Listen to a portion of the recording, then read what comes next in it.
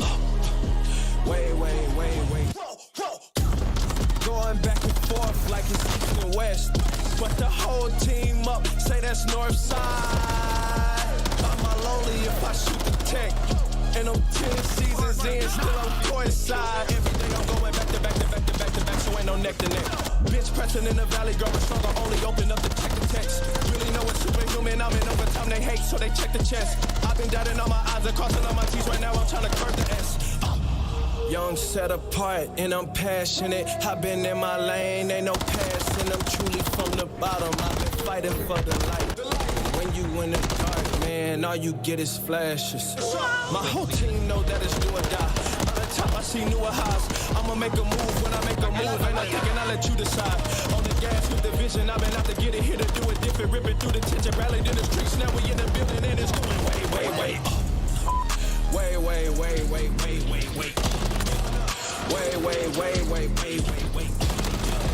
On the gas and I'm smashing it. I've been in my lane, I'm probably crashing it. Way up.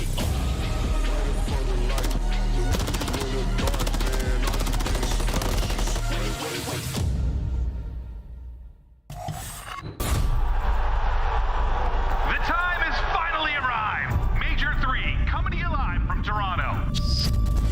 The best Call of Duty players in the world, all here under one roof. Attach is lining them up, taking over. Drop, here comes the flood. Skies by himself could do nothing. Aussie wins a big one. Go see. Can he get 2 as well? What a round. Thieves finally equalize. Are going to be red. Oh boy, O4 gets it. Oh my god, accuracy of the runaround. Flames. No way. Even one player left. Gio takes 2 over 1. Underarms alive. 15 seconds to go. He's on the hunt, trying to scramble away. Still gonna work the play. He's hearing all this. I'm in a push. What's up, boys? Takes out 2. Diamond, look at 3. Oh my god. My god, quick movement. This is going to be out. Oh, beautiful second. The third as well. Oh boy, O4 gets it.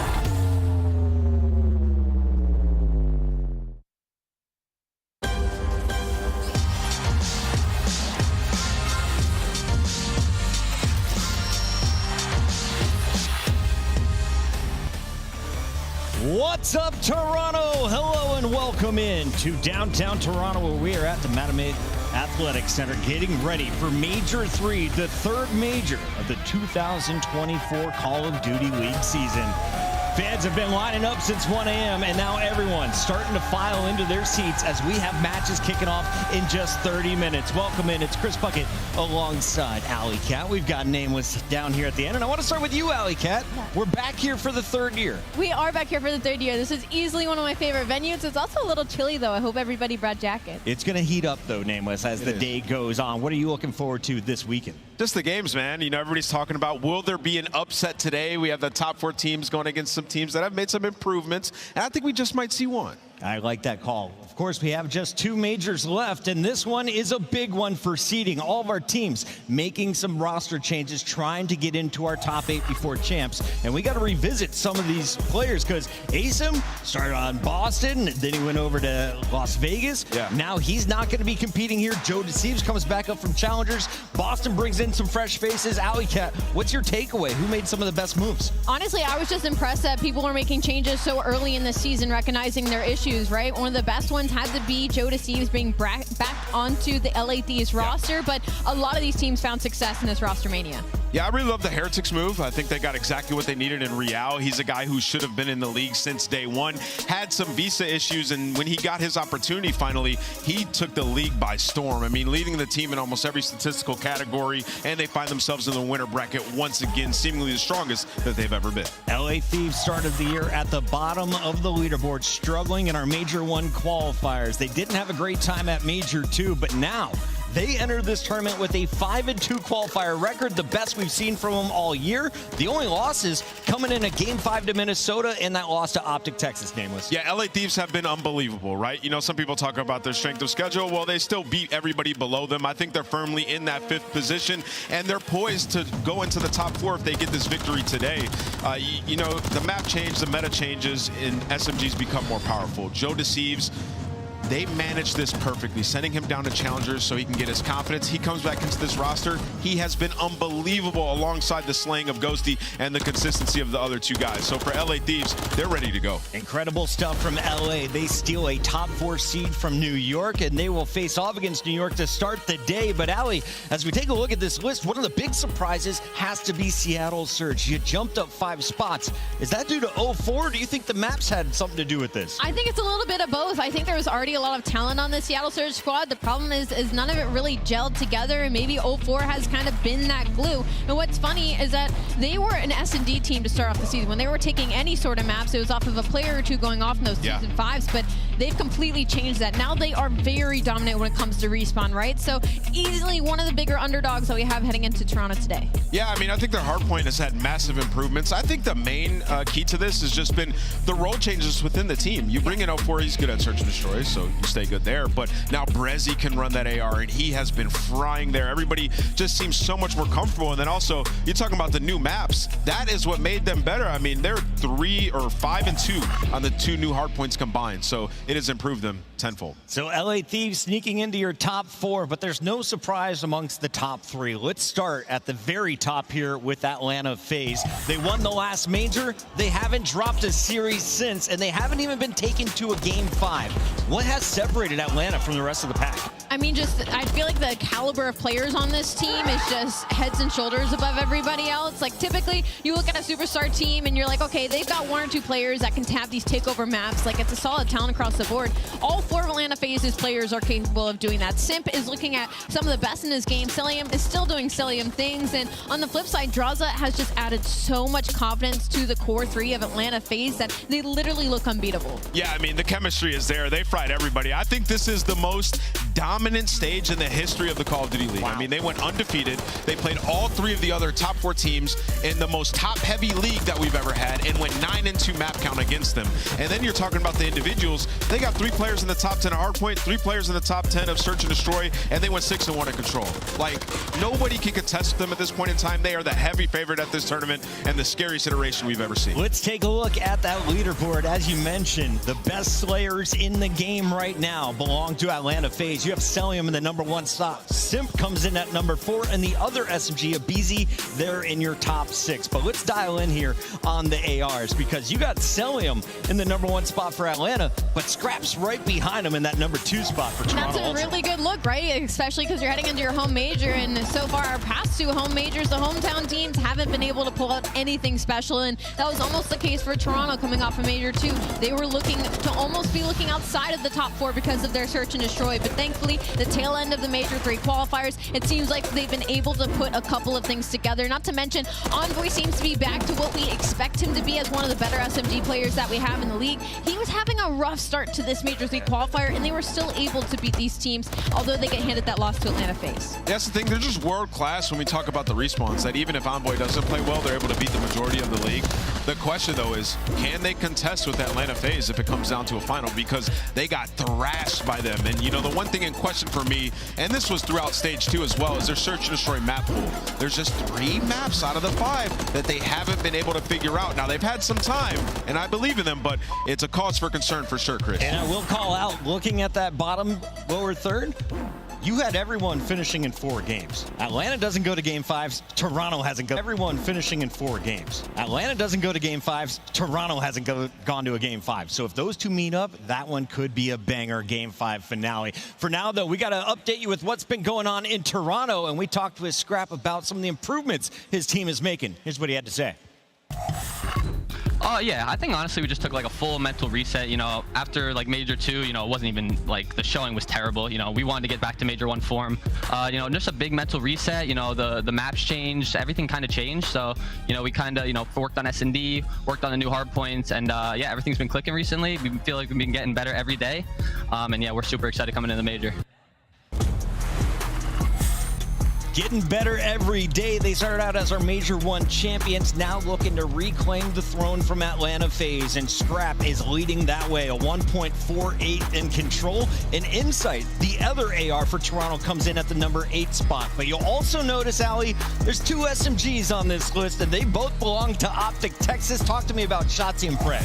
I mean, for me, this whole split has been kind of Pred finding his place in this team. Like, he's always been a solid player, but it hadn't felt like they were all on the same page, and he has become a different kind of entry for Optic Texas in this split, and that's why they're finding so much success. And what's crazy is there's still so much room for improvement, right? Like, right now, their entire goal is to figure out how to beat Atlanta FaZe.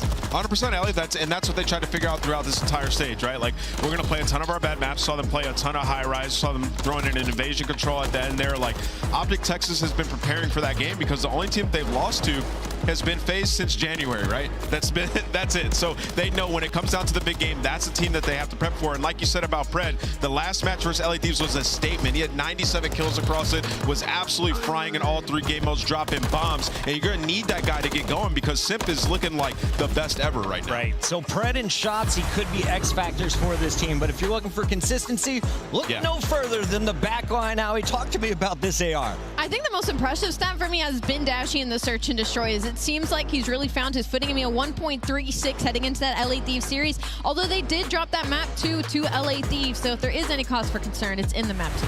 It's going to be an exciting day because we have nothing but winners bracket matches. Your top 8 seeds all go to war, and here's how it's going to break out. At the top, we got FaZe versus Heretics. Thieves take on the Subliners. Then we'll have Ultra Surge and Optic versus Royal Ravens. But Nameless, where is the best chance for an upset here in the first round? Yeah, I mean, right out the gates, the best chance for sure is LA Thieves versus New York Subliners. New York Subliners, they haven't been able to find their way in hardpoint throughout this entire game so far. The Search and Destroy's fallen off this split, and LA Thieves are on top of their game. This match should be exciting. The party's just getting started here live in Toronto. When we come back, we'll be breaking down all 4 of those opening round matchups. Upgrade your game with the Scuff, the official controller of the Call of Duty League. Slice up your competition with the Executive Chef Operator, now available in-game in the Call of Duty store. Never miss a match of your favorite teams with the Call of Duty League Calendar Sync. Here's the fun part. When you add a calendar, you'll also receive a Squad Up calling card you can use in-game.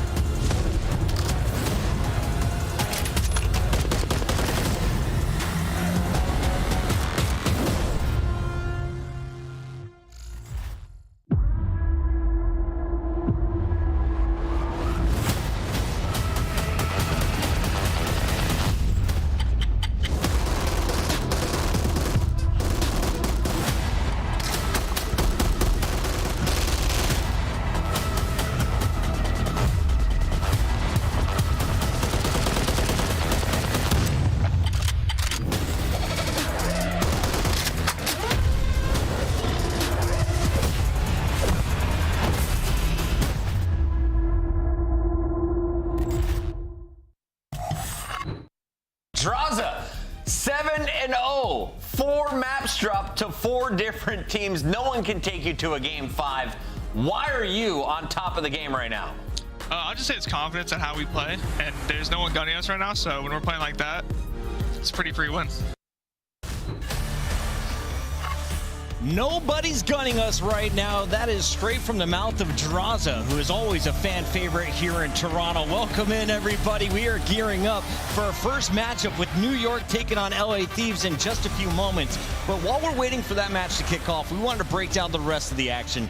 And you got to talk about Atlanta versus Miami Heretics, right? The Miami Heretics are coming in with the 8th seed, something they barely were able to lock in the final week of our qualifier. Yeah, but I mean, you want to look on the bright side of things, like they're bringing Real, and he's been unreal for this team, specifically in the respawns. In their most recent matchup versus LAG, it was Real dropping the numbers. He was 27-20 in that map number 1. And then map number 3, Karachi, this is a struggling control team, and they were able to take it in a 3-0 fashion. Real going 18-9, not even double digits deaths. So hopes are high. We got to talk to Lucky after this matchup, and he was like, you know, we're all excited to be on land. We're excited to see what Real does on land. So I guess the biggest question mark right now is if they're able to show up in the round 1 versus Atlanta face. Yeah, that has been the storyline for them. It's like, okay, they're all right online, then they get to land and they get bopped. Well, they've had a couple of tournaments now, and this feels like a different roster, I'll be honest. Real has been so good, the best player on this roster, and everything has gotten better. Their hardpoint consistency, you talk about the new maps in Vista and 6-Star. They have a lot of reps on those 2 maps combined, and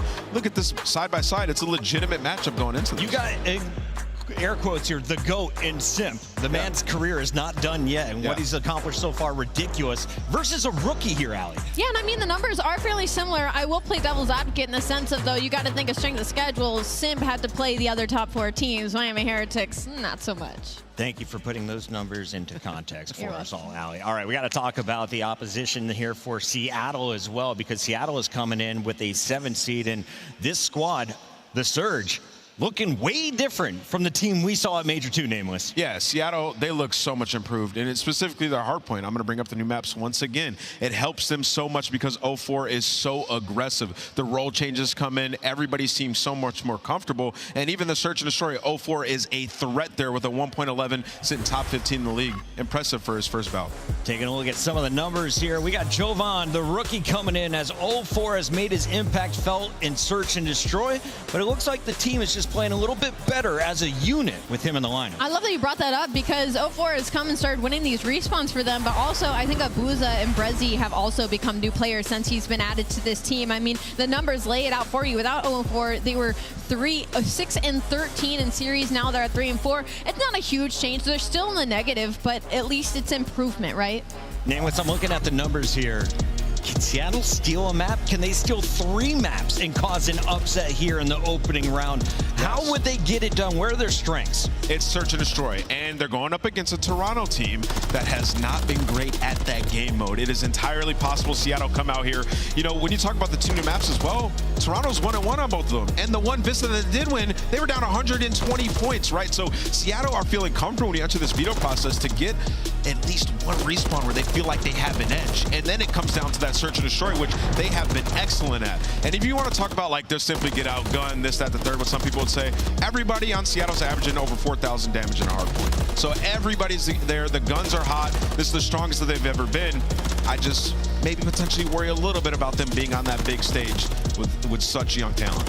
Big stage, first major CDL land for 04, and we'll see how they handle it. You can see the S&D matchup. If there is a weakness in Toronto's game, it's that game 2 and game 5, and that could be crucial if it goes the distance out. Yeah, I mean, it spells it right out for you, right? Toronto Ultra went from the top 3 attacking team during Major 2 qualifiers to 11th overall in the league, so there is opportunity for Seattle Surge. I'm just worried because Toronto is also #1 in almost every category when it comes to hardpoint, and Seattle Surge, the slaying has been good, but so much so to be able to take a hardpoint off Toronto Ultra, I don't know. Final fight of the night is going to be between Optic Texas and, of course, the Carolina Royal Ravens. Clayster and crew back together in the same room for these qualifiers, and the best performance we've seen on the year. Yeah, I mean, they're top 3 in search and destroy. We saw once Clay got back to the facility, an amazing performance versus Minnesota. I mean, he was putting down damage. Gwyn didn't even really have to take over, but you'd be remiss if you didn't talk about Gwyn when you see the name Carolina Royal Ravens. He's the reason they beat the Subliners. 100%. I mean, that kid has been a superstar. You know, he's Rookie of the Year, or #1 candidate in my eyes. And, you know, when it gets to land, this team just continues to perform top 8 and then top 6. What's next? Top 4. Howie, these folks always play better when in the same room. Talk to me about the land buff. What do the numbers tell you? The numbers tell me that Carolina Ravens needed to be in a facility since the start of the year. Online, they're 6-15. On land, they're 3-2. And again, that's an overall look at the season, right? This past split has been much better than that 6-15 stat line you see at the top of your screen. So for Carolina Royal Ravens, they're easily probably my #1 team to cause an upset here somewhere, and it could easily happen in this round #1. We're looking forward to the showdown between the young SMGs. Gwyn in his rookie season going up against the former Rookie of the Year and Pred for Optic Texas, Nameless. How does this break down? Yeah, I mean, they're both, you know, they play a little bit slower as SMGs, picking up kills. They're going to be that guy that's just slaying you in your base and super annoying. Impact players for sure.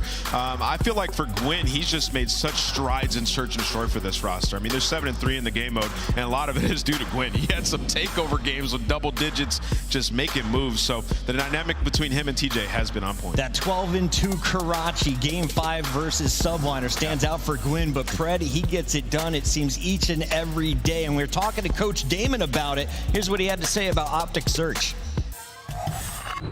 It's just one thing we've really been working on recently, and the biggest thing for that map, honestly, which kind of sucked for us, is that was our first real rep since we played it against Atlanta. And to be honest, like, I think we're pretty good at that map. Obviously, that's our last showing. I think we're 2-2 now on it, but we started down 0-5, and honestly, I think it was just because it's been so long since we've actually played a real rep on that map. Yeah. But I still think it's a good map for us. Do you think it comes down to S&D this weekend? That's what's going to get it done for you guys to get that chip? I mean, I think it's going to be huge, but I think a lot of it comes down to us just being consistent in respawns, and we've been working on a lot of things, and I think the biggest thing is just tightening up our gameplay and making really the respawns more consistent. As good as Carolina is playing, you have to take a look at the statistics because Optic is dominant against everyone but Atlanta. 23-2 against the rest of the league, but they still can't get over our #1 seed. Yeah, it's interesting that he didn't say that SD was going to be what gets him that chip, because that's kind of their second best game mode right now, technically. They're 8-2 in Hardpoint, 5-2 in Search and Destroy, and 3-3 when it comes to that control, and they've been dropping those maps to teams below them. They're still beating them in this series, but they could get caught lacking. We've got 4 matches coming your way. Let's take a look here at our bracket and the schedule. It's all winners bracket round 1, Nameless, right? So you win here, yes, you're guaranteed into the top 6. Talk me through this one. What's the best match of the day? I mean, I think right out the gates, we're coming out with a banger. LA Thieves versus the New York Subliners. It can go all the way to a Game 5. What New York will we get? Well, I guess we'll find out. And then that 6 o'clock matchup, Optic versus Carolina to end the show. It's going to be a bang. Enough talking. When we come back, the match is kicking off. Don't go anywhere. This is Major 3, live from Toronto.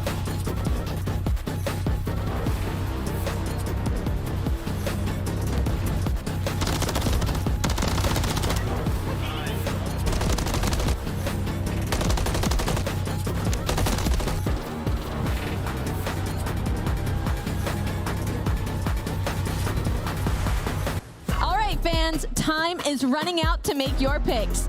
Choose your winners now by scanning the QR code you see on the screen. Hurry, it closes at 3:15 Eastern. The Cataclysm Pack is available now. This bundle includes the Cataclysm Operator Skin, Dystopia Weapon Blueprint, Iron Lung Charm, Vroom Animated Calling Card, Alpha Vinyl Guiding Light Emblem, and Scratch Tally Weapon Sticker. Use these items in both Call of Duty Modern Warfare 3 and Call of Duty Warzone. Available in store now using Call of Duty points.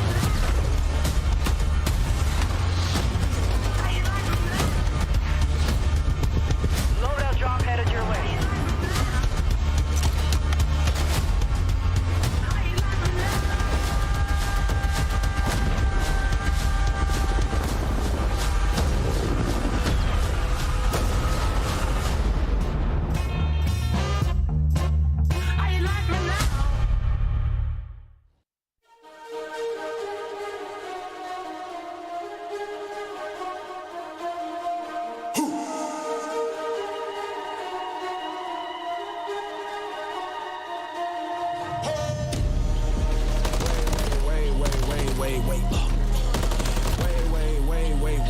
Wait up.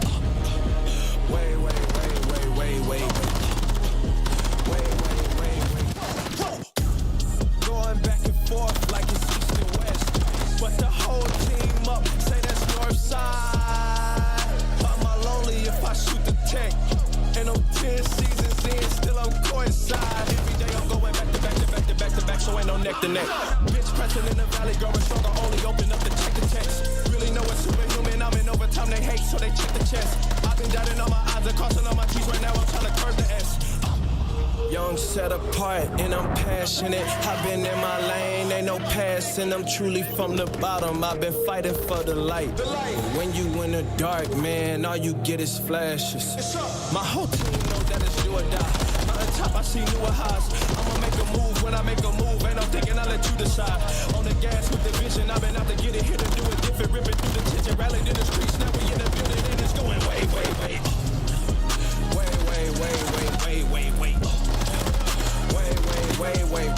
Wait. On the gas till I'm smashing it. I've been in my lane, I'm probably crashing it. Wait. When I'm under pressure, I don't watch the clock. I just go and shoot shots. See you on the way, get them out the way, turn it up a whole notch. It's just too easy. We was that bad, we was underdogs, now they clear the whole spot. We running up the numbers, now the digits going up a whole lot. Wait.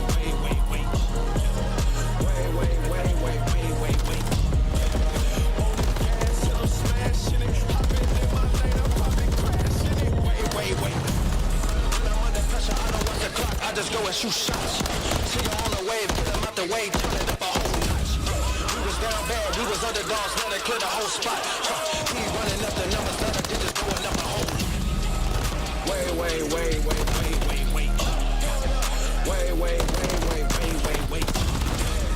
On the gas till I'm smashing it. I've been in my lane, I'm probably crashing it. Wait. I don't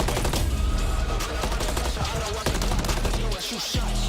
See you on the wave, get them out the way, turn it up a whole lot. We was down bad, we was underdogs, now they clear the whole spot. We running up the numbers, now the digits going up a whole lot. Wait. On the gas, till I'm smashing it. I've been in my lane, I'm probably crashing it. Wait. Set apart, and I'm cashing it. I've been in my lane, ain't no passing. I'm truly from the bottom, I've been fighting for the light. But when you in the dark, man, all you get is flashes. Wait.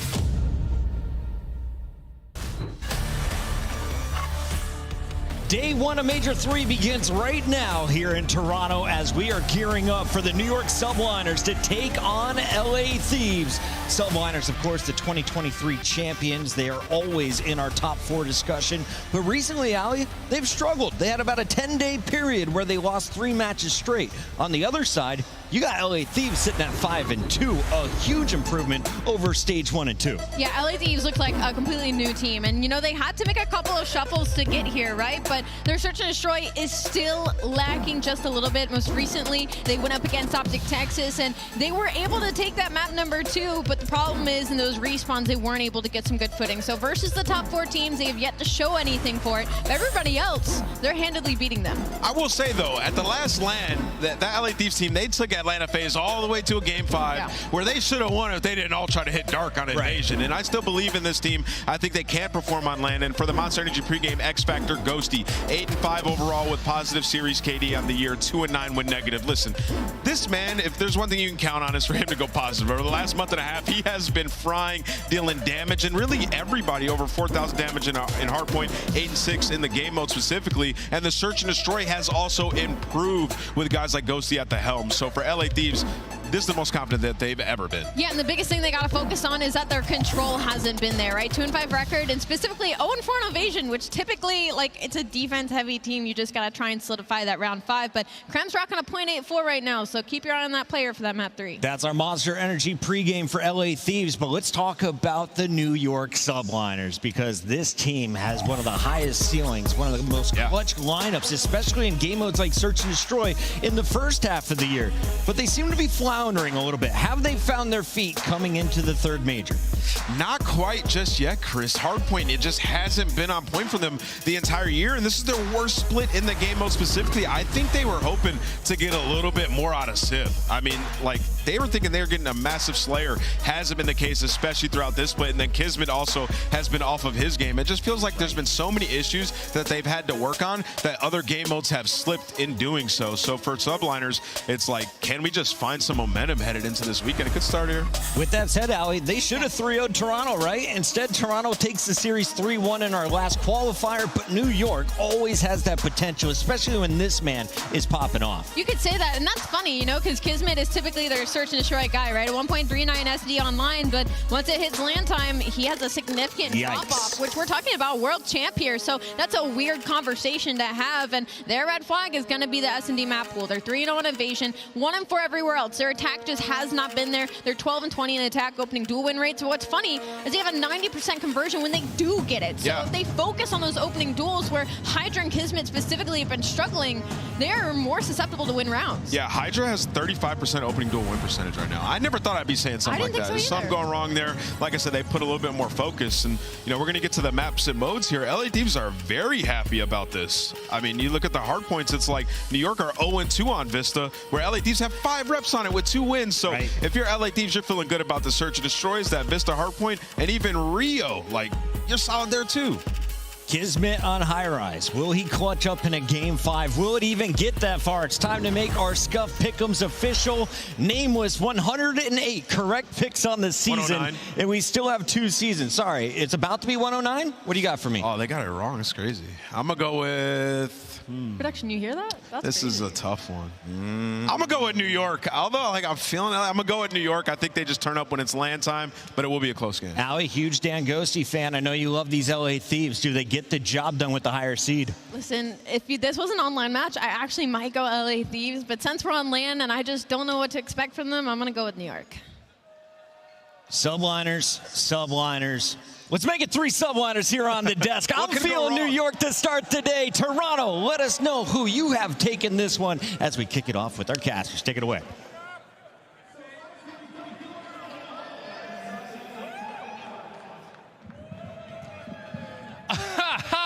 Maven, relax for a second, okay?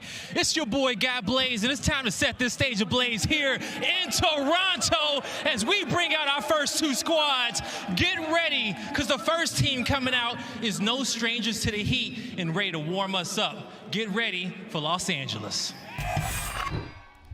Y'all need to lock in! I'm trying to make ends, I don't want to make amends, and I came to the lens. I mean, seriously! 1, 2, 3, 4, 5. Yeah, I'm turning up to the sky. Yeah, I go up till I get right. I ain't feeling trip till I get by. Yeah, I'm going up to the top, Dubai. If you think I'm playing, just know it's on side. What you on? Hit you with the more tight. You don't kick till you dome, bitches on site. Try to walk in with the limelight. I come up with the kush right.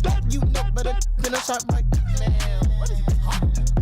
Yeah, I'm cooking. I'm coming in, feeling super saiyan. Oh my God, you think you was it? Use a little. Yeah, I'm coming in. Stop playing. What the f you talk about? What you saying?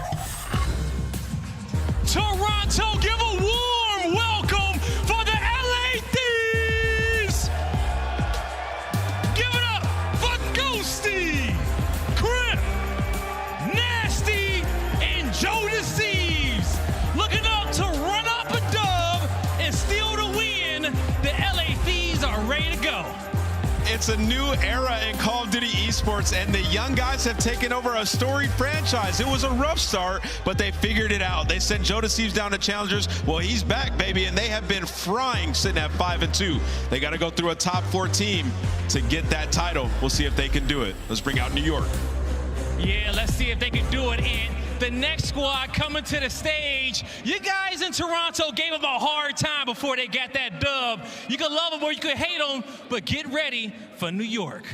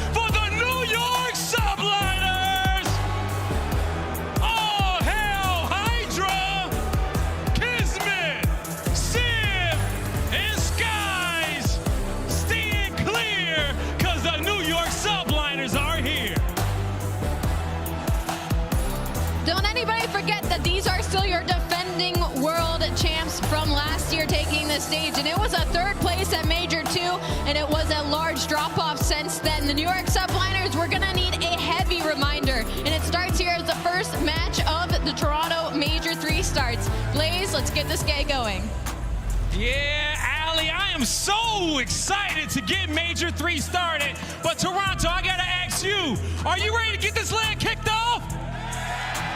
Merc, Maven, the floor is yours. Hello, Toronto. We're ready to rock and roll. This is gonna be amazing. We've got a lot of banger round one matchups. We're excited to see everybody. Everyone's been so friendly already in Toronto. You were excited, hopping on early. Oh, dude, I thought Chris had thrown to the casters at first, and I was like, I started introing them. Like, wait, Blaze is on stage. You were just ready to go. I was turned, dude. Yeah, you're ready to go, locked in, baby. All right, well, let's talk about these matches, because this first one's probably the one you had circled as being maybe the most upset potential, because you had a kind of an off qualifier if you're New York.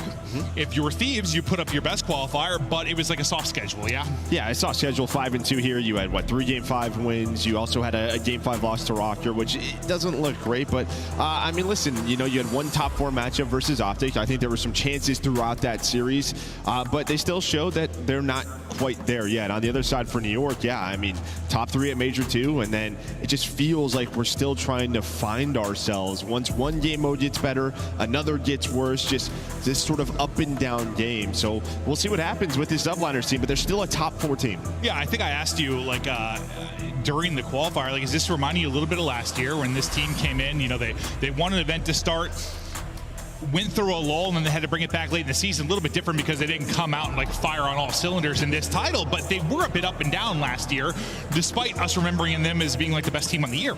Yeah, I mean, they won the first major, and then after that, it was just pretty, it was a roller coaster. Mediocre. Yeah, it was pretty mediocre. You had some top 4s, a 5th through 6, until that Major 5, and then you go on and win champs. So that is when they turned up, and maybe that helps them out in a scenario like this. We're going to have to deal with some adversity, figure this out as a squad, and build up that chemistry. I would think to some degree it has to, just based on the success. And you have Sib coming this year, sort of the pack-a-punch move. You want the firepower he's going to bring to the team, and he's had those moments where he has looked like the best player in the lobby, but you've still been struggling to find some of the success. But we look at the last 10 hard points for these squads, and this is probably where you have your chance to maybe find some success here, find the edge of your LA Thieves. Yeah, again, for Thieves, you're sitting at 6-4. You have 2 losses to Optic Texas there, but on the other side for New York, this is what we're talking about. It was 50-50 throughout stage 1. Stage 2 was a hard focus for them. It got better. Now you look at this one, and it's what happened here again? 3-7, currently on a 2-loss streak, and starting out slow in these series. Well, I think the difficult part is at least, if you go back to the Major 1 qualifiers, yes, the respawns were so tough, but you had the best search and destroy maybe in the game. You had that to fall back on.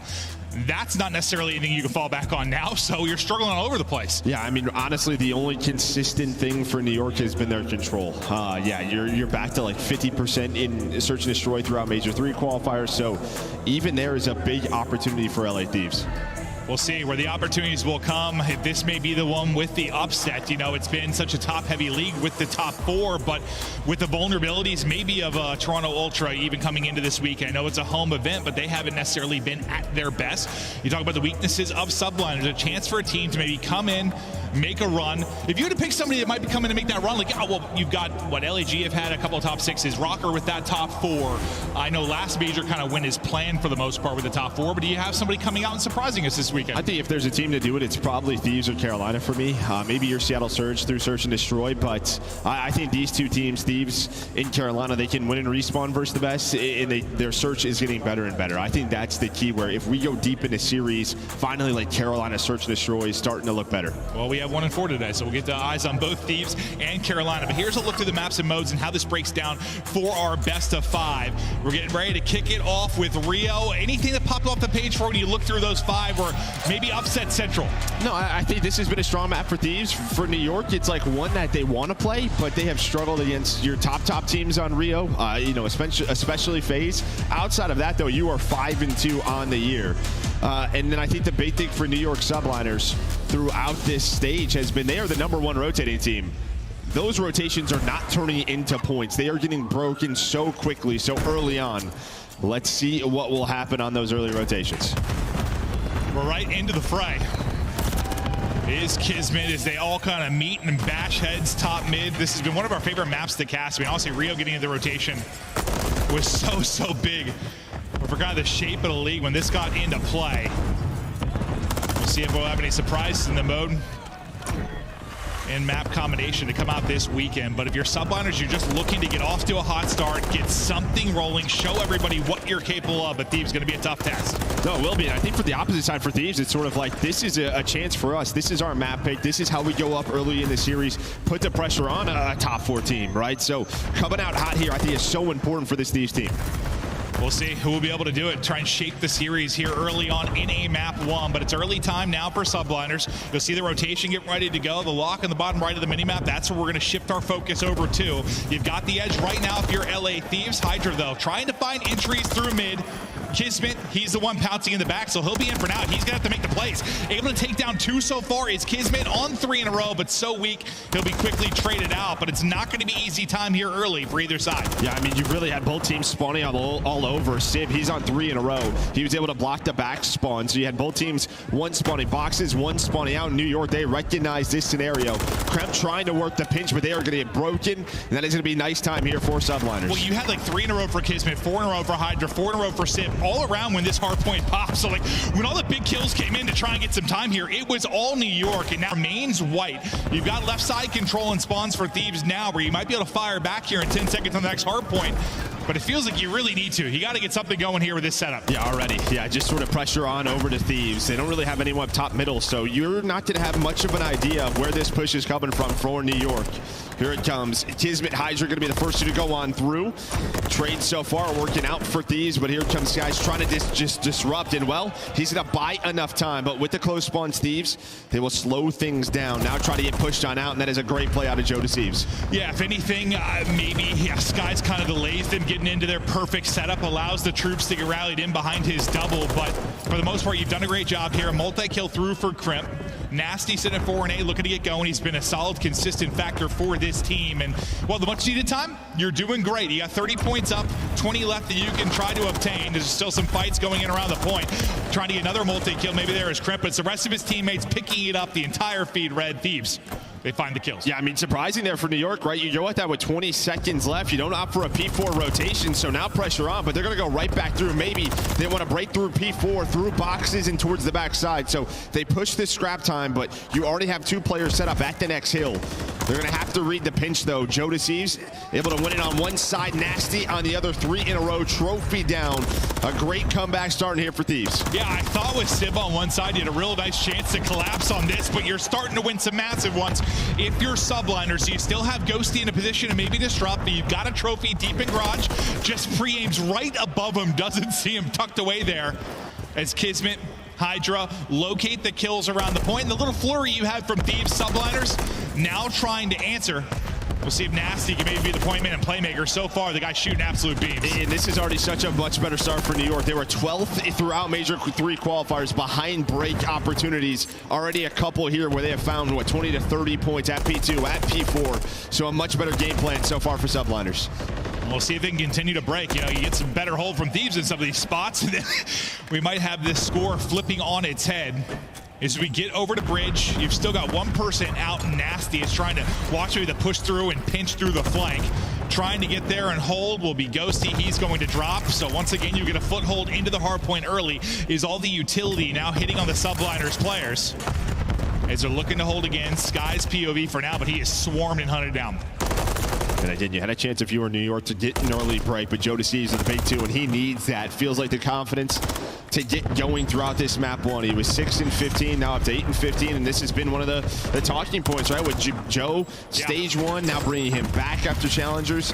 He can pop off, but there's also this inconsistency he's trying to figure out. Yeah, there's some eyes on him, I think, at this lane. Yeah, to really see if some of the playmaking ability he was bringing to the qualifier he can do here. And speaking of, he's on 4 in a row now, so Joe Deceives maybe working towards some streaks, but it's Sib and Skies, that dynamic duo in the MCW role that are able to fly over the top. Now 5 in a row for Joe Deceives. That was number 6, so he's able to get the streak, but you're starting to look at a little bit of a hole, down 50. Yeah, down 50, but you are in control at P1, or at least you have bodies here. Ghosty and Kremp with a nice team shot. Now, who's going to go on that pinch? Looks like maybe Hydra number 5. You're going to have Joe Deceive watch that for a moment. He knows that that pinch could be available. With his teammates going down, he's going to give it up, and that's going to lead a Hydra double. So you give it up for 1 second, one of your teammates drops, and now they're going to have to deal with another break. Thieves down 50. Let's go to a listen with Los Angeles.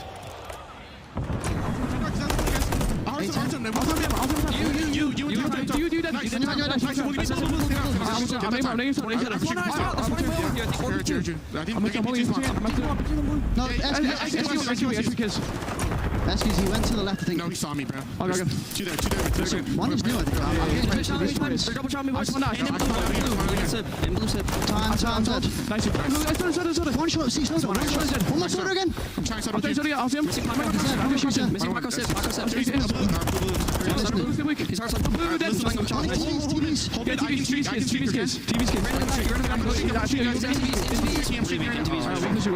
Alright, listen, there is all around time. One hit, couple, and 2 around time. They're going dark. They run garage. After garage. Paco garage dead. There's two. I kill him boxes. They're on time. I didn't set any pillars. He's grass. Grass. He's on time. I'm going half. He climbed up. He's on grass. Watch your halfway. He's down halfway. Got Couple. Up to He's playing spawners. Yeah, couple playing spawners. Where's he going? Couple. He's just okay. One's on low. Where's close ramp? I'm holding garage. Martin, Cobble. Enemy garage. Starting out. Cobble, Paco, dead. One here. Another time. One kids. Banana. One shot. I'll see him left. I'm holding him. Nice. One back. Hopple, Paco. I'm one shot. One shot. Yeah, he's I'll be thrilled. Yeah, we're chaining these next 2 hills.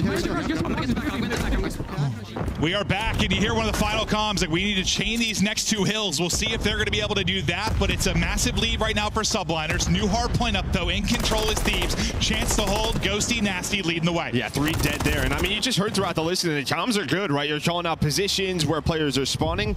The problem is New York did a fantastic job avoiding the streak, recovering, still getting a lot of that P2 time, and not allowing Thieves to break on through. So there was just a massive moment there for Thieves with that streak to maybe find an opportunity. Doesn't happen, but here they're able to find the first 35 seconds, and as Nasty said, we're coming back right here. Now a big rotation as Kremp going to be the first one over towards P4.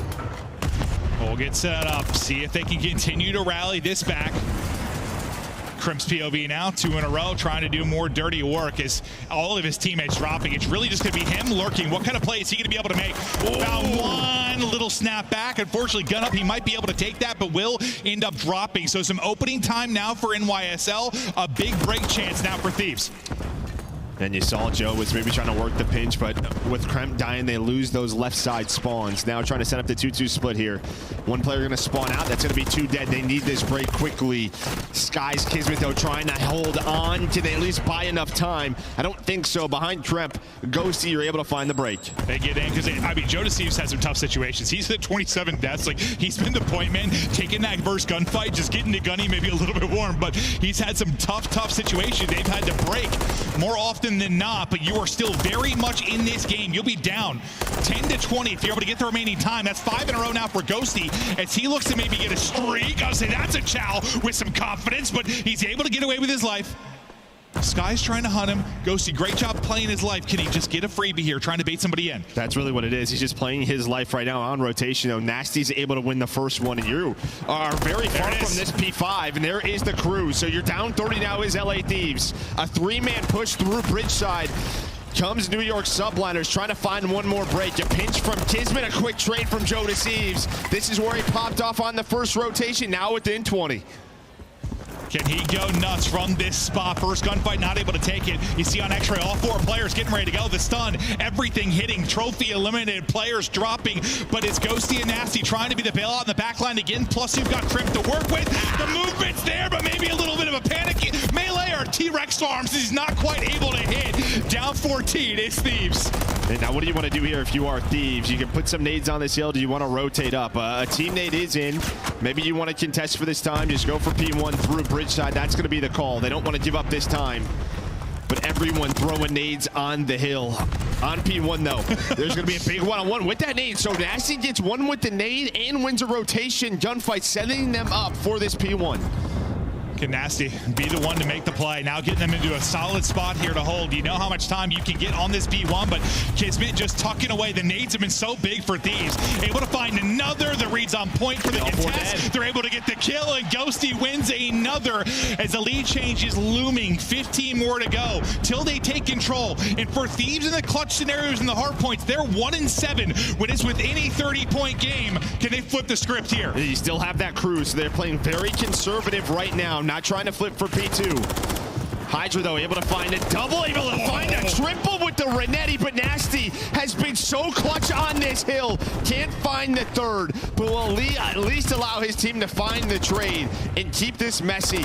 10 seconds left, a lead change in for Thieves. They're finally out in front now. Can they hold the rest of the way? P2 ready to pop in our next rotation. In position, you'll see subliners are set up. Sib already able to get an opening peek. Here comes the streak.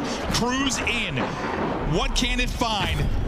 You've got Nasty working deep. Nobody really able to pounce quite yet. It's able to get two, though, outside of the point, and Crimp gets one at the same time, and Thieves come flooding through. Now 20 needed for the victory as this streak hits. Yeah, they just stayed patient inside a lobby. They knew the players had to run inside. They didn't run into them, but Hydra's able to find the first, allowing New York to go quickly towards the hill. The ARs for Thieves, they're holding the line. That is going to be another 4 dead. Skies off spawn. Ghosty, 5 in a row, up to 37. He is dropping a bomb on the main stage. Ghosty is locked. We'll see if he can get another cruise. Probably not going to need it. The kills are coming through, and Thieves come in and shock map 1.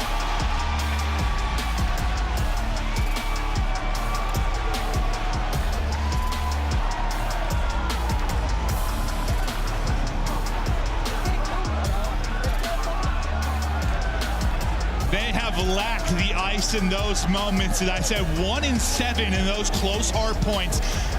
When it's gotten tight, they've not been able to come away with the victory, but there they trail all the way to what, like 210 is where they take over, and they don't look back.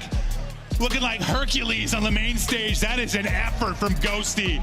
What a map. I mean, 5,500 damage. Nasty right behind him, leading the way, but 32 non-traded kills. And I mean, you were slaying throughout that entire game was New York. Only one player in negative, and it's only by 1. It's honestly right at the end of that listening, right? Hearing it from Nasty, we have to hold these two, and we are right back into this game. They did just that, plus the cruises. Now, the first one not very effective. The second time through, because their P2s were not great, but it was able to hit that double. And I mean, that just leads to the control going over to Thieves. No, I love that, because we heard in our ear, like our producer, like, all right, pulling us out of this. And we just heard like 2 more lines right before it went out. And yeah, you just heard it. Let's chain these two together. Like, let's do it when we're in this game. And that's exactly what they did.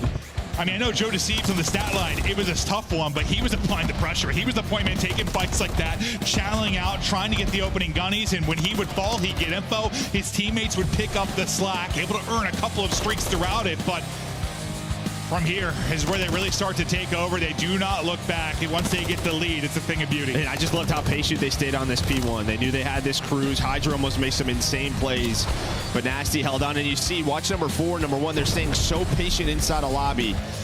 And then they find those 3 kills. It does get a little scary because Hydra comes up off spawn, or sorry, where he was avoiding that missile, finds the first. See the spawns coming in, but Thieves just able to hold. There's another 5 spree for Ghosty, leads them to the victory. Yeah, I mean, Nasty was nasty at that P1, and at the beginning and the end of it, some really clutch moments, and then Ghosty, he's going wild. Everyone's on their feet roaring. Ghosty's just chuckling, man. Like, just vibing in this environment is the Toronto venue, already ripping and roaring early on. You see there the breakdown from the get-go. It is an advantage there for New York, but late, Thieves able to take the lead and just close it out. Yeah, and then really what you see is the second half, right? The second P3 and P4, 170 and 170. You're getting 27 points over 3-4 hills. That is where the comeback comes in there for LA Thieves. As the guns got hot, the streaks came in. And now this is where this gets interesting, right? Like, if you wanted an upset early in this bracket, it starts with a map 1 win for LA Thieves, because their search and destroy has been on point. I mean, we thought, the opener would likely end up being a hard point. That's where you might find an entry just with the struggles that you saw for New York coming into this one. But New York, I mean, for the most part, look good early. You're up, what, 60 to 80 for the most part throughout our first couple of rotations, and I'm thinking, oh, they've got the edge, oh, they're going to be clicking, but New York, not enough late in that one, and maybe some frustrations on their side. But for those of you at home, maybe looking for an upgrade on controller, we've got a new Scuff collection coming at you with the CDL teams, which I imagine we'll be showing here shortly. Yeah, maybe you can get them in the venue too. So if you're looking for a new Scuff. I know the Scuff crew was going to be here. I want to check one out because I was going to get a new one. I saw it was some of the new faceplates, I believe. But we're headed to a 6-star search and destroy, and for both of these teams, I mean, just the way the map vetoes worked out, I mean, I think you're happy if you're Thieves. New York they've only played this map one time on the opposite side, 1 and 2 here for LA Thieves. So you have some of these newer maps where you don't have a ton of repetitions if you are the subliners. Okay, so I realized our screen didn't have the graphic. It was there, so. Okay. Yeah. That makes sense. I was like, all right, leave me hanging. But no, that's just our screen here. Didn't have it. We get this. As long as the people at home saw it. Yeah, no. I was like, hold up, are we showing this thing? All right, right into the map too, Thieves. Trying to keep the momentum going, but Hydra, who can just be such a superstar for this squad on the New York side, looking to be the playmaker. Yeah, and I mean, he's kind of struggled throughout this stage in Search and Destroy. And well, there's going to be a first blood for Ghosty. So one of the big reasons maybe why they're only 4-4 in Search and Destroy, Hydra not having the best stage. On the opposite side, you are 8-3, the #1 ranked team in this CDL throughout stage 3 is the LA Thieves, as we're quickly into a 2-on-2. Now down to 1 versus 1. Joe Deceives back with the squad. Sib, the newcomer this year with New York, and 45 to go. It is beams as the head gets ripped clean off in range there with the rival. Sib's like, what just happened to me? I was deleted. Yeah, no, it's the rival headshots coming in. I think there's a little flinch there, and there you see it. I mean, the headshots in, and I think just a huge round for Joe to see. He's a confidence builder for his game to win that one-on-one versus Sib. Because when he's going to be playing like at the pace he is in a hard point, like, yes, you want him to be brimming with confidence. It's one of those positions where you're taking entry fights. They can be so stressful. Well, yeah, what a round for him maybe to get him going in a nice clutch moment. Can just alleviate some of the pressure. So you get the nice one-on-one win. Now you take it to the offensive side, and we're headed to the pool. But it's a great first pick there from Kismet as he'll give them the 4v3 odds. Yeah, just right through the middle. Playing really around this A side, but Trent trying to start the trades, but Hydra's going to shut it down. A 1-on-3 quickly for Joe Deceives. And this is what you kind of see on 6-star. If the defense is quick on one of the sites, you can pretty much just get hard countered the way LA Thieves did. Well, you already clutch up in a 1 versus 1. Can you do it in a 1 versus 3? And you've got a lot of time here. Like, you're going to be guessing a little bit if you're NYSL and what the position is, how he's going to play this. Same could be said on Joe Deceives' side, as he's just going to be taking his time. Yeah, he's trying to catch somebody pushing through. Yeah, he's trying to hope that like maybe they just double sprint through the flank here. This is the right call. You see both New York players starting to go over towards A. They're not going to see much. They're going to stay inside of the bar. Joe going to go for a dip, but the timing now might not work out because once they start this rotation, they're going to peek this bomb around, done. Yeah, I mean, you're just, when you have that much time left, like 60 seconds, it's just sort of a game of cat and mouse, and also a guessing game. Like, he's hoping he baited him off, and he did, but if he's there about 5 seconds earlier and gets that plant down, things get interesting. Unfortunately, it's right when they start their wrap back. Well, New York, I mean, just starts off with the kid's first blood, and once those trades happen, it comes down to Hydra, who ends up with that double.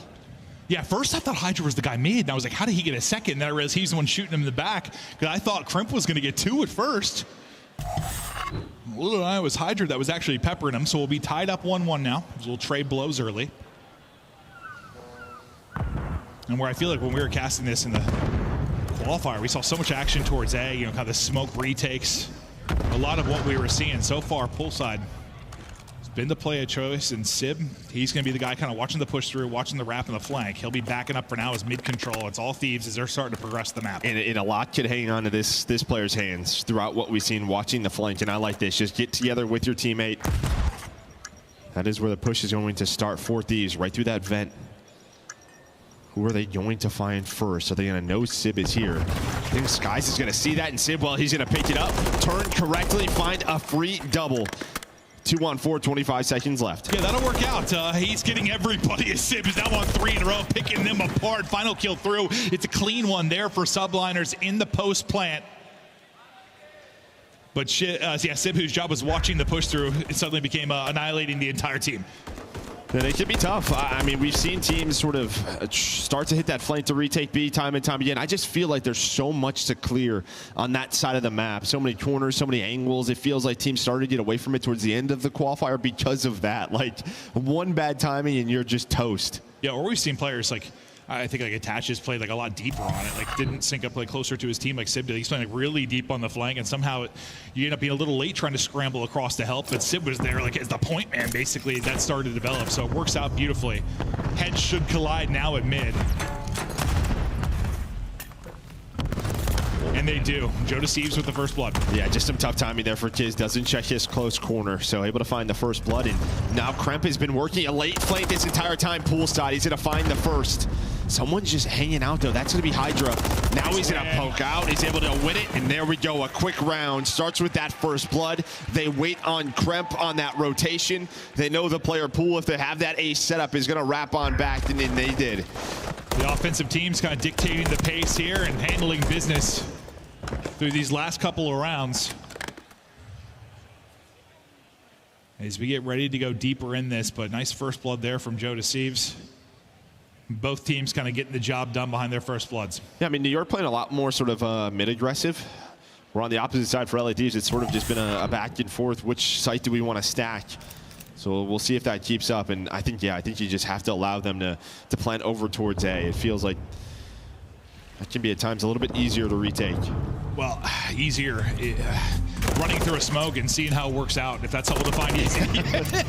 It's Sib, and he's able to pick up another first blood. This one is second in this map too, but pretty quickly traded. So to a 3v3, they're able to isolate Nasty in the back, and now head back towards the site. Some damage done with the nade, but it's going to be on Ghosty and Kremp now to clutch in this 2 versus 3. But I think they got 2 players like half health behind the utility. I mean, they know this, right? As soon as they push on through, they see Nasty is the only player here. The other 2 are probably towards mid, and Ghosty just gets some awful timing as Kremp.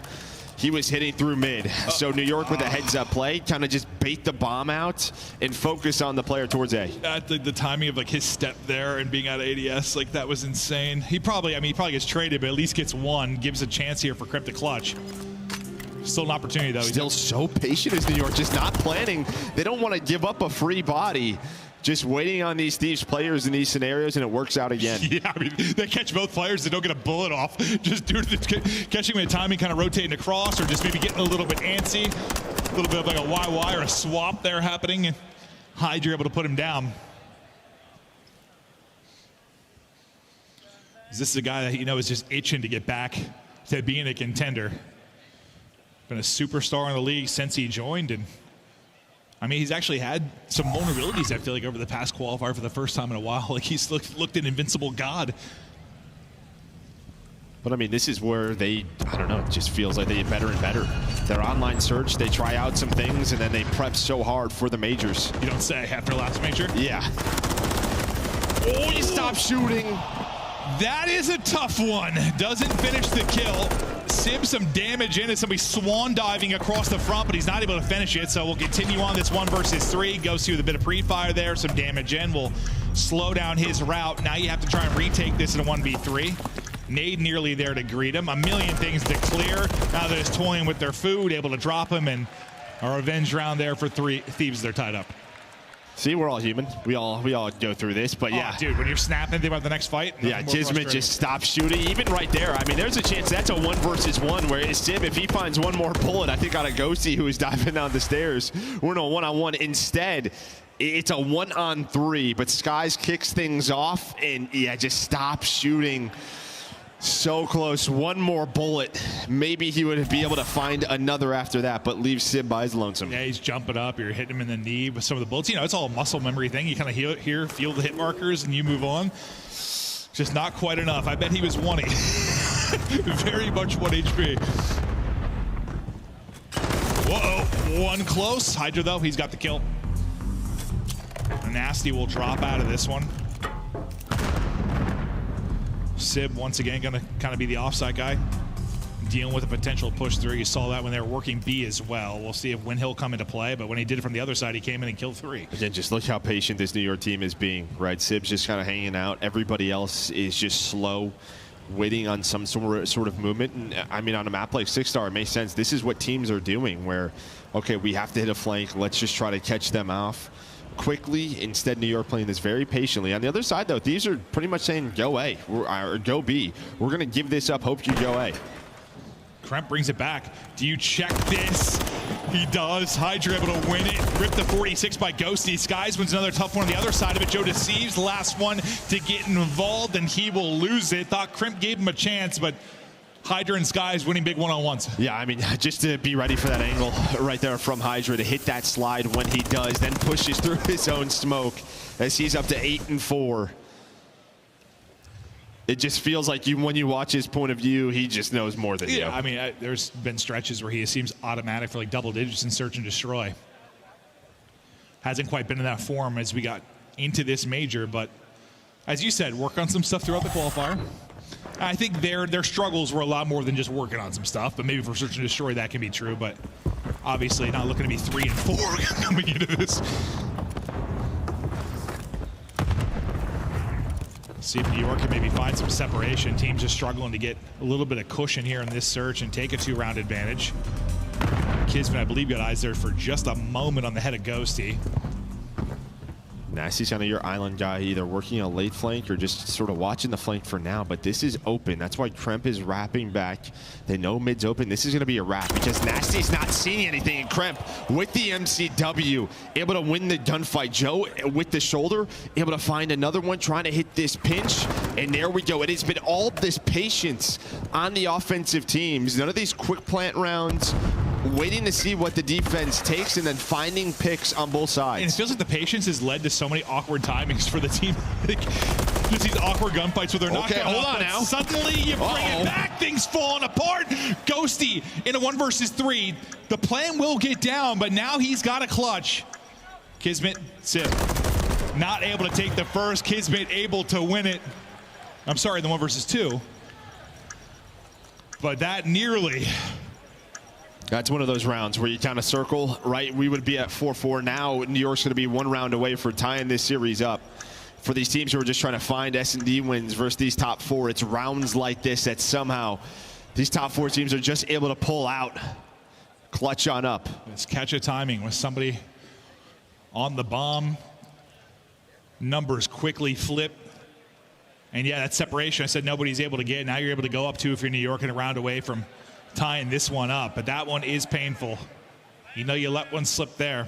Can you brush it off and continue forward?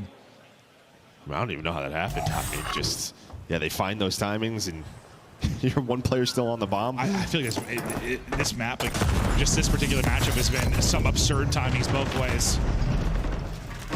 And that's Call of Duty in a nutshell sometimes. But the President's outsword mid, there again. Kismet on 3 straight at 5 and 4, able to get out to his spot. Now he's going to pop, instantly traded out. So he'll get the first blood, but to a 3v3, we go quickly. Yeah, but look where Hydra is already. He was the 1 man over towards A. He cleared out Secret. He pushed up towards A. Now they have to worry about him. On the opposite side, Sib is all by his lonesome middle of the map. You're not planting this bomb yet because you don't want to get caught. You know how spread out you are. Yeah, this is insane on the map. Now if you're Thieves, this is where you just have to be patient. You have to be more patient than them. And I don't know how it's going to work out. Maybe, okay, Nasty gets on through. Dude. That could be huge for them.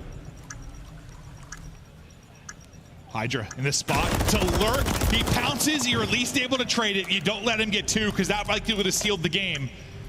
Now to 2 versus 2 we go, 30 on the clock. On opposite sides of this are Nasty and Ghosty. A big win there from Sib. All down to Nasty now. Last alive with 25 to go. Spots 1 in the back, damage in, but the gig is up. Sib now to Chow, tries to send it forward, can't quite win it, and NYSL able to answer back as they take over late in the search and destroy. I mean, they just played with such patience, waiting on, trying to find openings, waiting on certain movements out of LA Thieves. And I guess if you were a New York fan coming into this major, a little worried about their search and destroy, that is a great sign for you. Still showing their prep is on point. And I think that's a good thing to do. Like after how that map 1 went, right? It's a crazy map 1. Like crowds on its feet roaring. Like thieves are all amped up. Like, okay, let's slow it down. Let's take it to a snail space. Put your foot on the brakes a little bit. Make some decisions. You put up 2,100 damage, nearly 2,200 if you are Civ. A little bit. They literally had the emergency brake on. Yeah.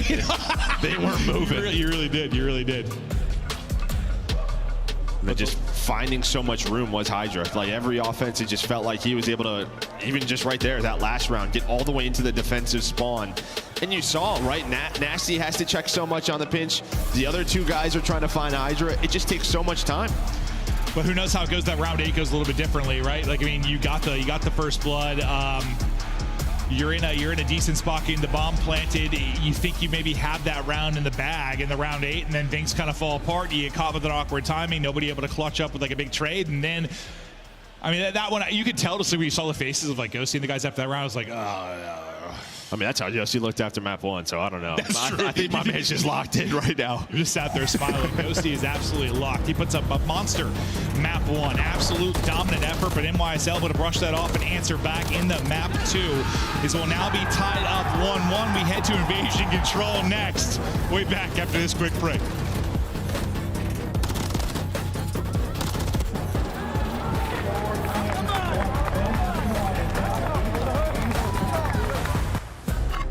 Upgrade your game with the Scuff, the official controller of the Call of Duty League.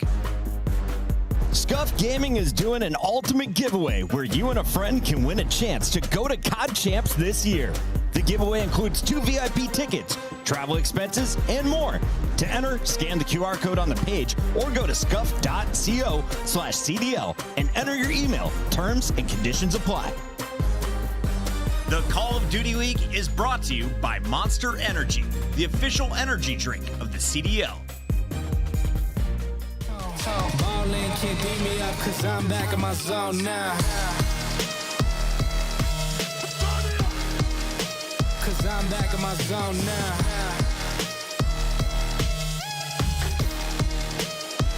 Back in my zone now. Ballin' can't beat me up 'cause I'm back in my zone now.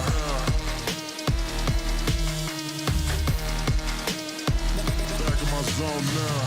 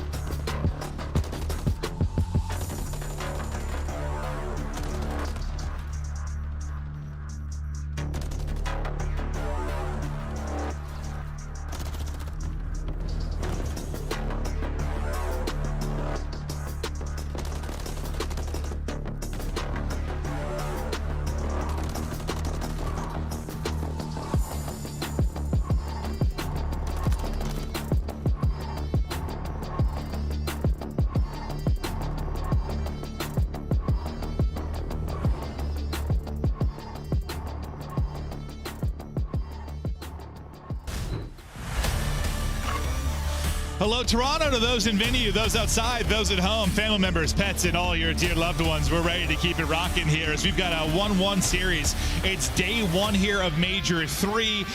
We've got some incredible round one matchups. We thought this one was going to be exciting, and so far, so good. Now, as we look forward to the control, Joe, between these two squads, what do you think? I'm a little nervous, I think, if you're a Thieves fan. This has just not been your map. You kind of have this choice, right? Are you going to play New York on high rise? I would say no. I think they're the best high-rise control team in the world. They've beaten FaZe multiple times on it, so you have to offer Invasion. And Invasion for them is their own 4 throughout this stage. There's so many round 5 losses for them. And then New York is one of the best, if not the best, attacking control team that we have in the league. Well, Joe, you know how I mentioned like that 1 in 7 hardpoint stat? Yeah, well, okay, that got better. So yeah, that got better. Okay. It's 1 in 8, I believe, in the round 5s in control. So they have been awful there. But when they get to map 5s, they're really good. So we got to get there. Yeah, so we might have to get there. Or maybe they clutch up and they kind of flip the script like they did in the map 1. They're going to deep in these maps, and they have chances on attacks. Like, you're going to the round 5s. Yeah. So you go very far, but it's just you're not winning those. And it can be tough against this New York team. As I said, they can be one of, if not the best, attacking control team that we have. We'll see if they can bring the Thunder in this one. Nice little back down now for Sib. And we know on this map in particular, like, we'll keep an eye and try to highlight sometimes when we're not watching that POV, like sometimes those A-side one-on-ones and how big they can be to open things up. And so far, as you deal with Skies, pretty normal here on this front, just stacking around B1 flank to come through. Joe Deceives trying to play spoiler, and he is able to do that. Gets 2, Ghosty gets the 3rd, and you get the all clear. At least for now, with about a tick and a half done and a minute on the clock. Yeah, they're able to find Skies. They clear out mid-tank, so you really just have nothing. As Joe Deceives leading the way, he was up to 5 and 1. Skies gonna fight right on back though, with 2 to get broken control. You've only dealt with a tick, so New York gonna have to fight this. A lot of the times though, they leave one on this. They try to get Kismet, Hydra pushed on up. But mid-map control has gone Thieves' way, and they've just been kind of flooding through connector time and time again. Yeah, outside of Skies, like in the very early going,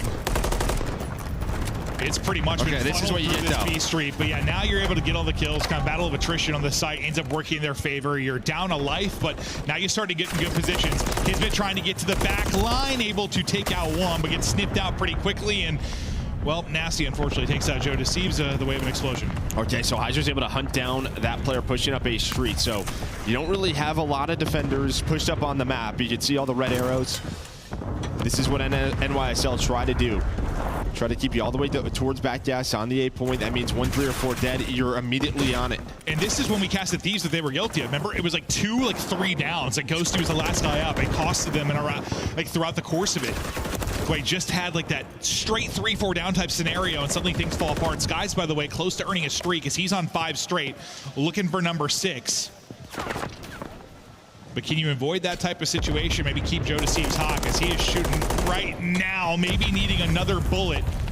Is Skies peeking him? Nobody wants to give him number 6. Yeah, but you finally get yourself some room as you're able to push out Ghosty. He's able to find 1. That player, again, got hunted down earlier by NYSL, but now Thieves have some room to work with, some map to work with. Skies 11 HP. Gonna go for the rechow, trying to work this with Kiz. Off spawn, though, Iskremp will take him down. Hydra, though, trying to get on the point with the MCW. Has it, able to win it. Now pressure on.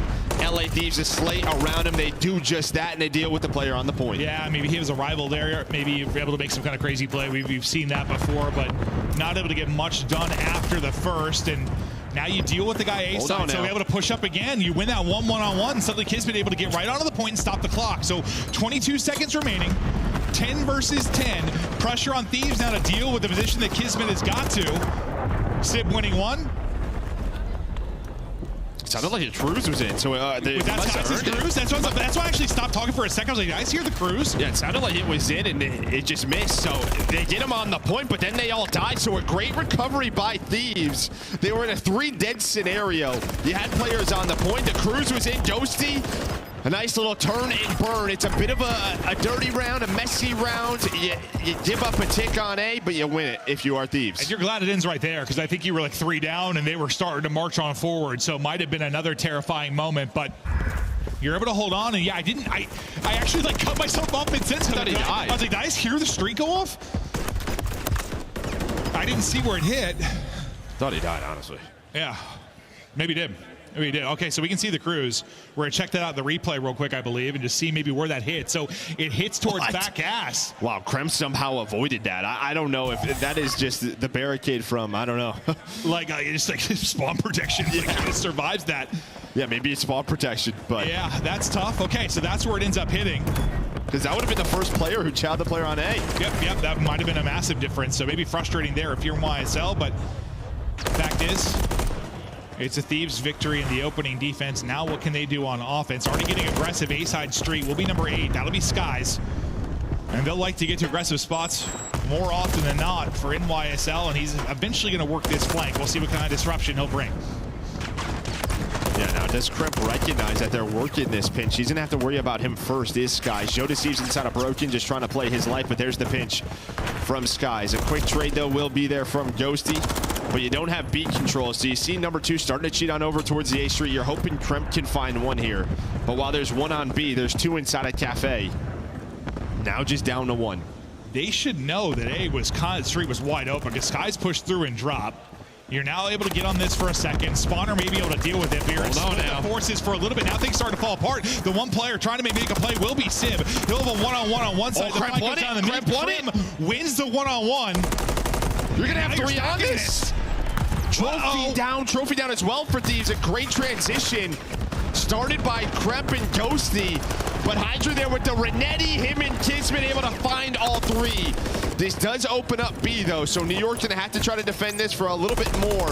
This Jodeci's putting some pressure on, but you have the tick advantage if you get the B point done. Yeah, I mean, you'd love to get all of A. Obviously, that likely leads to a round when you're up 2-0, and this one might be dumb, but still a lot of damage done there in that moment. I was kind of wondering, like, Skies cheats across. Usually somebody else has got to pick up the A Street or somebody's going to get across for free. And everybody else ended up dropping. Now you have to track back towards A again. Now, can you win it on the B side? 30 seconds to go. Kismet, Bulldog, able to hit with the pistol there, down to 2 HP, but he'll win it at 14-9. And now it's still a little bit of a scary moment because you still want to finish B, at least get the minute extension, but I guess at least you got 4 ticks, yeah? Yeah, you're at least tied in the tick category, but yeah, you'd love to have that advantage. But it doesn't look like New York's going to allow them to get out of this spawn trap. You just see, was that 9 kills in a row. Sib looking for number 10 in terms of their team slaying. He's able to find it. Doesn't find the street, but New York recover. I'll tell you what, that's a hell of a recovery because you deal with a potential threat to lose A entirely, but you come in, Hydra able to get 2, you get the 3-man clean sweep and you deal with it, because in that moment, you're kind of going for the jugular if you're Thieves. Then the fact that you don't allow them to even get B, I mean, that is magnificent, but we're going to see Hydra's play here as he gets across. Oh, man, a stun hit. Joe Deceives hit the stun and just watch the pinch. And I think due to his position, Joe's position, nobody's picking up the pinch. They're hoping that he's able to get them a calm, but maybe he's like behind the Humvee or throwing a nade where Hydra just able to sneak on through. Well, now we see how it played out. And yeah, great recovery there from NYSL to keep us tied in the ticks department, and one you would think 9 out of 10 times Thieves are probably going to walk away with an advantage. Let's see if NYSL can improve on their early effort in round 1. Skies was on 4 straight, I believe, before he drops, and progress now starting to happen at B. Pushing on forward is Ghosty, who tries to find an angle maybe to disrupt the reinforcements, able to get 1, but looks like he was effectively traded out. Yeah, and I mean, if Joe's able to win that one through connector, then you would start to retake on B, but now it's going to be tough. Gonna have multiple members from New York on the point, picking up that connector. Skies off spawn, just gonna play safe. Now you can have a very quick transition, but Nasty able to take it. Able to take mid-tank control, fine too. Yeah, now we get some more of our standard setup. Granted, you get some early pressure. You're doing some massive gunfight wins the Hydra's doing. On to 4 straight, but B is done. 2 minutes to go to work A, and you got somebody onto it. So this transition ends up being remarkable. How much damage can you now do? And you're sort of lurking, maybe waiting for the trophy to come up. But the trophy's gonna blow up to the first Simtex that came through. Hydra still working though. There's a streak earned as well, up to 6 straight. Yeah, but Trump's able to find 2, so maybe that slows things down. A bit of a lifeline here for Thieves. So there's only 2 members on it. Hydra up to 7. You do have that cruise, 2 players off a spawn. Thieves gonna try to put some pressure on both sides, but they have to go. I don't know if they're gonna get here in time, and we talked about how good New York's offense is, and they show you right here. Again, the transition, and it's Hydra who's able to make the play, find them so much space to work with. Well, yeah, the first thing I said was like, this is sort of more like a standard setup because they went 2 for 2 after they got beat. So I'm thinking, okay, but then Hydra wins like his next 2 or 3 gunfights, and suddenly it's like, oh my God, they're getting across to A now with little to no. Okay, well, I mean, there were some roadblocks, but Hydra has bashed on through them. Yeah, and then he's just stayed patient. So clean. I didn't think with like 2 players dead that was going to be as clean as it was. Yeah, I mean, then he just stayed patient inside of Laundry, waited for his teammates, and hits the flank. Just so much pressure on the point. I mean, you have an incredible recovery if you're subliners, then you have an incredible rebound and answering. That was remarkable there, and Hydra's still going. He's doing whatever he wants. 9 straight for him, 18 and 14. One of the true superstars in our league is we're up to double digits. The man is a threat. The French sensation making it look easy. He's got both weapons in his hands. He's literally a super soldier. Now you have the trap set up again. You look at the position of number 7 over towards the tractor and Thieves. What do you want to do with this? You have to deal with Skies first. Then maybe that opens up A. Kismet, though, has his cross. The teamwork right now on point for New York Subliners. Yeah, they got the protractor out. They're setting up angles. Like, they've got these guys locked in. It seems they've got nowhere to go. How good this looked for Thieves, what feels like 2 to 3 minutes ago. And how it is flipped on its head is remarkable. The streak's still going. Give him 12. A dozen up, 13. The man hitting everything in front of him. Yeah, rival out. Why not? Still leads to an assist there. Sib able to pick up the kill. This has been a stretch for the ages. He's got 14. Looking for 15, hungry for more. This is unreal. I mean, if we had more time to play with, maybe we get a nuke, but I don't know if that's going to happen. You have the crew still if he wants to use it. Thieves just with no room to breathe.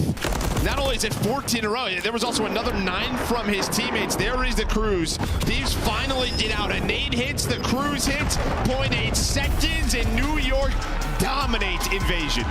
And that just felt like a lightning strike. Like, you can have that great A play if you were Thieves.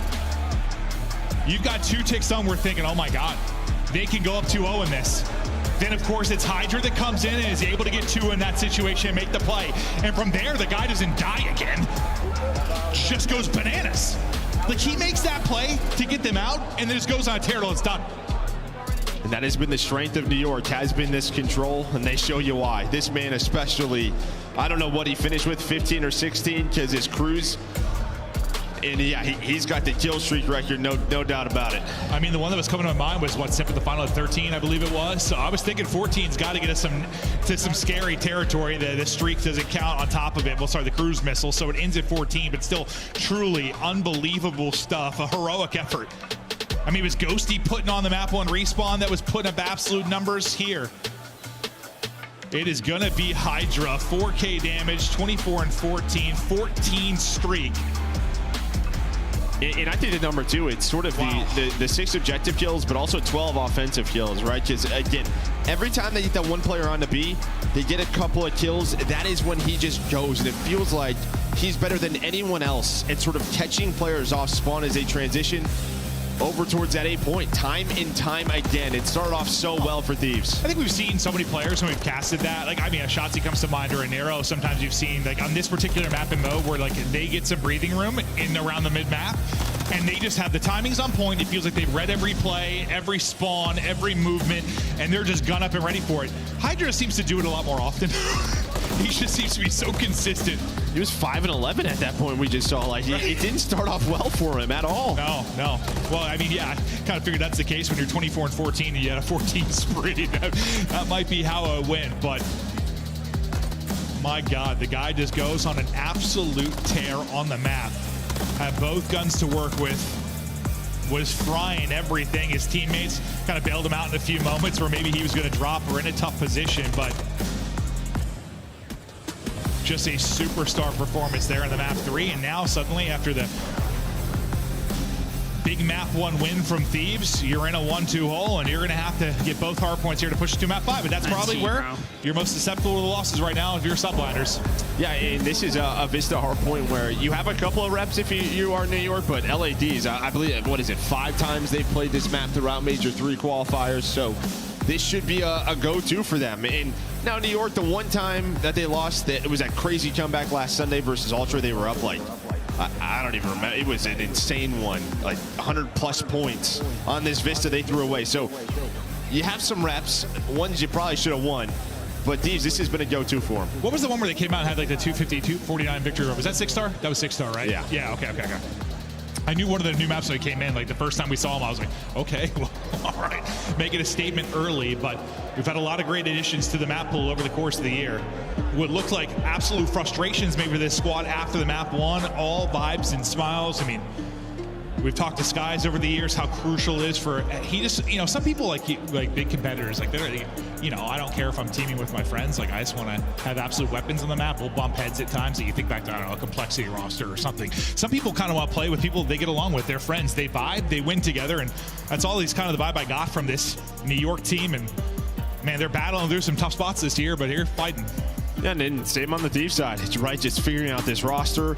The one good thing for them is, all right, we can bounce back from control losses because we've had a lot of them. Just that game mode invasion control in general has not gone their way. So brush it off. Let's lock in for this map. Yeah. They have a lot of experience losing control. So yeah, they're ready to bounce back. No, especially invasion. Yeah, no, they've had to win a lot of map 4s for the fact that you won, 3 straight map 5s? Then I think the 4th series when you lost with a map 5, right? Like it was just map 5s all over the place. Can they get us to another map 5? Map 4, rearing and ready to go as we head to Vista, Thieves, and NYSL. We get deeper and deeper into this series. Now, the only thing I'd be worried about, Red, is just sort of the momentum carrying from that map 3. Sort of the guns, the way Hydra was playing. So he's going to find a double and almost a quick 4 dead for Thieves. But that's going to be Ghosty who repositions, try to contest, and get on the point. But you have to control middle of the map on this one. These P1s, P2s have been so important on Vista. It's like Screwed. He's carrying his spree over. He's on 16, maybe 17 in a row now. Let's just carry him. But now I think he has a 3-0 start before he drops there. So Hydra bringing in this one early. So far, every point the way of NYSL as the flurry of bullets and flame continue here top mid. Nice little pop-up there by Skies. Able to take him at 11 HP. And now we'll think about the rotation across with 5 seconds left. Not a point on the board yet for Thieves. And not in a great position here with the next hard point ready to pop. No, you already have Kismet starting to transition on over with the help of Sim. Nice teamwork. Skies is going to rotate in through top middle, and this is what you have to control if you are LA Thieves, to start to work this break. Watch Kremp and Joe deceives. Here we go, through the middle of the stairs. It goes Kremp. Nasty's going to reposition, find the angle, and finally get some time. Sometime, yeah, 3 seconds. Now we'll see if they can find a bit more, but all the kills continue to go the way of subliners. They try to find the shots across here. You're able to get back in now. Try to work this is Ghosty. Looking over the top, trying to get shots in. You'll see the big rotation already coming in, top side of the map. That'll be Kismet already getting in position for the big 3 and 4 that are upcoming with 15 seconds remaining here on second. Yeah, now Nasty's going to realize this. NYSL going to spawn on up with Skies. He's going to find the first one. Ghosty does find 2 as he's spawned out. He'll be in a free pinch. So you fight back here. What, you get 30+ seconds on this P2, but you do lose the rotation. Yeah, it seems like so far, I mean, you've been pretty proactive if you're subliners. You've been a step ahead. You've been very reactive if you're Thieves. You're having to continue to try and make plays to get back into the game. When can they flip the switch a little bit? Because if it continues like this, I know they're only down 15, but it's a very brutal cycle if it continues. We're always trying to fight through and just get in the tail time, but now you come up with a kill to get into the point. Crimp able to find one. The other one-on-one, though, goes the way of Skies. Sib gets him out of the point, and suddenly you're right back in. And again, yeah, I mean, you were #1 rotation team, but your hardpoint really struggled. Did New York subliners online. This time on these rotations, not only are they winning them still, they are also starting to win those early gunfights that lead to time. You'll be down, what, 60 or so with the rest of this time? Well, maybe not the case, because they've got to rally back into the point, but where you're spawning right now if you're Thieves, not ideal with the next hardpoint getting ready to go. It really feels like you are going to need a break here soon before you get into a big hole. Maybe a chance for some streaks as well. There's number 6, Sib, able to earn the cruise. Pop it up as well. Baby, give me a triple. Not quite there. We'll get 2, though, and the streak is Sib leading the lobby there in 11. Is now his hard point 4 pops. All the position in the world. Over to Subliner, but here come Thieves. Yeah, same story. First 12 seconds, not even contested here. You have the position that you want. You're controlling top, middle, almost 4 dead. Joe able to win that one, but now you have to stop inside a burger. Does Joe wait for his teammates off spawn? And Hydra, he's going to try to blend up some of the Thieves. Only finds one, but has all the info on where this push is coming from. Yeah, I mean, when you have those opening 12 seconds, what's it mean? I mean, usually probably Hydra and Kismet able to get to their spots, like push out a little bit, get to a cut they want to get to, give themselves a favorable like shotgun type fight where they'll put the rifle down somebody's throat. And lead was approaching 100 for a second, but chipping away at this, just trying to stay in the fight is Thieves. They've been a resilient bunch. You can tell that by all the game 5s. When can they swing this in their favor? Because the maps look like this every hard point. No, and that's props to Kismet. He did it on P3. He's done it here now on P5. The guy is playing so heavy for his rotations to put his team into a great spot, and it has led to this lead. They try to build on it here. Just playing off the back foot this entire time has been Thieves. When can you maybe dictate the pace? And maybe it's a 3 down like that. You can get in. You've needed a break. They're able to do it and able to push forward, control it from the side of the map you want to lock it down from. Joe Deceive's able to send it forward. Now he's able to get aggressive as he's on 4 straight. Wants to keep the gunny going. Not quite able to get back to full HP. Trophy out for covers, and the pistol is a pop, and back-to-back headshots there for Nasty. Finally some time to write home about, but still 20 seconds remaining in the point, and that's going the way of New York. Yeah, but with what we saw from Rio, right, sort of chaining 2 hills together, this is the chance for Thieves. Control this P1, you get fined 50 or so seconds, get right back into the game. Well, so some key gunfights here for Thieves. I mean, it feels like everything kind of started off the back of that first hard point in the rotation to P2. Like, they were just a step behind the rest of the way. It's just this cycle you get in. This is where you can flip the script. You're absolutely right. You get a reset here at P1, you try to start to bring things back into your favor. Your chance to do it, and granted, even though they've been behind like all these rotations, they're in the game. You're down 55. It's not that bad. Well, now it might start to look a lot worse. Yeah, you get broken. Hydra Sib able to work on through with the help of Kismet, and you're going to have to break this P1 setup. Hydra in a great position on this pinch, but New York 1 map away from closing out this series. Let's go to a listen with the Subliners. One shot bridge, one shot bridge, one shot bridge. Let's fucking go. Cool. I'm playing burger. Yo, give me outer. Play burger. One shot. Outer weak, bro. He's challenging. I'm up here. I have a streak as well. One shot, I'm helping him. No, you should stay no. Show it. Last. Chill. We go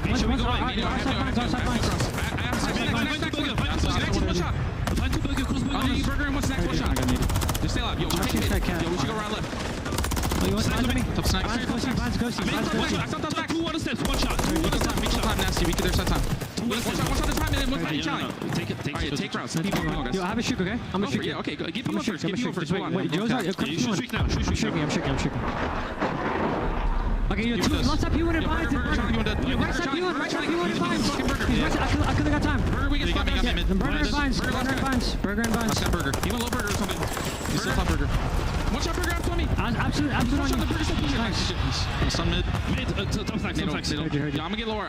Too old. Yeah. I'm gonna get left. They can beat P1 best, bro. They can beat P1 right now. I'm looking lower. Yeah, I'm watching my short. One time weak on right time. One's under burger. They can only go P1. They can only go P1. One's under burger on time. Could be low. No, I have low. Tower, need 1 bullet. Nasty. One shot to tower dead. Nice. One shot hold. One shot hold. Outside. Nasty and Joe. Let me see one. Top tower, Nasty. Top tower there. Time. I have all left from time. On the right. I'll take it. Go see someone else. Hold the right. Yeah, but go see concepts. Get my cat. Curve. One more S, Joe. On the right, one shot. One shot. They go concepts. Let's go. Gap open concepts. On the right. They're gonna be concepts. Joe. They're gonna spawn. He's going dark pillar. He's weak as fuck. I shot 3 times. Parker, you're good. There's one tower. There's one tower. He's close. I got him. Nice. The comms on point, the boys gassing each other, and so far have the advantage. But Thieves still, they just hung around this game, kept it within 50 or 60. It's just that one chaining moment, like you mentioned time and time again. Can they do it? Can they rally? Can they take the lead? Because remember, they trailed all map 1. Yeah, but this guy's just making plays. That's sort of the problem. Sure Anytime there's maybe an opening, it's Hydra with a 2-piece. He's up to 30 already in the map. You do get the streak out. You're able to hold on to P2, at least split it behind the streak. But honestly, New York have been fantastic at these P3s. Again, controlling spawns, forcing Thieves to break time and time again.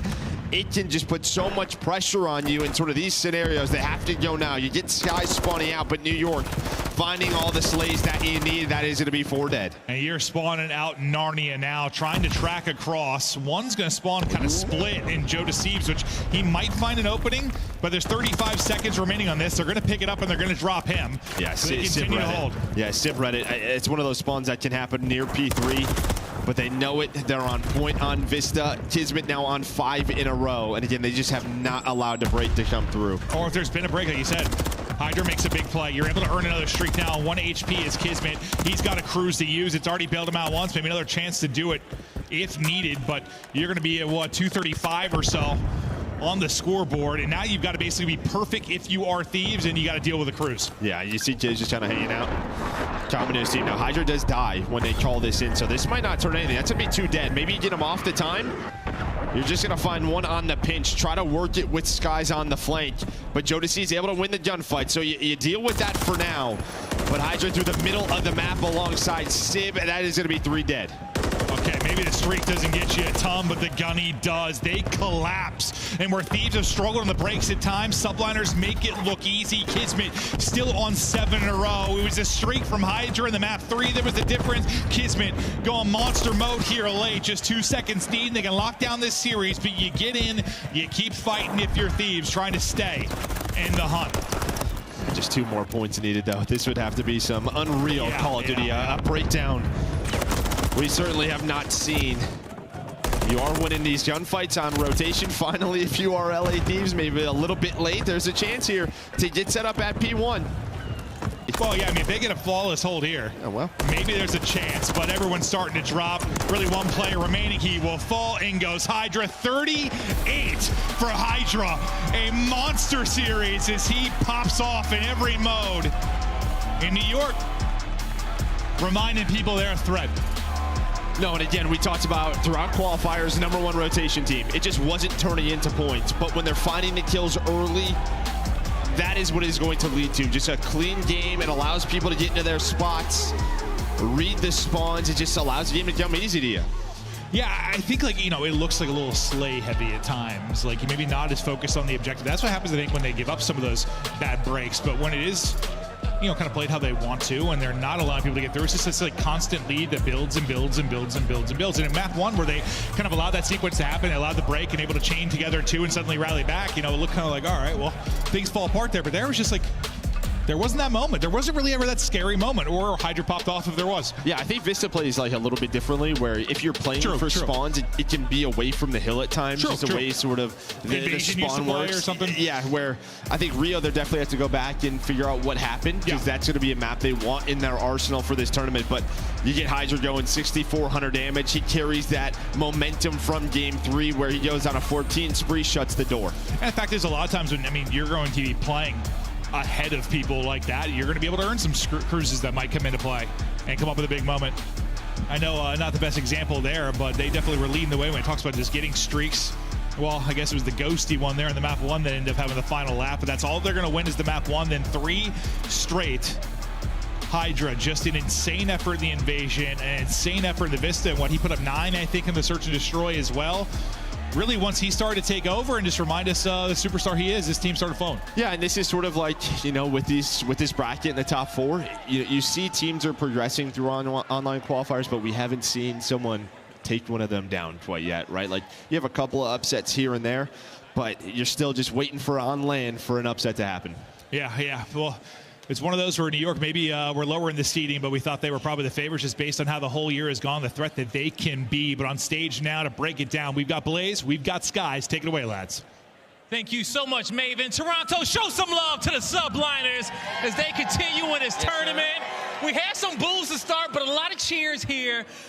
You know, it's been a while since you guys played LA Thieves on the main stage, but you beat them 3-1 again. What was the game plan coming into this? Really just focus on our hard point. We've been like doing really, really good the past week of scrims, and I feel like the thing we're struggling right now, we get a lead, but then we just get too frantic towards the end. Is like stop taking routes and stuff. We just got to slow it down once we get a lead, and then yeah, our search and control is really good, so just hard point. There you go. You kind of led into my next question. I was going to talk about those hard points and how you wanted to improve, because that's really one of the keys that you guys got to work on and really take down those top 4 teams. Now, Paco played absolutely phenomenal through this series. What do you want to say about him and his performance to really lock this in for that game 1? I mean, the kid's insane. Like, as always, bro, like, I'm just getting more tilt time just so he can fly more, so I'm just doing take one for the team, you know what I'm saying? All right, yo. And then my last question for you is that you guys won in Toronto last year. It was an amazing moment for you. What would it be to do that again back-to-back in the city? It'd be insane. This is my favorite event to come to, so, like, winning back-to-back here would be insane. All right, yo. Give it up for Skies and the New York Subliners one more time, Toronto. That's going to do it for us on the stage. Chris, take us away. Thank you so much, Blaze, and congratulations, Toronto. You are officially Skies' favorite city to come to. They had some luck here last year, and they're starting off with a bang. Hydra, 14 kills consecutively in that control, sets the league record, and then he just goes on to drop another 38 in a game 4. Yeah, for New York, this spells really good things, especially when that invasion the way that they did. I remember when there was a time LA Thieves loved invasion, specifically control, too. So for New York, good things in their match number 1. Nameless, let's take a look back at some of the best moments from this series. What did you see from the Subliners? There's a lot of questions coming into this major. Yeah, there's a few things in question for the New York Subliners. One was their hard point, and you know, specifically, they were 2 and 5 in clutch situations, just couldn't ice up, and you felt, you know, that in that map 1 where they got come back down. Ghosty had some huge plays, but then, you know, we get to that invasion control. It gets down to the wire in a couple of those rounds. Huge plays to, you know, control LA Thieves from not getting those ticks, and then you see the offensive round where Hydra gets in behind them. Like, that's the New York that we were expecting to see. And then we go into a Vista where you look at it and you look, New York's 0-2, Thieves 2-3. They have reps on it. You're like, Thieves, they should be the favorite on this map. Well, New York, they came to play, man. That momentum that Hydra had from that streak balled out on this map. Won consecutive rotations, controlled the pace from start to finish, and Sib also had himself a series. So everything you needed answered, you sort of got it here in a tough round 1 matchup. Allie, we all called this one. We all saw the Subliners winning it. Were you expecting a game 5, or were you confident in the respawn game from New York? Actually, honestly, it being a 3-1 doesn't shock me at all. I think LA Thieves made another misstep in allowing Vista hardpoint into the series because they most recently, even though they have reps on it, lost it in a 100-point club to Optic Texas. So that map 4 to already be down 2-1 was not a situation LA Thieves wanted to put themselves in. Yeah, it seems like they took that bait right from the Toronto game, because if you look back at it, New York was stomping them, so they're actually probably a little comfortable on that Vista map, just unfortunately didn't go their way in the clutch moments online. All right, so the stats say don't play it. If you watch the games, they say don't play. All right, let's take a look here at your scuff play of the game, Nameless, because this is Hydra, and this was a pretty close invasion before this 14 streak. I mean, Hydra's insane, man. Like, he just gets behind enemy lines, finds a ton of kills. Like, once Hydra gets to gas here, just call it a day. Like, it's over with. Finds those kills, gets back towards middle, and just is slaying them out. He's got an SMG and an AR in his hands, and at one point, I thought he was just going to go 20 straight. If LA Thieves were able to hop on the point and extend this map, he would have done so. He had a streak in his hands, and he was ready to go. And this wasn't shocking at all whatsoever, because Hydra has been the best control player throughout the Major 3 qualifiers. He has a 1.43 in that game mode right now. So the fact that he went 24-14 on a 14 spree, I'm not surprised at all. Absolutely. Shout out to Sender as well, the coach that keeps that team going. He gasses up Hydra. Man continues it into the game 4. So New York powers through to Saturday. They won't have to play tomorrow until we find out who is going to be that opponent. FaZe versus Heretics is going to be their next one, the winner of that. And then, of course, you see LA Thieves drops down to play Breach, Alley. Yeah, LA Thieves and Breach, that's honestly maybe the best pick you could have gotten out of the 4 in the elimination bracket. So for LA Thieves, I doubt that's the last we'll see of them. All of your winners bracket round 1 matches happening today. When we come back from break, it's your #1 team in the game. Atlanta FaZe puts their 11-match streak on the line against 8-seeded Heretics.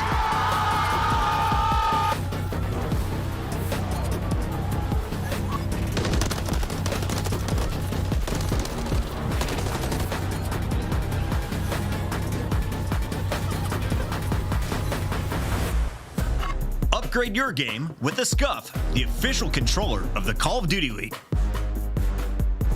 The Cataclysm Pack is available now. This bundle includes the Cataclysm Operator Skin, Dystopia Weapon Blueprint, Iron Lung Charm, Broom Animated Calling Card, Alpha Vinyl Guiding Light Emblem, and Scratch Tally Weapon Sticker. Use these items in both Call of Duty Modern Warfare 3 and Call of Duty Warzone. Available in store now using Call of Duty points.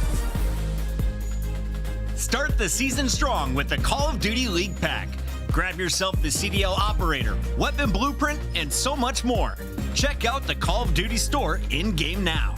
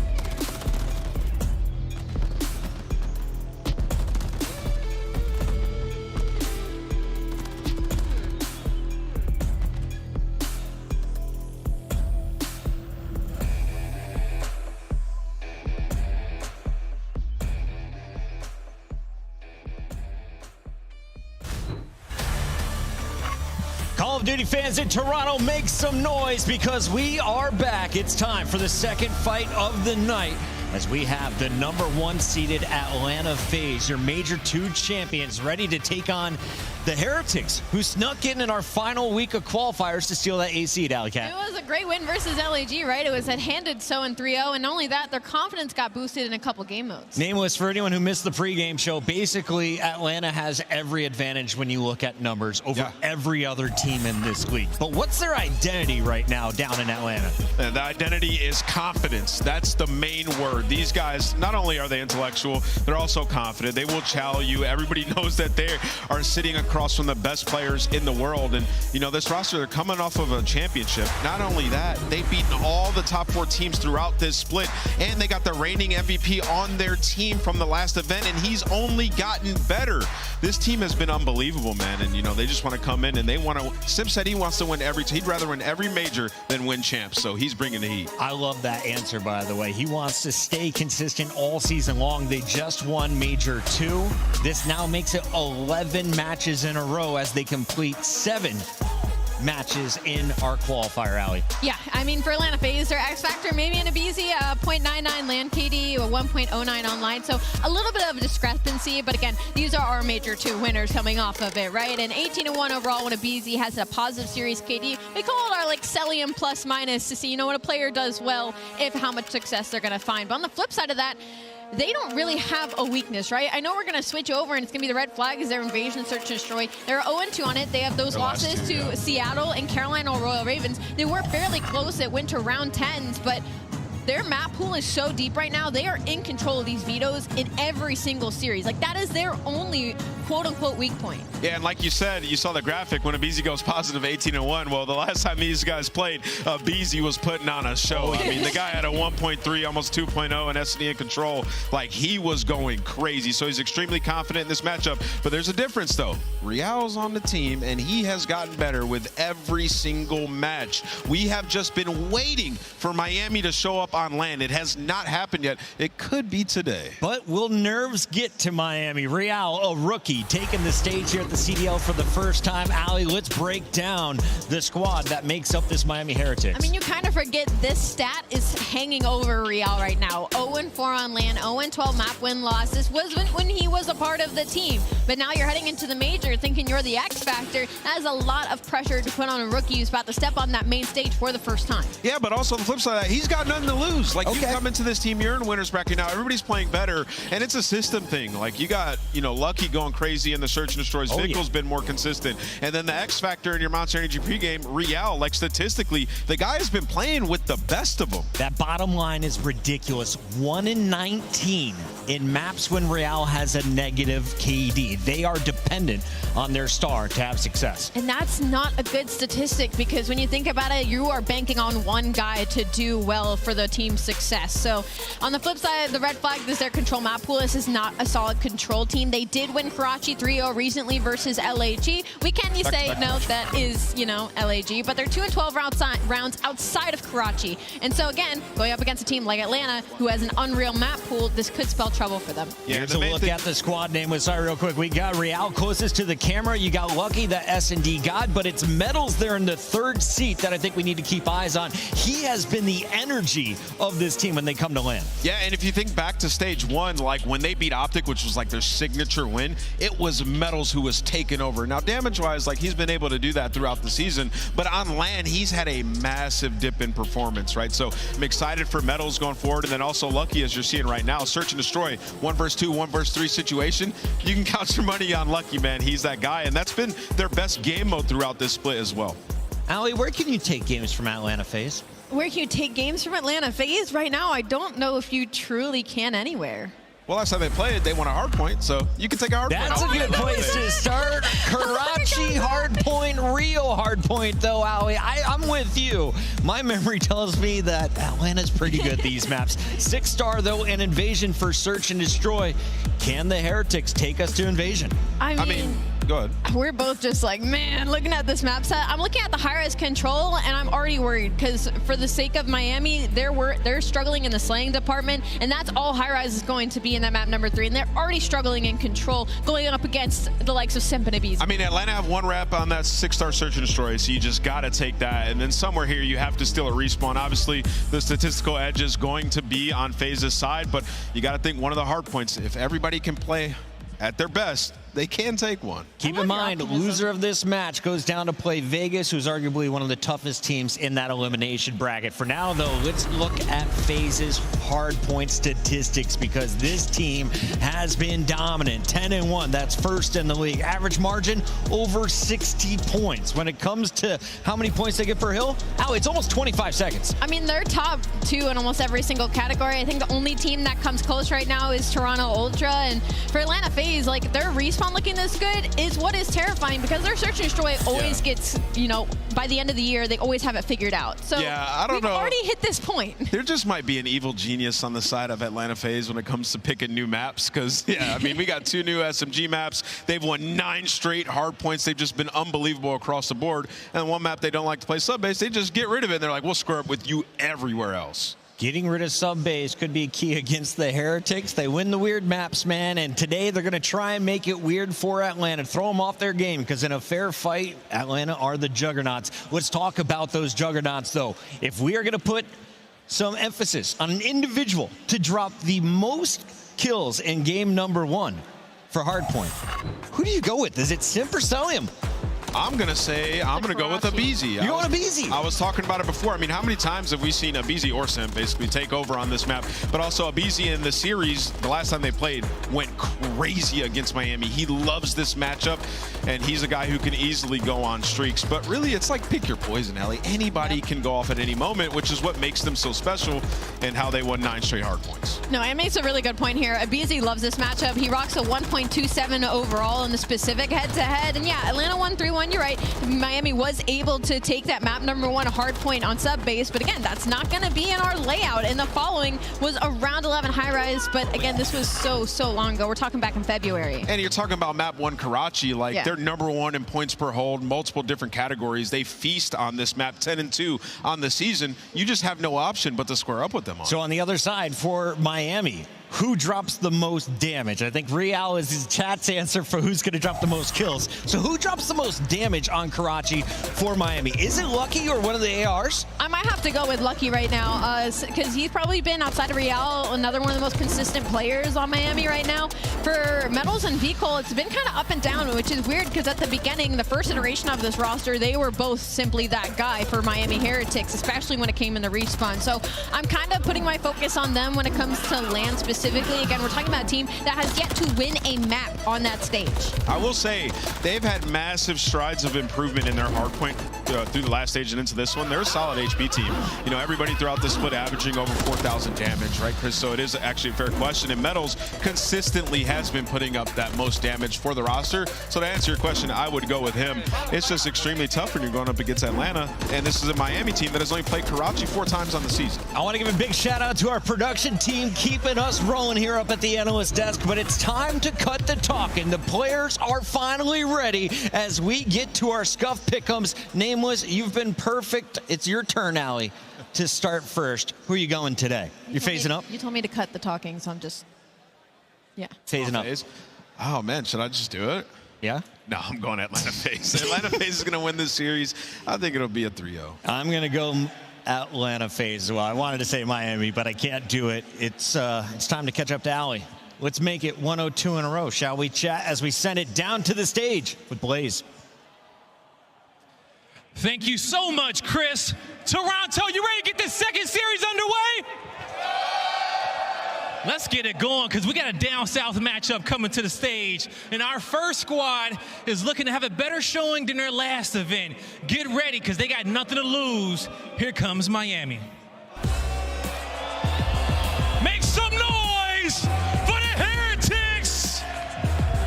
We got Vickle, Metals, Lucky, and Real. With nothing to lose, Miami ready to get it done.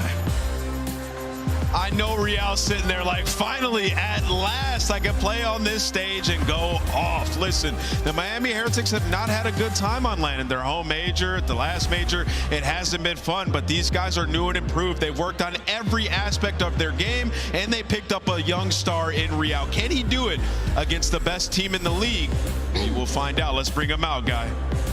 It's time to find out, and as you said, they're the best team in the league, and they've been on a hot streak, but can they continue it? Here comes FaZe.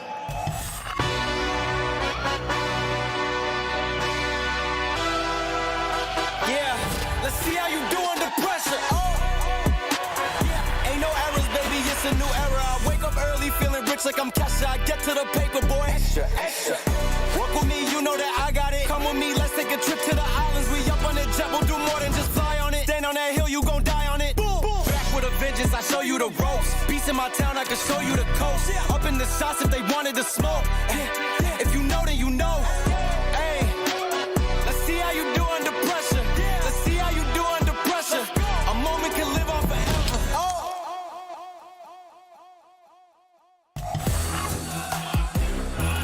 You can love them or you can hate them, but make some noise for the Major 2 champions,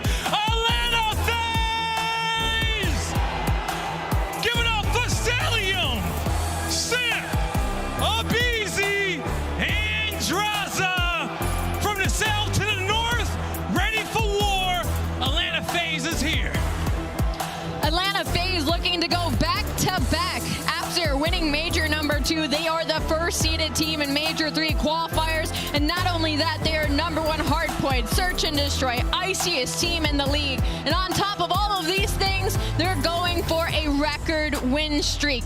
This was held in Cold War at 13 straight. Let's see if they can do it once again. Let's go, Blaze.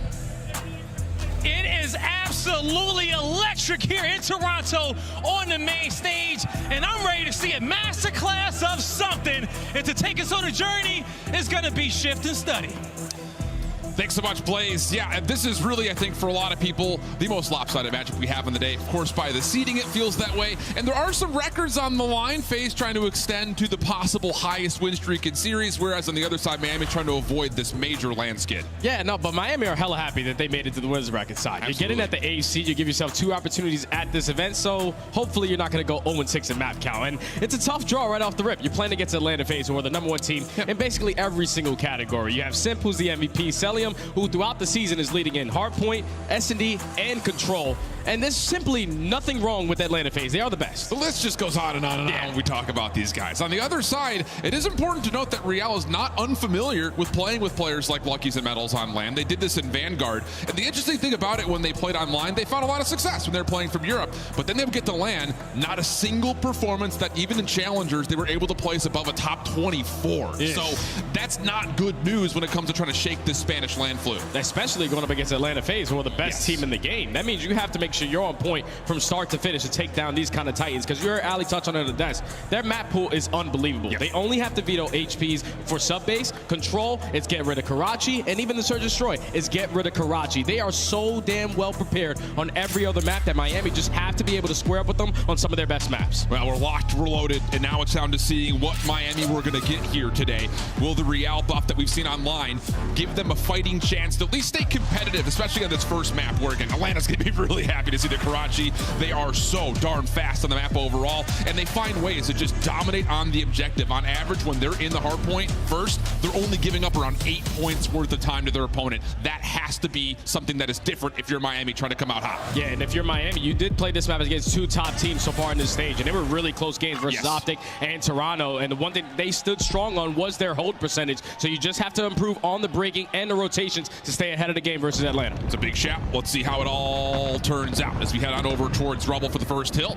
Nades will land, but Vehicle opens things up for the top side over at AC. Celium still staying safe over at Bricks, and okay, this heavy-handed Heteros here for Miami down barrel side has worked out nicely for them to get the instant break back in. Yeah, this is perfect because there's still 30 seconds remaining here at P1. You also have Lucky making sure no one's going to cross over on the left side of your mini-map off the rotation over towards next. But Atlanta FaZe, they're just trying to set up the proper break. Celium's only able to take down one. Metals is able to find a double with that AR, and Metals is a guy that I really want to focus on because he's had so many different roles throughout this squad. He was an SMG, the first guy in, now he's running that flex role with the AR, and he has to play well for this team today. Yeah, Vehicle with the rival line in hand kind of start things off. He's done well to kind of hold off this Atlanta rotation around the back, so spawns will stabilize a touch here for Miami. Looking over the top at P2, but Abizi opens up space right through mid. Next hit for Atlanta, trying to contest right at the front doors. Abizi from both weapons, finding a way to get it done, and Ant's prediction on who may find top kills, top damage for Atlanta is turning out nicely as Abizi's already on 4. Yeah, it's a perfect start if you are Atlanta.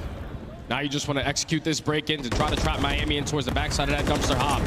Draws is at least able to find the first, but Seven is waiting for the opportunity to strike. Unfortunately, does fall to Metals, and Miami are doing a great job just keeping this scrappy so far. Yeah, they're able to at least stabilize a touch. Yeah. You know, that first 30 seconds, not polished from either side's perspective, but now FaZe from the break angle, holding from the front, locking down this jump wall, and Miami are looking like they're going to focus on rotation through mid-map. And this is where FaZe start to pull away with the game when they play like this. They're just so ahead of those rotations. They're making the kills a lot easier for their side, and Miami are just walking in to the pre-aims of the AR setup out of Atlanta FaZe. It's another clean 4 dead. Only 10 seconds remaining here at Cafe. Abizi is going to get shut down off that streak, but Atlanta fully set up over towards the next hill. And the thing that FaZe, I feel like when we watch them in this major compared to how they played throughout the rest of the year to this point, is this qualifier stage has been they're challenging everything. If we feel like we've got rotation, send someone out, go rogue, make life difficult for your opponent, and so far that's handled by Sim beautifully. 7-3. Start Abizi even late to the gunfight against Vehicle, takes him down for his 8th overall, and FaZe are comfortable in the first 20. This is an opportunity for Miami. You just have to make these kills count. You got players going from every direction, but Atlanta FaZe finding the initiative in their favor. Now, if you're lucky, you just got to take your time over towards junk side. Hopefully, your team is able to win a couple gunfights on the other end, but he gets cut down, and Celium's already started with the body shooting. Yeah, confidence has been key, and, well, you saw the smiles on stage. It looks like this Atlanta FaZe team is just ready to get to work. BZ on 4. Beagle nearly his 5th in a row, but shut down. So now a chance Miami have to feel like they need to contest this and at least make life difficult on rotation, but Simp is already there. It's just another day, another dollar right now for Atlanta. And you talked about Real online to land. So far, sitting at a 2-8 start alongside Lucky at 1-9. Yeah. When you're playing against Atlanta FaZe, you have to be able to slay with the best. Basically, wake up that day and play your best Call of Duty. But now off the rotation towards P4, Atlanta FaZe are right where they need to be. You're getting those back spawns. You also have bridge control, and Miami are put on the back foot because you can't really soak a lot of time here. Yeah, not at all. Beagle's had a good start. That's really been the only thing to mention, though. And that's kind of surprising because when we were looking at the overall stats, he had one of the lowest KDs in the hard point for the team. He also had the most engagements and lowest damage. So it's like he's trying to get things done, but not winning gunfights. Hasn't been the case here, but the rest of the team just hasn't shown up yet. Yeah, just a little late to the party, and Atlanta FaZe are taking full advantage of it. And now it's only 25 seconds here at P4. Just going to try to flip these spawns if you are Atlanta. You have one player in Sim working his way up through junk side, but then Draza working his way around that deep pinch. Is able to at least find one onto a car bomb, but this next gunfight is going to be massive. Absolutely the case. Real just trying to stay tucked in the corner. Stun will land him easy. No problem there to find the kill. Beautiful overhead look in terms of how that was broken down. And the lead now starts to look closer and closer towards about a 100-point gap as Atlanta FaZe will get first in towards junk, and they have a full read on where this Miami hit is coming from. Abizi just tucked into a corner. Challenge me. Gimba, you got to come on in. Come on in, water slide. Oh, my God. BC's just doing it all. Looking for the full team. Oh, man. Sure, why not? Let him know about it. Oh, man, that's how you take over right there if you are Abizi. You already had a cruise missile. You thought you were going to try to invest it there to make sure you held on to this HP, but Abizi had a 16-7 start. He's going to potentially earn himself another cruise missile, but the time is right. I don't know if Atlanta are playing for the kills first. I guess that's exactly what the plan is. They find the initiative, they're back into the HP. And it's just all about making sure they have the right read on where this Miami hit is coming from. I mean, the onus falls on the Heretics to have to make something happen, as Atlanta are very comfortably going to walk away from this rotation with, like I mentioned, that 100-point lead. And just no one's losing gunfights right now for Atlanta. Not the start you want if you're a Miami fan. Got to try to turn it around. It's going to be even more difficult now because there's cruise missiles to work with on the side of Atlanta FaZe. And just they already find themselves up by 100 points. You're going back over to the P1. An insane chow right there to Sim. Metals is able to win it. So Miami need to find something to start building upon. And this guy right here may be the only person you need. Cruise missile can be dropped in by Simp. Easy likely to be the first one to try to move forward. But as Miami exit from the hard point, they do find a couple of kills. So that keeps the Heretics in position to allow Real to jump back into the hill. But 5 and 15, 20 seconds with the hill time. He's got to do something special here to get Miami back into the game. Yeah, you take that too as well if you are Atlanta, because the spawns now flip. You know you're contesting around this middle hill. You still have one player in a crucial position to potentially get them off of the time, but Meadows gets a read onto Celium. So Miami, great job so far here at this P1. Now you just have to focus off the rotation where Atlanta FaZe had the preferred spawns for next. Yeah, you need a couple of gunfight wins here at mid, because there is just no chance you're going to flip these spawns around the next 12 seconds. Good trades over towards Sim. Abizi pops himself over towards backside rubble, and again, trades are decent here. Draws the last left over the barrels. Okay, 3 will fall. Atlanta will still spawn in, but Miami have a free route to try to contest early. Yeah, you have to try to break in early. You have a couple players contesting their way all the way already up through the arches and through red side.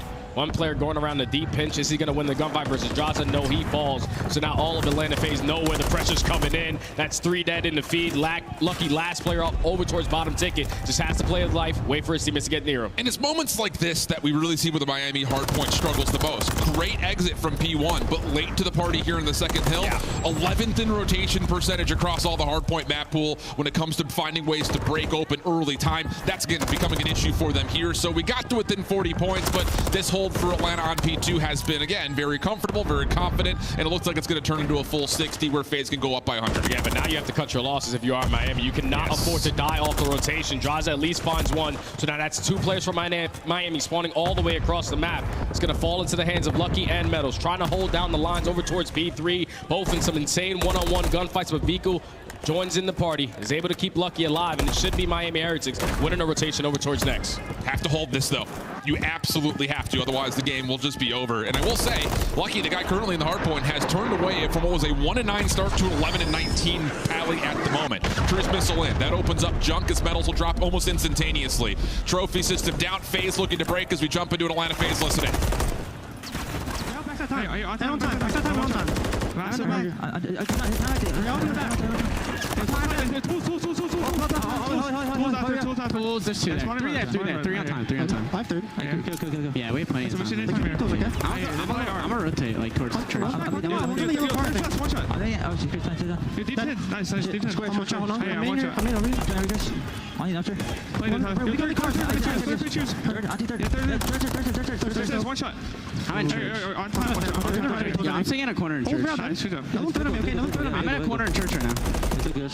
Lucky on me, hold then. Nice. Yo, could be one sack. Could be one sack. Last 2. I can't get time off the rim. I can't. I'll get time. I see nothing in church. Let's shot. That's one Real. Absolute third. He's on time, Real. Need the barrels. What's third? Barrels, Real, one shot. Absolutely third. Might be playing back. Might be playing white track. He's bottom tools on. Nice. 2, 3. Just stab. Small spawning in the back. Drop. He drops out. Yeah, I'm gonna try to slide to the left side of hill. Okay, have your help left time. I'm laying down. Probably left time. I'm laying down. Low door. Lucky there.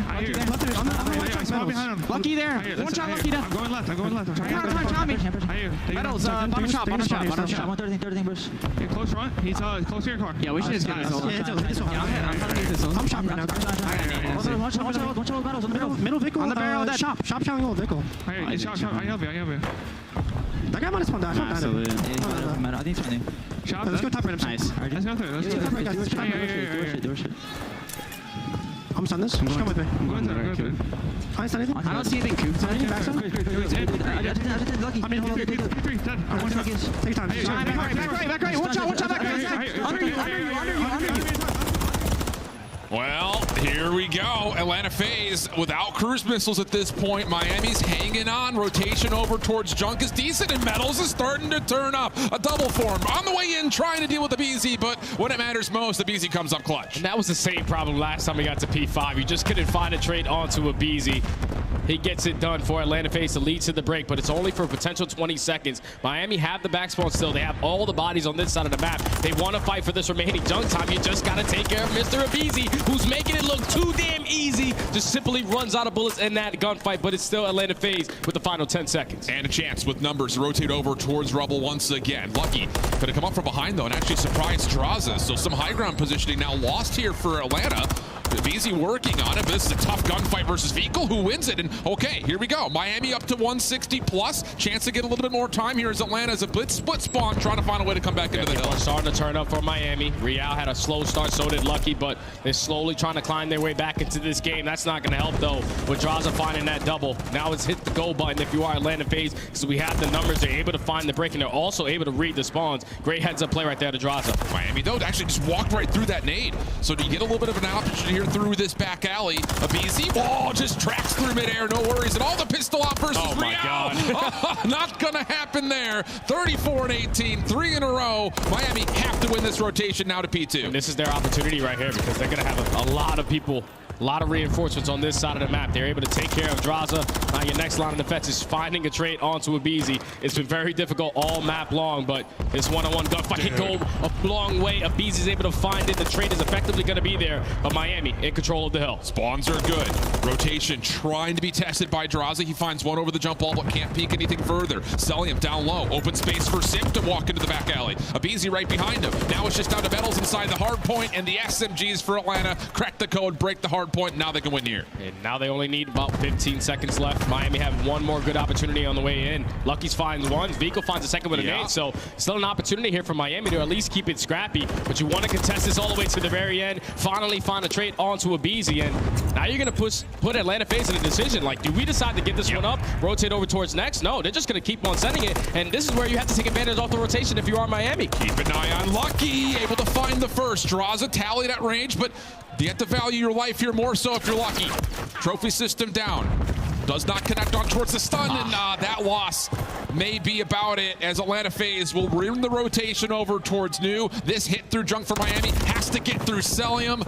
And, well, the help is definitely strong enough to at least get Atlanta the early time. But Riel's right up the middle of the map. Oh, Sip is able to at least spot him. Now falls into the hands of Metals. He's only able to take down one, but he gets himself behind enemy lines. And it's only 5 seconds to Atlanta win. Here comes Fecal on the way onside. There we go. That's able to get some sort of a break. 248 to 211. Contest from the back. Celium able to open things up in the last seconds will be tallied with that last recontest. But wow, considering the start that Atlanta had, and in particular BZ had, Miami started to fight their way back into it. Just, again, daylight dollar short. It just came to like a very slow start to that game. Abizi was way too activated to start. He drops 40 and 22 on the map. You heard the Des touch on it. Whenever he plays against Miami Heretics, he always has himself a hell of a time. And that's the way you want to start in the series on land at Major 3 to potentially be your back-to-back champions. But Atlanta FaZe just doing what they do best. Not as clean as we all expected to. Sure. You had a couple cruise missiles in your back pocket, didn't really lead to breaks, a couple late situations off the rotation, and then even a couple breaking opportunities where they had, they just completely fumbled towards the very end because Miami were able to pick them apart one by one.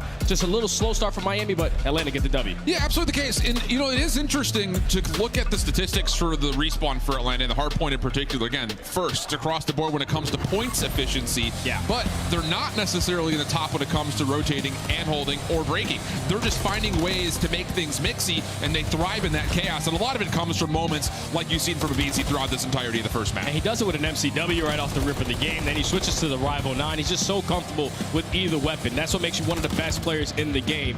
Obviously, he hasn't won an MVP. He's definitely looking to do so as the year goes on. Absolutely. Because when you got players like Simp and players like Celium on your roster, we're always putting up some insane stats. It's very difficult to try to shine, but for Abizi to have a start like this, oh, man, he's in for one hell of a tournament if he continues to play like that. And it's just, he puts himself in spots where it's just like, you have to come get me. Like, I'm not going to overextend. I'm not going to overchill. I'll get my intel, put myself in the best position possible, and then good luck. That's kind of what it gets to. On the other side of things, though, let's kind of speak some praises to Miami because, let's be candid, as the game started to get closer, they're still getting dominated in the kill feed. Riel in particular, not a great overall KD, but the objective focus for Miami is what got them through a lot of their online qualifiers, and the time that Riel was able to find in the hard point was still very good. Yeah, that's good stuff, at least in the objective side. But you know, when you're playing against Atlanta FaZe, you have to be able to slay with the best. And everyone basically going negative after map number 1 is not the recipe for success. But you don't have any opportunities now in these HP. You need to be able to respond in search and destroy, and that's been a bread and butter game mode, at least recently for Miami. Yeah, absolutely the case. And, you know, the 6-star is not exactly a bad venue for them either. Yeah. They definitely play the map, I would say, not one-dimensional is not the right word, but they like to overwhelm you. They like to hit you with a lot of numbers. So it's going to be a lot of test here to see, has Atlanta predicted this map overall, and can they get them set up? Because, like the desk had also mentioned, this has not been a well-rehearsed map in terms of the qualifiers from Atlanta's perspective. Yeah, Atlanta only played this one time, and it was all the way to round 11 versus NYSL, and it was heavily favored for Atlanta on their attacking side. They needed to work on their defenses, but you best believe they've only played it once. They're going in practice and getting a bunch of reps in, and especially off that one reputation that they had, they're changing their setups and stuff like that. So we might see a completely different Atlanta FaZe on the 6-star only after having one rep on it. And if Abizi's playing like this, expect to be jumping on board with him immediately. As the new intro mentioned, First Blood King, he's always up and in there early. But the interesting thing about kind of Abizi as a First Blood reliance for Atlanta, Miami don't have that. Yeah, Riel's been great overall search and destroy KD, great opening dual win percentage, but all 4 of them are taking a lot of engagements in the first 30 to 45 seconds. So that means that everyone's in sync. We're all doing a lot of team pushes in search and destroy, and that's sometimes the recipes of success. When you're one of those new rosters barely formed, because they've only been a roster for this whole qualifiers, you have to figure out certain things for search and destroy, and certain strategies might take a little bit more time. So just a 4-man push one way is the best way you can break it down early into the game. But now going up against Atlanta FaZe, you know you have to have your playbook stacked. There needs to be so many different adjustments throughout the middle of the game to make sure you're trying to walk out victorious. And just put it this way, you don't want to 1v1 this guy. Update, he did just tie the overall land hard point kill record. That's how we started? Map number 1. Yeah, just casually. No worries, no problems. But we're locking on in. Fist bumps are out. 6-star, search and destroy, coming up next year for us. And I think, again, after a poor kill-to-death ratio performance for Riel, Now the jitters had to be gone. You played a competitive map as a squad. Real's got to show up here if Miami want a chance to take what we consider to be a must-win map if they want to have a chance in this series. Yeah, he's been their all-star all of the qualifiers. He's been their shining light to get them through a majority of their HPs. Even the Search and Destroy is the only struggle that they have as a collective unit has been in those controls. So Real definitely needs to step up in this Search and Destroy. And just be ready for the punches that Atlanta fans are going to throw at you. Right off the rip, a double nade over towards A. Going to pull people on that side of the map, and then the rotation immediately over towards that B side. But Miami are going to voluntarily give away the B side, so figure they have to play retake, which, just a small statistic, you don't want to see that if you're a Miami fan because their retake percentage has been miserable. But seeing if they can change it here on land, it's going to be a 4v4. Here we go, retake on the way. A lot of time to work with. You have 3 players from Miami attacking through the top side. But it's going to be very difficult to win any of these gunfights. They at least know the nade spots. You're able to back down Celium from his position. Only 8 HP left. And this is where you hit that go button. Metals with the first blood. Oh, but they don't check. Beezy through the smoke. He immediately counteracts it by himself, slips away. He's so hard to kill. Yeah, let him know. Still one more to find, but it's his teammate to clean things up. And Beezy, just a little smoke demon, comes out when the time matters most. How do you let him make plays like that? Dude, what? Like, that's just insane. You find the opening first blood. You just are not able to read the corner right there out of Beezy. He's able to find a triple in the first round of this entire S&D, and just continuing on with that confidence after map number 1. As we take a look at it again, Real is caught off guard when he finds that kill on the Celium, but the fact that he's able to win this gunfight right here with the awareness, also the body shoot, and doing his best Celium impression, it's a great way to start if you are Beezy. Yep, I'd say 3-0.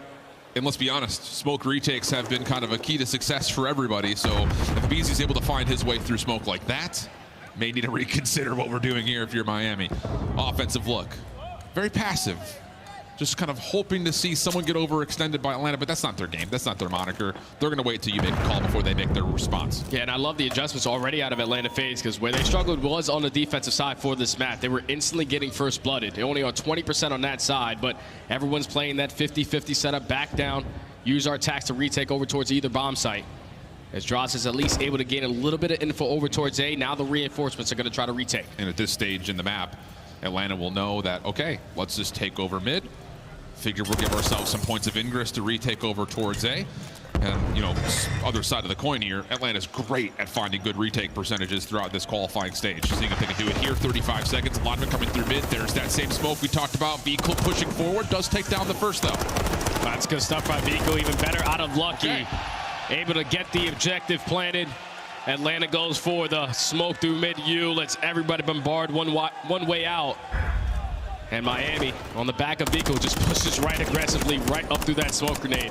He's able to secure the attacking ground. I thought it was a good start, at least from Atlanta FaZe, but we got to be a little bit faster on those adjustments. Yeah, and again, first in retake percentage in Major League qualifiers. They have not relied on it, but they're not uncomfortable when it comes to playing it. But seeing it in 4v4 form, now 2 straight rounds, definitely a bit peculiar. Yeah. So we'll see if the tempo starts to shift just a touch here as you jump into round number 3. Atlanta will, of course, get the bomb over to Abizi, very often the carrier for the squad. And once again, same setup for Miami. 2-2 split, nothing over towards B. Yeah, the double nades over towards the A side, potentially slow someone down, but B bomb is going to be wide open once again. But this time, Miami should have a little bit more of an info gained, where they can try to retake easy because everyone's through the middle of the map. Yeah, the last time it was a full retake through the waterfall drop. Now it looks like it's going to be something maybe more centered towards the middle of the map. Not the case. They'll leave Lucky there to kind of maybe pull a late pinch. Everyone else will hop down again together. Metals, good first blood. Beezy a bit more uncomfortable now with Draza dropping. Resets over towards Curve. Metals waits for it. Very nicely done. Celium now the last one left, and he is stuck in the pool, and the Heretics are all over it. That's beautiful plays right there to Miami. Everyone was spread around the map. Meadows, another first blood on the defensive side, and at the same time, Real, who was working his way around the deep pinch, was able to catch that timing onto Simp. At that point, you already gained the info. The last 2 players have to be around the bomb site. Celium plays the same exact spot he was on the previous offense. You're able to pick them apart one by one. Great retake scenario right there out of Miami. And it's important to note that first blood onto Draza allows Metals the luxury of being able to stay prone, wait for maybe a different pinch to come out. Very well constructed. So, okay, first retake not successful. Second, much cleaner. 2-1 the count. Lucky on 4 in a row. As Vika will take the bomb out and once again look to put a little bit of early attention over towards A. And this time Atlanta FaZe is going to step up the aggression. Send a couple players up through the middle of the map. Easy in a more aggressive place over towards A. But they're getting a lot of info, and they could potentially trap Real in towards mid-U. But they're going to know the info of Lucky. He puts down a couple shots, and now you're just going to simply back down. And that time continues to tick. This isn't going to feel great, though, for Miami. You have no looks to what's over on the B side of the map. You know Draza's playing DJ booth, but, like, so what? And the rest of the names over towards A haven't really given you enough clearance over towards this U-Haul yet. So this contact for Real could be just about everything and trying to get this bomb forward, but Vehicle pushes up, gets dealt with. Real does win one at mid, but still the focus for Miami has to stay over on A. And they recovered the bomb as well, so Beezy knew that that first one in his back pocket, bomb was down right in front of me, but that bomb is now off the rotation, potentially off to B, because Real pops that dead silence. He's already taken a lot of ground on that side of the map. So if you are lucky, let's just get the objective down. Stun out. Real wants to smoke. Draza forces him off the angle. Bomb does successfully get planted over towards B. Keep your eye on number 3 in Metals. He is missed timing onto Abizi around the back. Does Lucky expect this? Not fully. Tries to sneak away and just nowhere to go. So Abizi able to turn this into a 3v2. Metals hunting for the trade. Finds it quickly. Now back over towards the site. Draza trying to play over the top of the bomb. Celium guarding. Someone's got to go and check. Metals trying to play forward. Deals with Celium. Does he get there in time? He sure does. Kill comes through. Miami take the round. That's such a beautiful heads-up play right there out of Metals. He knows that Celium was simply putting down cover fire. He had to be sticking that defuse. Yet Celium one-shot commits on the gunfight and is able to find the second onto Draza. It's great plays right there from Miami. They didn't find that first blood, but they were instantly able to respond, turn it into a 3v3. But then that bomb rotation definitely caught Atlanta FaZe off guard. A couple rounds in a row now for Miami. That's 5 in a row for Metals in particular. So maybe a chance for a cruise missile here in Miami search and destroy, which, again, it's been improved this stage with Real in the lineup, mostly because of Real. Now all of a sudden they're starting to find a lot of success as a full squad. Vehicle first blood, playing aggressive down towards the sky bridge. Metals also following up into Celium. Draza committing forward, but the trade is in, and Miami have done flawless work here in this opening exchange. And Metals picks up a cruise missile. Now it's left in a 1v3. You can never put it past them, but it's not going to be easy when everyone from Miami is right in your face. They did not fall short on their defensive center. That's two rounds now previously where Atlanta FaZe were instantly going over towards B. But they were always showing face at A. This time Atlanta FaZe hit over towards A, and they were prepared for the push. Metals having a stellar map at 9-1, cruise missile in the back pocket. This is how you take over. And that was a pattern changer right there for Metals. As the crowd starts to get the Vamos injected into this Miami crowd. Okay, 4-1 the count, 8 in a row for Metals. Back to the offense. Do you call the cruise here and just get your 5th round, Jay? Oh, without question. Puts ourselves at game point, especially if we can guarantee it. It's exactly what you need to do if you are Miami, especially with the way that Atlanta FaZe are playing super aggressive up to the map. Real's going to have a lot of info gain. Yeah, sees the head of Abizi. That's enough for him to back off. Bomb is dropped and left on the A site as Vehicle is going to take a super flank route right behind 2 FaZe members. Catches him by surprise. Oh! The 3rd. Sip. Last one left for a 1v4. No need for the cruise missile in this round. And now you can pick up that bomb and start to work that objective. Because Vehicle just made such a great play right there. And Simp, unfortunately, in the 50-50 is going to guess wrong. That bomb is going to get planted over towards A. It's a 1v4 scenario. Miami Heretics taking over to search and destroy. Vehicle can't find the ace on the round, but still a 1v3. Little bounce pass off the frag grenade. Simp can't get the full regen off. Real trying to step in. Plays off the dry bar. Lucky holding even towards the more celebrated mid bar. And Simp does not have a route available to him. Trying to isolate the 1v1. He's given it. Lucky, hello? Couldn't finish off the last shots needed. Time is the biggest issue here, though. 13 seconds on the clock, and Simp will have no more time to fool around at mid. Miami get to 5-1, looking for their first map win on land. They're just 1 round away from doing it. And that simply comes down to Vehicle, what he's able to get done. Real gets the infinite. There's a lot of players from Atlanta pushing up to our middle of the map. So Vehicle drops the bomb over towards A, instantly pushes through their spawn and finds the perfect timing to find 3 kills in the round.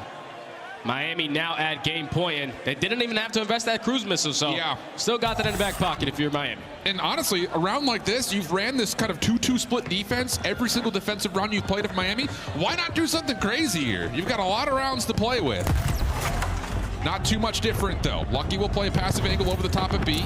Clearance through U-Haul for the defense around the A side, and as they don't hear any nades going off, Miami's going to try to restructure, assuming there's going to be a quick plant called in, and ooh, the cruise missile's going to get called in here. Abizi still finds first blood. This cruise needs to lock things in, but it's down too late. Abizi gets a second, and all of a sudden, Miami a little bit of trouble here. Yeah, I just don't understand that play. Like, Meadows is calling in, I have a cruise missile, everybody stay alive, but Vico jumps through the smoke grenade, he gets picked off, and then Real gets two-piece.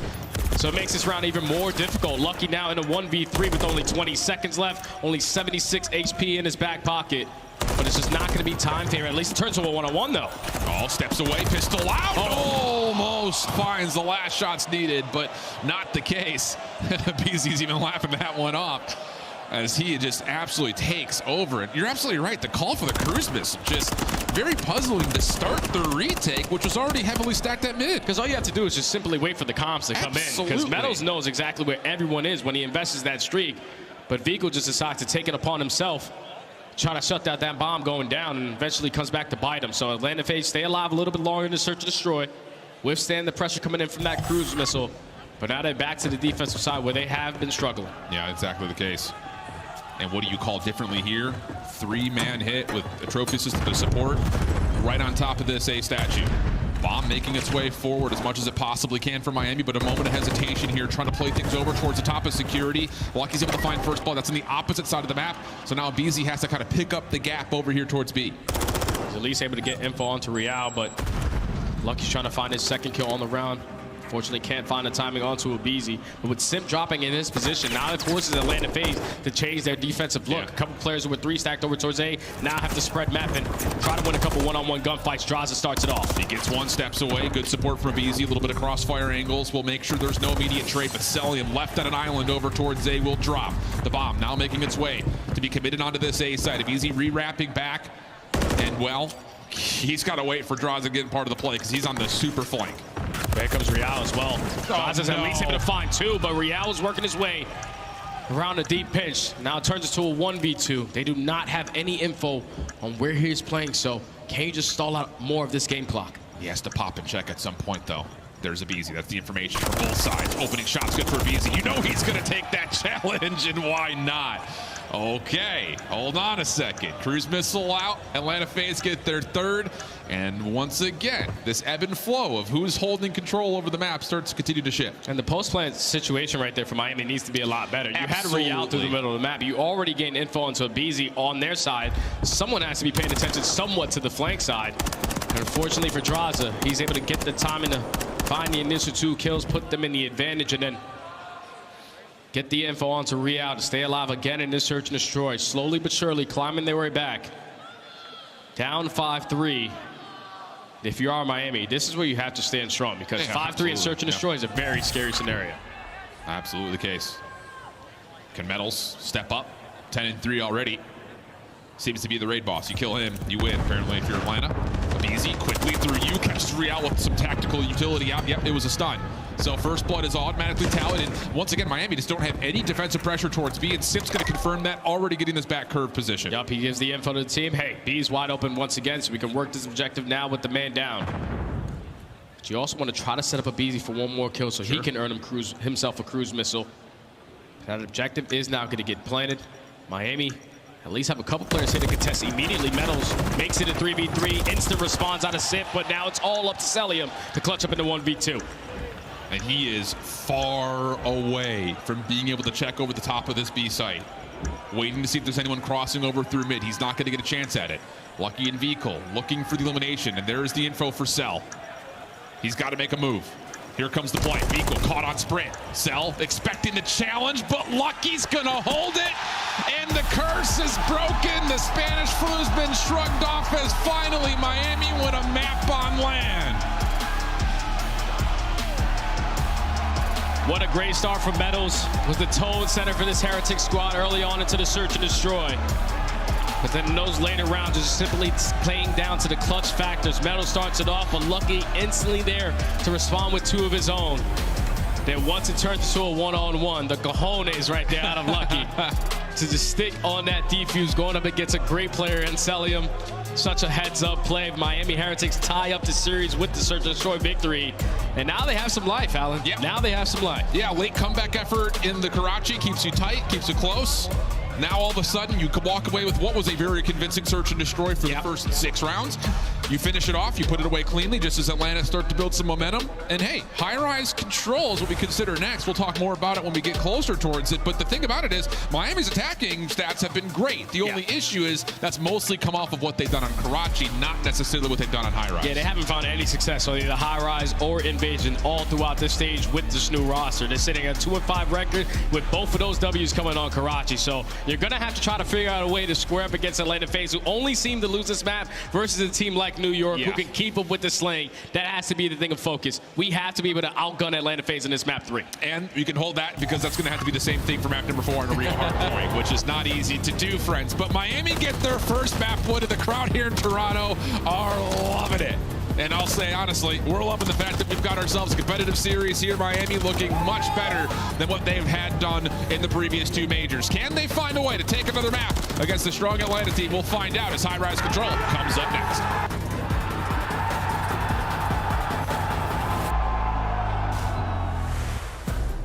Upgrade your game with the Scuff, the official controller of the Call of Duty League.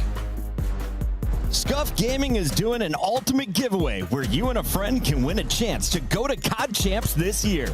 The giveaway includes 2 VIP tickets, travel expenses, and more. To enter, scan the QR code on the page or go to scuff.co/CDL and enter your email. Terms and conditions apply. The Call of Duty League is brought to you by Monster Energy, the official energy drink of the CDL. In Toronto, they turn it into a miracle. Unbelievable. Linz goes back to the bomb plant. I love it. Is Felony going to get hit fast enough? Oh my goodness, Renetti at the ready. Do it. Do it. Love it. Goodbye, Linz. The round is over. It doesn't get better. Like, your eyes light up. When you catch him as he's running away from it, that's the instant call to hop the bomb. Nasty gonna get that trade, but a 3v2 for Surge, and they are still smooth. Oh, Nasty wins a big one. Go see. Can he get 2 as well? What a round. Thieves find the equalizer. You are dealing with players that are running you down. Toronto have to reset up again. This is their last hurrah. Only 2 defenders inside the zone. The others for New York. Worried about the overextension. Oh my God. Drop. Here comes the flood. Skies by himself could do nothing. Trophy system this time gets placed safely. On top of that, it's a 12v2. Toronto looking clear here at A, unless maybe some desperate nades land and popcorn out of the zone. Hydra tries to step up, and Toronto takes the round 5 offensive win. Oh my God, Ultra. Nero on 3 straight. He'll be holding. He'll get the plant down. You lost a man early. This time you're able to get the first blood. Nero going big. 5 in a row. Looking for 6. Able to keep on eating. Maybe the ace. But I love this. It's all 4. Nero, a monster in that round, and he's on 7 in a row. I mean, with the score the way it is. Grab with the double through the hill. Still keeps the opportunity alive for Ultra. They get all 4 dead in the feed. They are potentially going to steal map 1 right now. But the last 8 seconds are coming through. Kleenex over the middle of the map. Oh! Works out. One more hit coming out of Toronto. Turn it into a miracle. Unbelievable.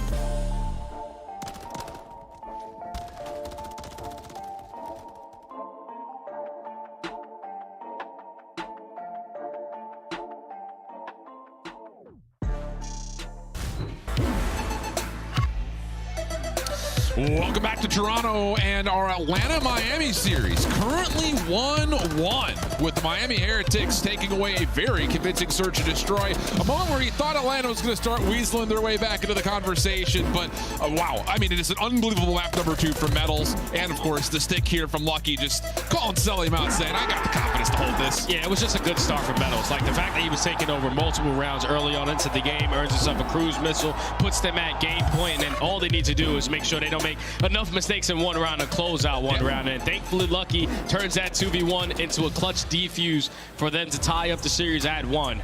But now the series doesn't get any easier for them because you're going into a high rise where you haven't found any success as a squad. And now that we are guaranteed that map 4 in Rio, we all know that that's Atlanta FaZe's bread and butter map. You know, the interesting thing about this, and maybe this is a bit of an artificial storyline, those that have been following this Spanish entourage since their time at Challengers, they are often some of the loudest players on stage. They haven't had a chance to do that yet because they haven't won a map. But all of a sudden, they find themselves in this weird position of, it's been late in the season. We finally get our map 1 win. You're playing up against the number 1 team, which, as much as there's a fan base for FaZe, there's also a fan base that doesn't like FaZe. And all of a sudden, you can maybe see a world where they start to band together to support this Miami team. If that energy gets flowing, not going to rule these boys out. It's because it's them versus the world. Everyone knows that when you're going up against Atlanta FaZe, no one is picking you guys in this series with the way that you've been looking and the way that Atlanta FaZe has been looking, especially in high-rise control. This is so far throughout Major 3 qualifiers, 3-1 record for Atlanta FaZe. The only team that they tend to lose this map to is New York. They are 8-2 overall on this map, and on the opposite side for Miami, they haven't really found a lot of success on either side. And the biggest thing for me is their slaying. Like, you have players who usually take over in the HPs, who usually take over in the search and destroys. But right now for Miami, everyone's sitting underneath a 1.0 KD. That has to be a big factor for them to focus on in this next map. Well, especially because Atlanta, on both sides, offense and defense, they are the best team right now in the CDL on control when it comes to managing lives. On offense, they only, I think, on average, are like minus 0.9, and then on defense, they're usually winning by 5+ kills or something of the nature. So it's very convincing is what I'm trying to get at. Whereas, you know, again, for Miami, they have not really kept up in the respawn slaying against the top 4 teams across what they've been able to do even online, and now all of a sudden it's a tall ask to try to take this map away, guarantee yourself a potential 5th map where an invasion search may bear some fruit. Yeah, that's what they're hoping for. We can get into a game 5, anything can happen because we are on land, the pressure's going to be high, and they're just hoping to put themselves in that kind of situation. But you have to get through at least one of these next 2 maps that are coming up and walk away victorious in it. And I think the biggest player that I want to focus on who had sort of a great start in that map number 1 is Vico. Like, he's sitting at a 0.78 overall control KD. That's not good because control basically all in this game is about slaying. If you're not finding your kills, you're losing map control. If you're not gaining map control, you're getting instantly put into a spawn trap. And it's just very difficult for anyone that's going up against this Atlanta FaZe roster because they slay so damn well. Absolutely. And it comes from every form too. It's not just the subs, not just the ARs. At different moments in time, it could be any one of the 4 players you see on screen. So there definitely needs to be some sort of a heroic X factor here for Miami to kind of keep things going, build a little bit of extra momentum.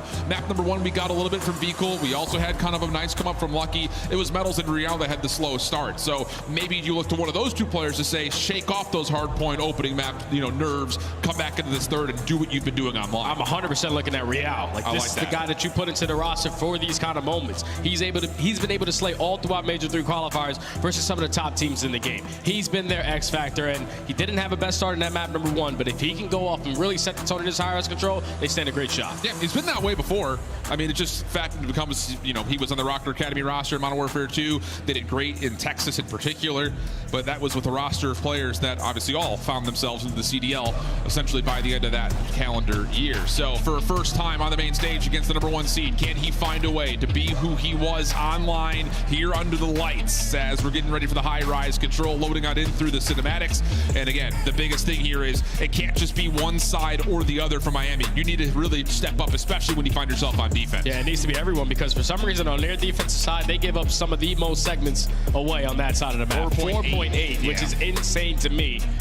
So you're basically putting yourself in a scenario where we got to guarantee at least 3 attacking rounds. But here we go into the map number 3. They're on the defensive side to start off. No trophy systems to work with on this push over to the B Street. So just want to be the team to not initially drop right off the rip as the Atlanta FaZe are pushing their way out through bottom blue. They find the initial couple of kills, already find themselves on that 8 point. Oh, but yeah, Jose Propane Tank's still alive. So there it is. Okay, 1.0 KD right now, for, well, make it 2.0. 2 kills come through.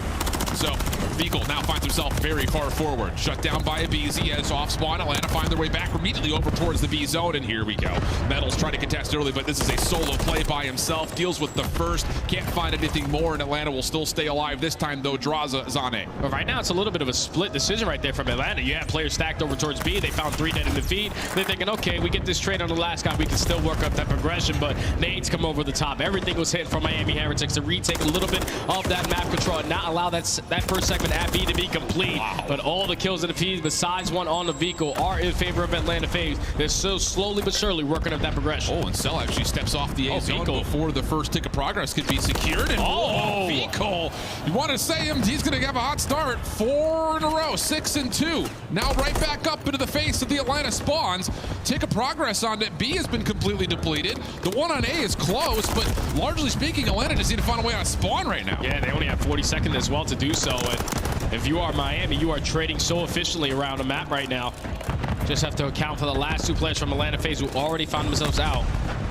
Maybe at least gain info onto one. Vehicle trying to sniff out where aBeZy is, but aBeZy finds a kill, so she instantly be there for the trade, and he's able to find it. Only 21 seconds left. Atlanta able to stop the clock, though, over at A. Yeah, the clearance at B is good, but right back on towards the A zone. Celium will be existing with what was help from Draza initially. Vehicle, what a start from 8 and 3.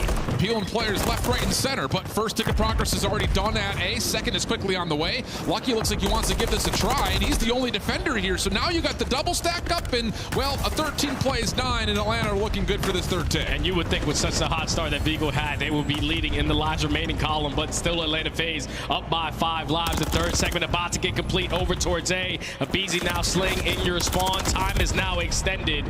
And this gets a lot more difficult for Miami with only 7 lives remaining. And the B zone's already going in the blink of an eye as well. Draza's still on it, working on the third tick. Support from his teammates is good. Looking for the trade as, okay, Lucky will deny. Gives Miami a chance to hold here. Don't worry about the clock. Worry about the lives. And maybe worry about aBeZy in your back line as he finds one from the backside window. Right back in towards mid. Gets a look at the player over the top of the staircase. And Atlanta will win this round. It just comes by way of either lives or ticks. And it will be lives as the last Heretic throws himself off the map. And they complete 5 segments. Miami gave themselves a lot of opportunities. It's just that one opportunity where Atlanta FaZe were applying a lot of pressure over towards bottom blue. All the kills went in their favor, and that's the worst thing you can do in control, is go to clean 3 to 4 dead, because everyone coming off the respawn, all info gained out of Atlanta FaZe to put you in a little bit of a trap.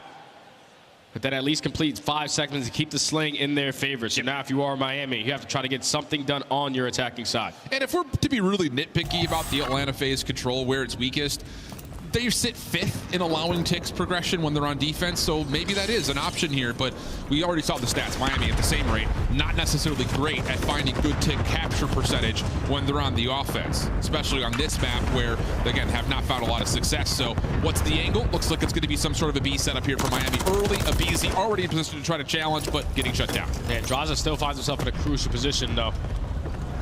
Has top propane currently. Able to get the info on a couple players from Miami already working their way out of the spawn, but he's able to find the first. Now it's your opportunity to potentially take these guys off of B, but Miami, they're slowly but surely working their way up through bottom pit, trying to at least take a little bit more map control. aBeZy and Celium find one, aBeZy with the double, and now all of Miami back in the spawn. Oh, what a transfer for Simp. Right down mid lane. Takes down a couple more Heretics offensive players. aBeZy on the pit staircase. Just trying to keep Miami stuck behind these glass windows. Also gets rid of the player down low. And I mean, the finesse game. Just so hard to deal with if Vehicle's patience works out. Simp trying to get his trade. Waiting to see where exactly Vehicle's gone. And off the regen, Vehicle will take that into a double metals following up. Leaves Draza by himself on B, but the rotation to A is perfectly timed. Draza on 4 in a row keeps the Atlanta defense largely safe. And comes the pitch out of aBeZy, able to win the one-on-one gunfight versus Metals. The trophy system at least good enough for the trade. And now that time is continuously taken down. You're able to put someone over towards the A point. Again, he gets taken care of, but now with only 24 seconds left, you have to make this B push count. Nades are landed onto Draza. He can't challenge this B zone at the moment.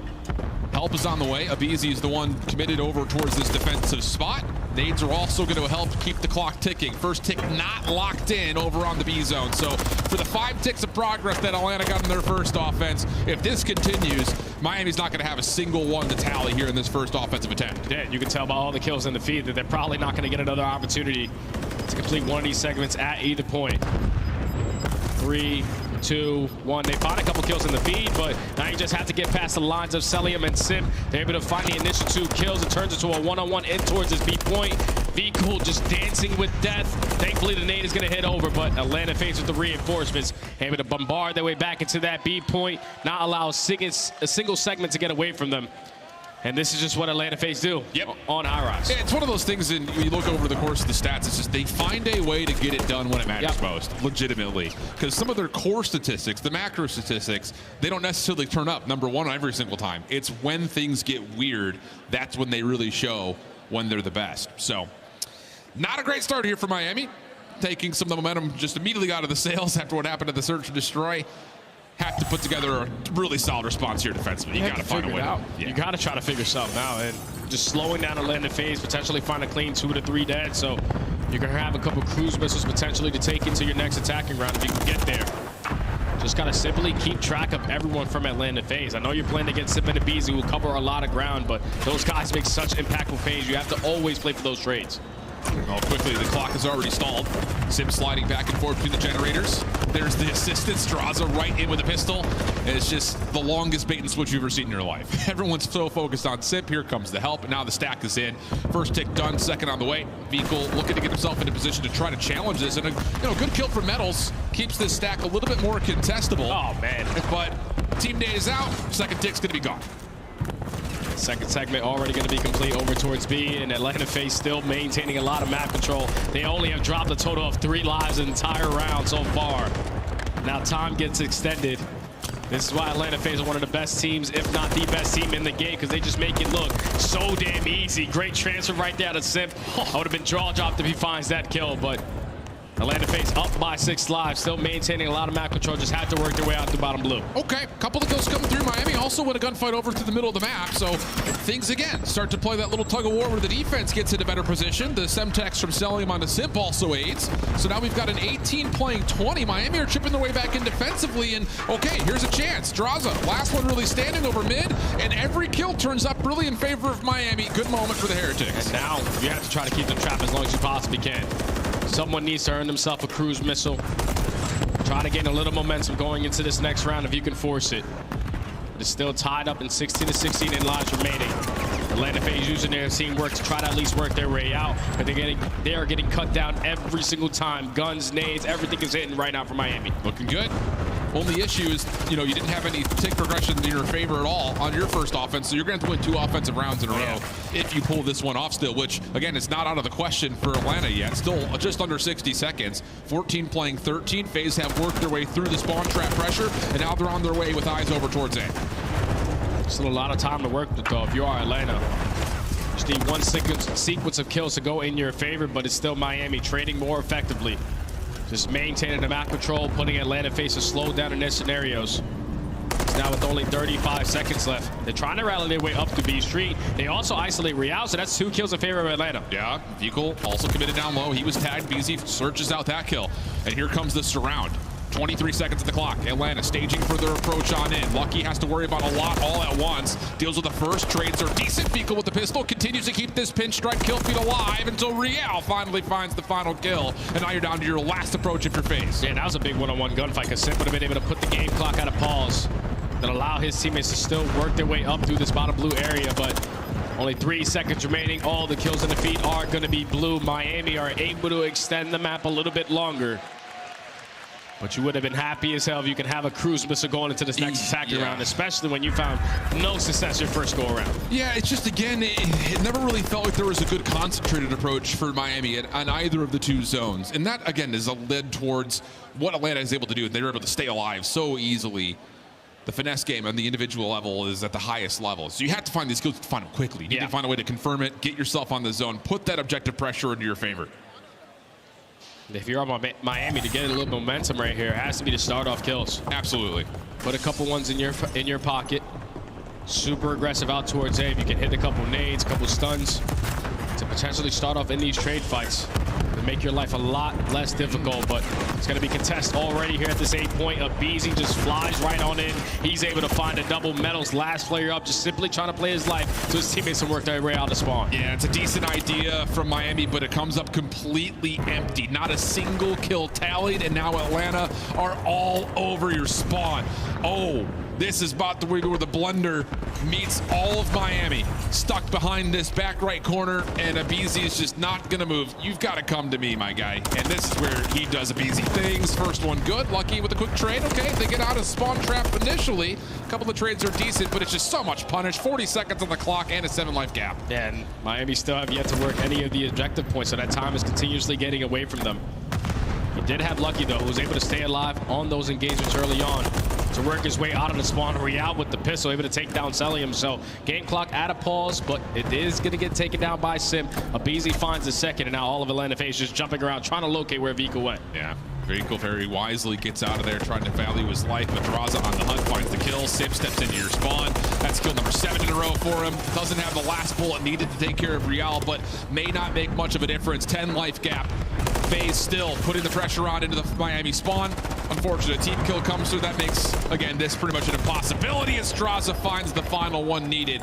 Last bit of time is going to tick away here. Miami have already put the controllers down, and they're going to start talking about the real hard point coming up next. Yeah, that's GG, man.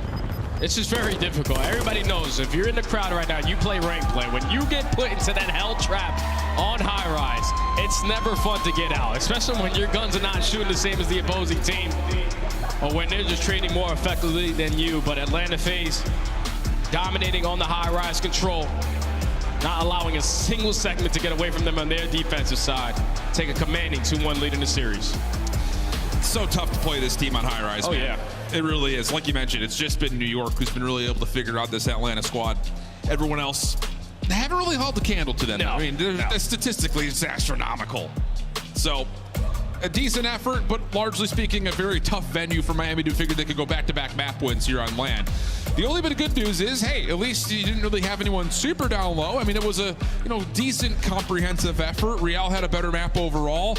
It's still just one of those things that you look and compare the KDs between that and what Atlanta put together. It's just a world of a difference. Yeah, it's even a non-traded kills. Like everyone from Atlanta FaZe are a little bit over positive.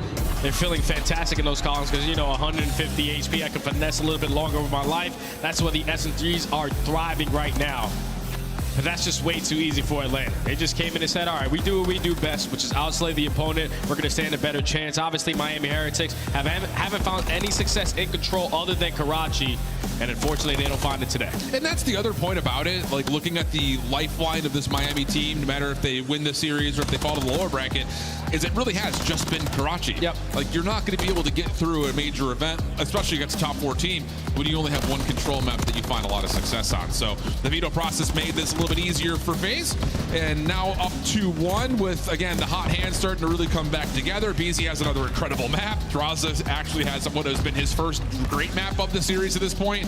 You're going to go look at a Rio where, again, tempo, energy, momentum have always favored what this Atlanta team has done. They've been flawless here. Yeah, based on every other hardpoint map that Atlanta FaZe have, this is actually the one that they stand out the most in because they're sitting at 6-0 overall record, but they are #1 in rotation win percentage. Yep. That's the thing for me, is that Atlanta FaZe on such a slow map, you're expecting them to always be in the mix, but they're doing the fundamental parts correctly. So you have to make sure you're ahead of that if you are Miami, because one thing they struggle on Rio is their break percentage. When you have such fast players like Metals and Real on the roster, you're expecting those break percentage to be a lot higher, but they're only about 26%, which is 9th overall in the league. That's not the best bet, and you need to try to take down Atlanta FaZe on their base HP, which you need to be on point with. And that's the other problem when it comes to even anyone playing up against this FaZe squad, is how do you veto up against them? You know they're not going to play sub base. Yep. Everything else is good.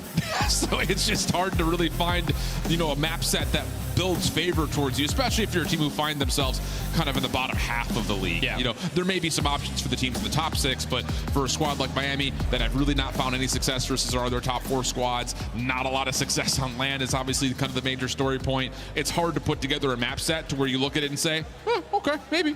Especially versus this team, whose map pool is unbelievable. They only have one auto veto for every single mode, and that's all you really need versus all the top teams, because it even makes it difficult for them versus teams like Optic and Toronto, who found a lot of success on sub-base. But when you square up against Atlanta, they veto it every time, so you have to figure out something else to play versus this FaZe squad, and unfortunately for Miami, you got to play them on Rio. Yeah. And I think, to be fair, you know, there was conversation happening in the green room about this Miami team when they played maps like Vista right when it came out. Well, it's good. They're playing with some good speed. It kind of reminded us of like the Major 1 qualifier Miami squad, where they're running and gunning and everyone's moving in sync with one another. Like, it doesn't even need to be calm. It's just this natural energy. But then all of a sudden they come up and they play teams like Optic on it, and they get the brakes beaten off. Yeah. So can you find a way to manifest that kind of energy that we saw from the Major 1 qualifiers? You know, get this team really moving together with high tempo, with multiple players hitting kind of a teamwork ability, not just letting yourself stay isolated where I'm the last guy left and I need to try to survive against an Atlanta team that doesn't allow you to do that. And that's the difficult thing versus a team like Atlanta, because you talk about teams like Seattle and teams like Miami who play with such intense pacing. Atlanta is also the same way. They just get kills with that pacing. That's what makes it a lot more difficult. So Miami backs against the wall. You're happy as hell that you're swanning into Rio, just not against this team. Basically squared up in that rotation, but the hold percentage is not the best, and even the break percentage is not the best there for Miami Heretics. If you can be there first early, you can give yourself at least a good shot. Have to have it. Yeah. I mean, legitimately, you have to have it. So, again, can you find a way to manifest that when it matters most? Try to continue this series and keep everyone just surprised with how competitive they've been, at least through the first 2 maps. This is, again, a different ball game, though, coming into a real hard point where FaZe have not really blinked when it comes to who they play up against on it. So, Real, first focus. Miami find the early time, as it largely has been conceded over toward their direction. But as Atlanta try to set up their break attempt, kills are good, and that's going to be a 3 for 2 initial. Real with medals will teamwork out Draza, and that's 4 dead. Yeah, and I thought it was a great start, at least from Atlanta, to withstand that pressure coming in from the nades and the stuns, slowly work your way up through Eskies. But Miami knew that that's exactly what they were going to do. So already 18 seconds at this P1. You have a couple players from Atlanta FaZe setting up a potential pinch. BZ's able to find a double early on into this game. It leads to the break for Atlanta, but more focus for Atlanta is those spawns over towards the next HP. And that's the other part about it, is it's not just the fact that they rotate well. Their general spawn awareness when they're the one player spawning out. When can I have the opportunity to actually be a nuisance towards this play? Step on in. Miami don't get a read on it whatsoever, and things like this start to happen.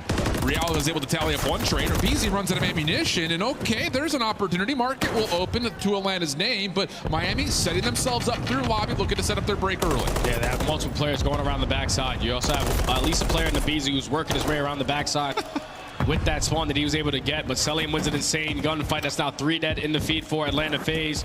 Now, if you're Meadows, you have to at least stay alive towards the back end. The spawns are going to flip, but Atlanta FaZe have already gotten a read on it. This is why they are just next level at Rio. Well, now you've got an opportunity here, though, if you're Miami. Not only the spawns from the backside good, but you've got Lucky staying alive from the front. So, okay, Heretics, 25 seconds to fight for, find their break. Just need to get this kill on Draza, and okay, here we go. An opportunity here to get Miami into the game early and a little bit of forward pressure beyond the hill on rotation. This is decent here for the Heretics. Yeah, this is a good 10 seconds to walk away with. Now you just need to find a couple kills off the rotation. Selim is letting Vigo know you're not gunning me, even up close and personal, as 3 go in the feed for Atlanta. So they're going to be chilling off this rotation over towards the next hill. You see Real currently with a little bit of top mid control. He's just waiting for his teammates to get even close before he decides to make that push. And you have to hit this together. Simp kind of guarding the top side of the map, able to find the first. Quick trade from Vico is decent, but while that happens, Atlanta from the front creates space in the front. So it's just so tough to hit something at the same time from multiple angles. Vico side door going to be shut down, and you got 3 teammates right behind you. Why are we not trying to hit that together? The punish is good from Atlanta in the last 30 seconds, still to fight for as FaZe hold the spawns. And Simp winning that one-on-one gunfight allows his teammates to still spawn behind him. So Miami Heretics doing their best job of at least contesting this, but it's still going to be at least 50 seconds for Atlanta FaZe at this Money Hill at P3. With only 15 seconds now remaining here, you have to start thinking about that rotation. And Miami are deciding to just push right up the middle of the map. No. We got to go over to the next hill. Well, the problem, I mean, Draza gets 1 kill over towards the front side of Bananas, but you're absolutely right. I mean, we're trying to break this by breaking through old and then into boxes where you've got a high-low setup. I mean, oh, mercy. Atlanta FaZe get the perfect read, the perfect kills. Metals don't know what happened there, don't really want to know as FaZe will practice the 100-point mark. Miami trying to get themselves set up again. Yeah, that's a situation right there. If you're Miami, you have the numbers off the rotation, because obviously Atlanta FaZe are still soaking up that remaining junk time, but you have the bodies to win the gunfights potentially over towards the next hill. And now when that first wave gets shut down, Atlanta FaZe flip the spawns right on back. They know exactly where the pressure's coming in from. Trades are coming in effectively, but it's still Atlanta FaZe in control of this HP. And Easy on 5 is looking for an early cruise missile to make this really deadly for the side of Atlanta. Playing off the heady. Lots of damage, again, comes through. Not able to find the 6 kills. Selim's continuing to shoot bodies even when he's not on camera. And Abizi will beat the rotation of Miami around the back through lobby again over towards bridge. Simp right there with them.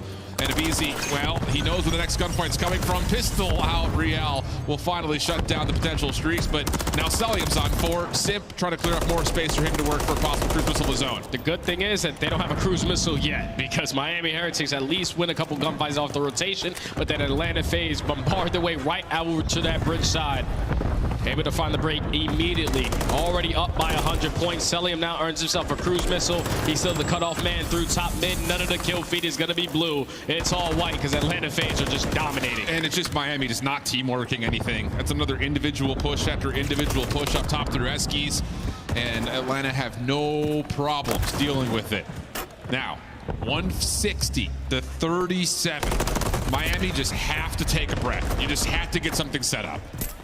And I felt like we've casted this scenario a lot throughout the Major 3 qualifiers with Atlanta FaZe on Rio with this kind of scoreline, because when they are playing like this, no one can seemingly touch them, even close to even come close to even touching them in this scenario. They already find themselves up by 130 points. You have cruise missiles to work with off the rotations to neck, but who needs the cruise when you have people in those positions already? Well, here's a chance, though, for Miami. Trophy system comes in, 2-2 split hit on the way, and all right, cleanly dealt with.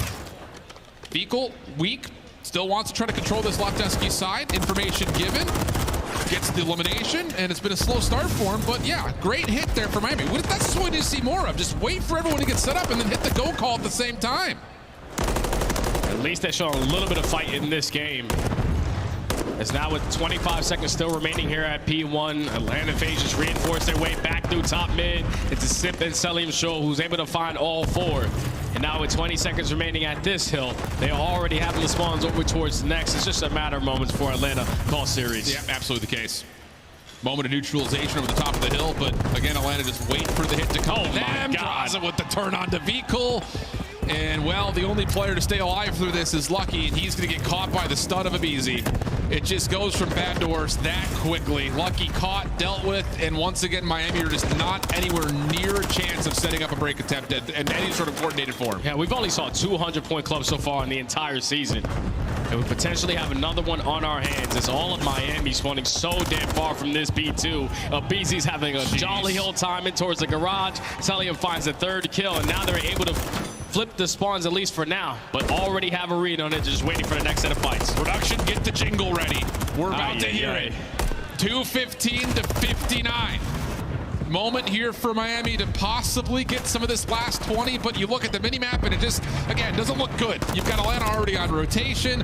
Miami's still not even comfortable enough to really get into the hard point until we're in the last 15, which Selim is happy to sit here and make sure no one can rotate through that. Without question. You can take 45 seconds of every hill and give up the final 15 and win the rotation over towards next. That is the recipe for success.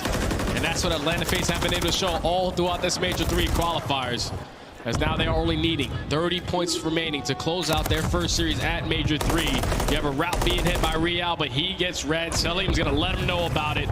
This is basically the last push coming in for Miami. Yeah, absolutely the case. And it's just, again, individual after individual. Metals get stunned, try to do it, but it's a 1v3 situation. Last one alive is Real, and I think composure has been lost here for Miami. Atlanta very easily could put the map away right here. Miami still struggling to get through mid. Yep, cue up the jingle.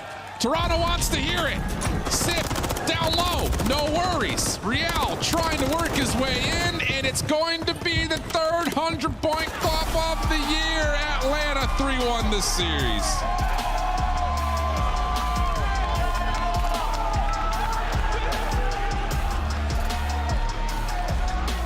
Obviously not as clean as Atlanta FaZe would have wanted it to be.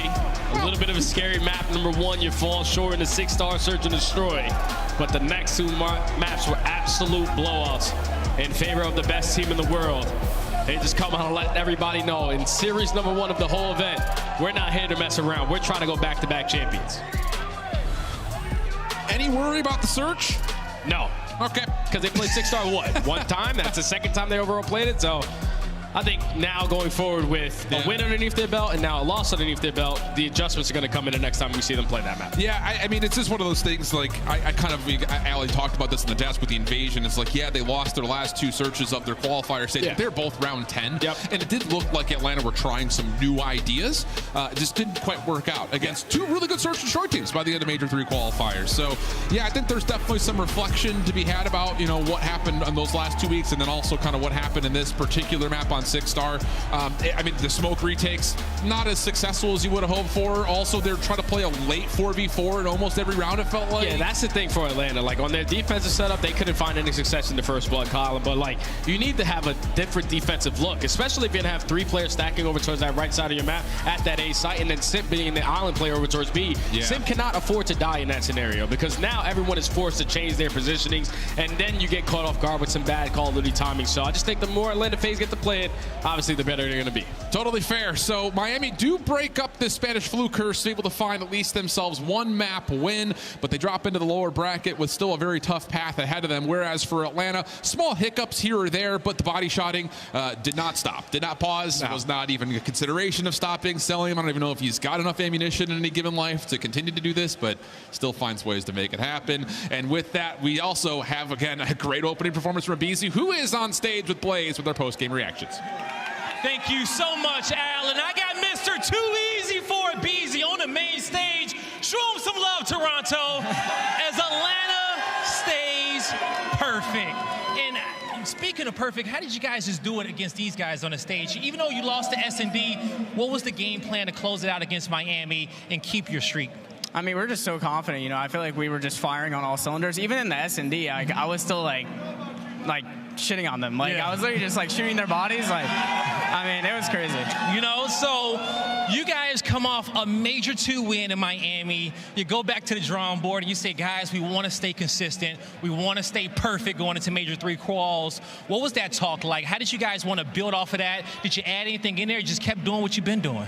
Honestly, just kept doing what we've been doing and making sure that we're always putting in that extra, like, 10% effort, you know, like in scrims, whatever the case may be. New maps and everything. Exactly, exactly. Always just putting in that, like, you know, 100% pretty much. Okay, all right. Now, I know you want to give 100% to this crowd and everyone at home cheering for FaZe.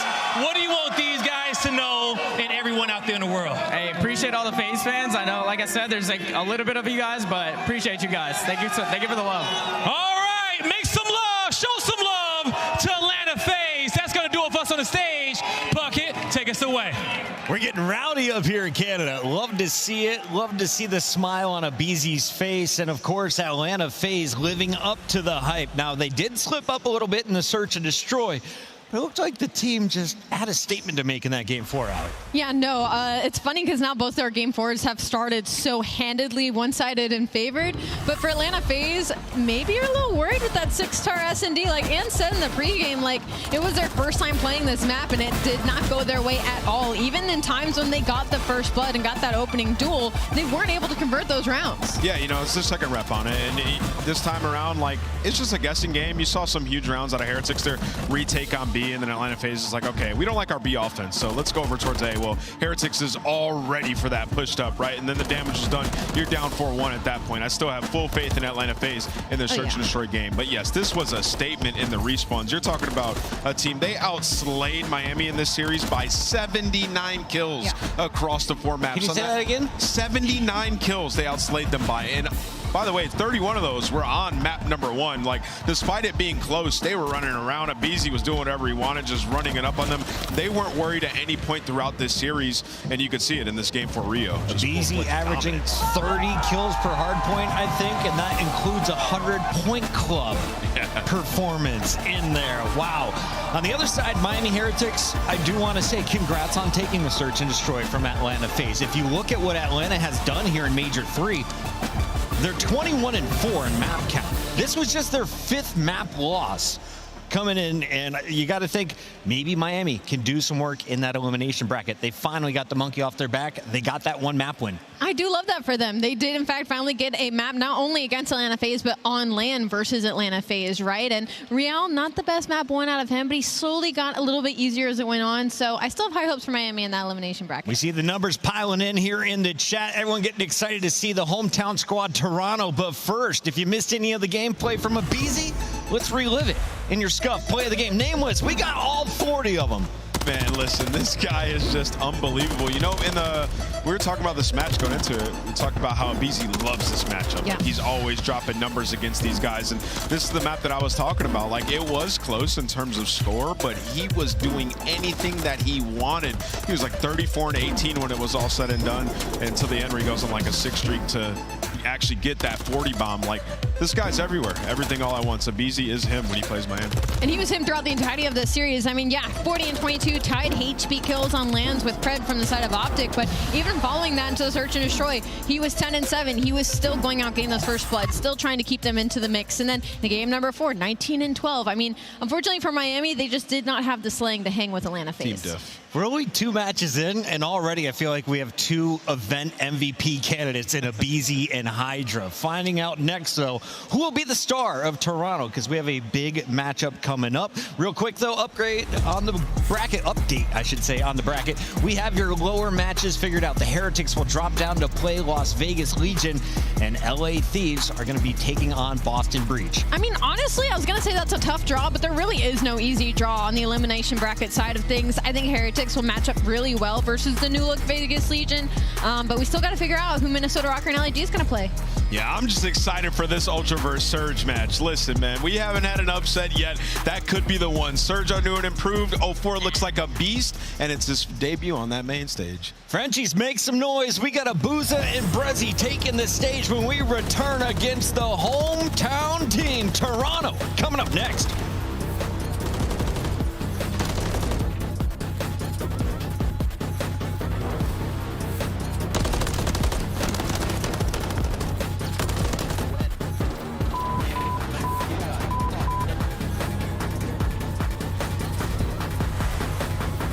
Upgrade your game with the Scuff, the official controller of the Call of Duty League. The Cataclysm pack is available now. This bundle includes the Cataclysm Operator skin, Dystopia Weapon Blueprint, Iron Lung Charm, Vroom Animated Calling Card, Alpha Vinyl Guiding Light Emblem, and Scratch Tally Weapon Sticker. Use these items in both Call of Duty Modern Warfare 3 and Call of Duty Warzone. Available in store now using Call of Duty points. Start the season strong with the Call of Duty League pack. Grab yourself the CDL Operator, Weapon Blueprint, and so much more. Check out the Call of Duty store in-game now.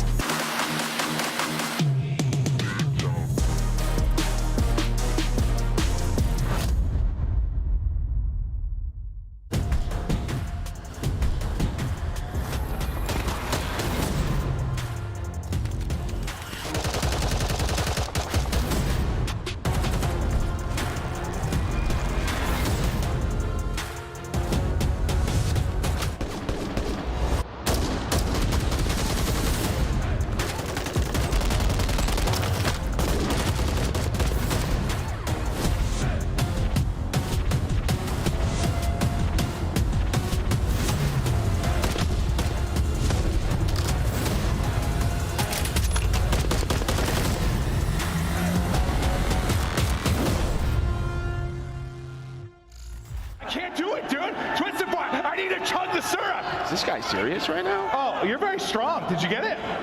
Not the headset, please. Not the headset, please. Not the headset, please. Joe, do I actually got to do the whole maple syrup thing? Yeah, I mean, at this time, you've committed to it. What do you? You were committed. It smells horrible. Yeah. You're actually going to do this. Oh, Joe! It tastes horrible, Joe! Oh, wait, that's not even, what is I don't know, it's what awful! Is that? It's horrible! Why is it so liquidy? It's sugar-free synthetic stuff. What is that, dude? That looks like, that is disgusting. Tastes like squirrel pee.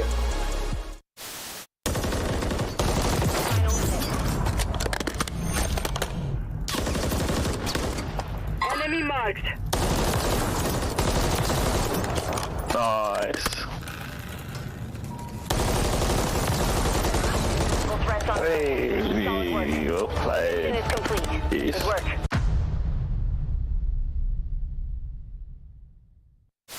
Stops the clock. You have to do a selling on the top side of the flat. Does indeed. That's good. Oh, the snap! Mac stays alive. Another for Mac. That's unreal. 23 seconds. Pause. Red dot, and he's going to chase it. Hungry for the streak. Checks it. God, yes, come on, son. You cannot ask for more than that. The third kill for Fame as well. Give me the AC screams in the player cam. Just have no aim assist on this kid. Finish the only you remain.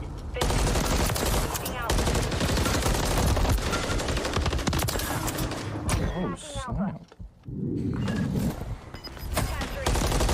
What is he doing? Get him off of me! God. Get him off of me! Yo. Get him off of me! Oh my Who are you? I'm not mentally ready. Get them off of me. It's time to start match number 3. Welcome back to Toronto, where we have the major winners round 1 underway. Love the new graphics package, and we love to see all of your beautiful faces. Welcome to everyone just coming off of work. We're 2 matches in. The favorites are through, Atlanta and New York. And now we've got our 3rd seed, Toronto Ultra, taking on Seattle Surge. And, excuse me, Toronto coming in with that number 2 seed. Let's talk about this squad that won our first major. Alley Cat, what have you seen from them? I've just seen resilience, I feel like, from the Toronto Ultra squad. I feel like even though they had a player in Envoy struggling severely bad in Major 2 quals, like now that we've come into Major 3, they fixed these issues, right? They focus on their search and destroy. They've gotten better there to try and separate themselves from the pack. And Envoy's put in the work as a player to now come back, hopefully stronger heading into their home major, because historically speaking, Boston home major, they bopped out. Miami home major, they bopped out. Respectfully, they weren't top 4 teams, but you know, the curse could follow them here. Look at the numbers, though. They are on the road, Nameless, to repeat what they did at Major 1. Yeah, no doubt. I mean, a lot of other teams have gotten way, way, way better as well, right? But for Toronto Ultra, it's always been their search and destroy, which we'll dive into. But I heard, Allie, you mentioned Envoy. Also Insight and Hardpoint search and destroy has not been the same, right? Like, and when you think about Major 1 and how they dominated, completely different map set, and Kleenex was God himself on the map. True. It hasn't been the same. He's still absolutely amazing, but not the same as Split 1. You could see, goes into what Ali was saying in the Monster Energy pregame, the X factor has been Envoy. 0.86 respawn KD, 1.2 in search and destroy, 7-0 in respawn maps when Envoy finishes with a positive KD. Yes, listen, he's just had these maps where he has dropped the ball, but this is more so playing into when they play against the top 4 teams, they need him. So in this one, it should be just fine without him. And on the flip side, the search and destroy on the attack, again, they went from the number 3 attacking team during Major 2 to now the number 11. So they are 9-21 in attacking opening duel win rates, meaning they're getting in these first engagements and they're not winning the gunfight. Specifically, Kleenex and Insight rocking a 0.7 right now in that game mode with a 20% opening duel win rate. It is unacceptable for a top 4 team. Yeah.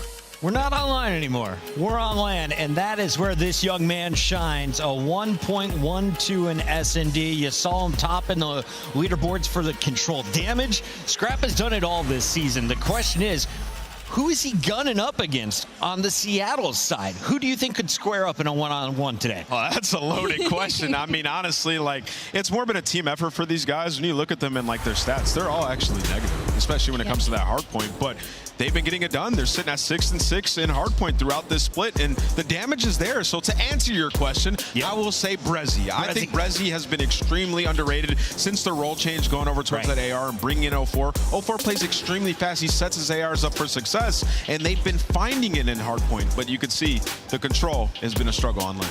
This has been this is going to be a pretty mismatch when it comes to these teams going against each other, because whereas Toronto has struggled in Search and Destroy, that's where Seattle Surge has soared, right? And Toronto is also one of the best control teams, and that's where Seattle Surge is struggling. So for the Monster Energy pregame, the X Factor is going to be 04. He's the newest player on this roster. It will be his Pro LAN debut as well. Going up against the home team will certainly kind of test what kind of confidence and what kind of player he's going to be. Nameless, I got a chance to run into 04 backstage. I asked him, so how many LANs have you been to? He's like, all time? I'm like, yeah. I said, well, this will be my third. Third LAN, and you are going up against some juggernauts on the other side of this home stage. major, by the way. Throw these stats away. Yeah, Let's talk about the nerves coming into this one as we take a look at our maps and modes. How do you shake these nerves if you're a rookie, or how do you just come in with the confidence he's shown online? I mean, listen, man, you just got to rely on your teammates, right? Like, remember when we talked to Hook in the interview, and he's like, I'm just trying to be a leader for these guys and get them in the point them in the right direction. He's done a good job so far, man. They've really impressed. And when you talk about map 1, it's going to be important for nerves. Well, Toronto are 11-2 on that map throughout this season. But that being said, Seattle have also liked that in this specific split. Right. So if you talk about maps and modes, this is actually incredible for Seattle. They've got basically all their best maps and modes from this specific split. I would have to slightly disagree, simply because maps 1, 3, and 4 are the exact same one Seattle played Atlanta against, and they weren't necessarily close. They went to a round 5 invasion. Naturally, that fell to the defensive heavy side of things, where Atlanta was able to take it, but 6-star was a 250-148. Well, it was Atlanta. It was Atlanta. Yeah. Atlanta just put another team in the 100 As point soon as I club. heard that, I'm like, well, yeah, that's true, though. Toronto are very good. Not Atlanta, but they're very good. Toronto going up against Surge. Yeah. It's time to make your official pick 'em. You ready to get another one right, Allie? Make it 3 for 3 on the day? I am ready. Do you really have to ask me? I'm going with the home team, Toronto Ultra. Going Ultra. Nameless. I'm going to go with Seattle Surge. What? I'm going to take them in this series. I think the Search and Destroy for Ultra just hasn't been that great. And Seattle, they're going to impress 04. This guy might be the future prospect. Who knows? I got bad news, Toronto. Nameless is normally right. 110 correct picks on the season, but I got your back. The Squirrels take care of business tonight. Scrap and crew, get it done for Toronto. That's how we have it all here on the desk. Let us know in chat which side you're on as we send it to the stage with Guy Blaze. All right, Chris, I am ready for this one. Even though the desk is kind of split on where this one may go, I'm excited to bring out the home team. But before that, we got to bring out their opponents, looking to drown them out in the hopes of the crowd. Get ready, because here comes Seattle.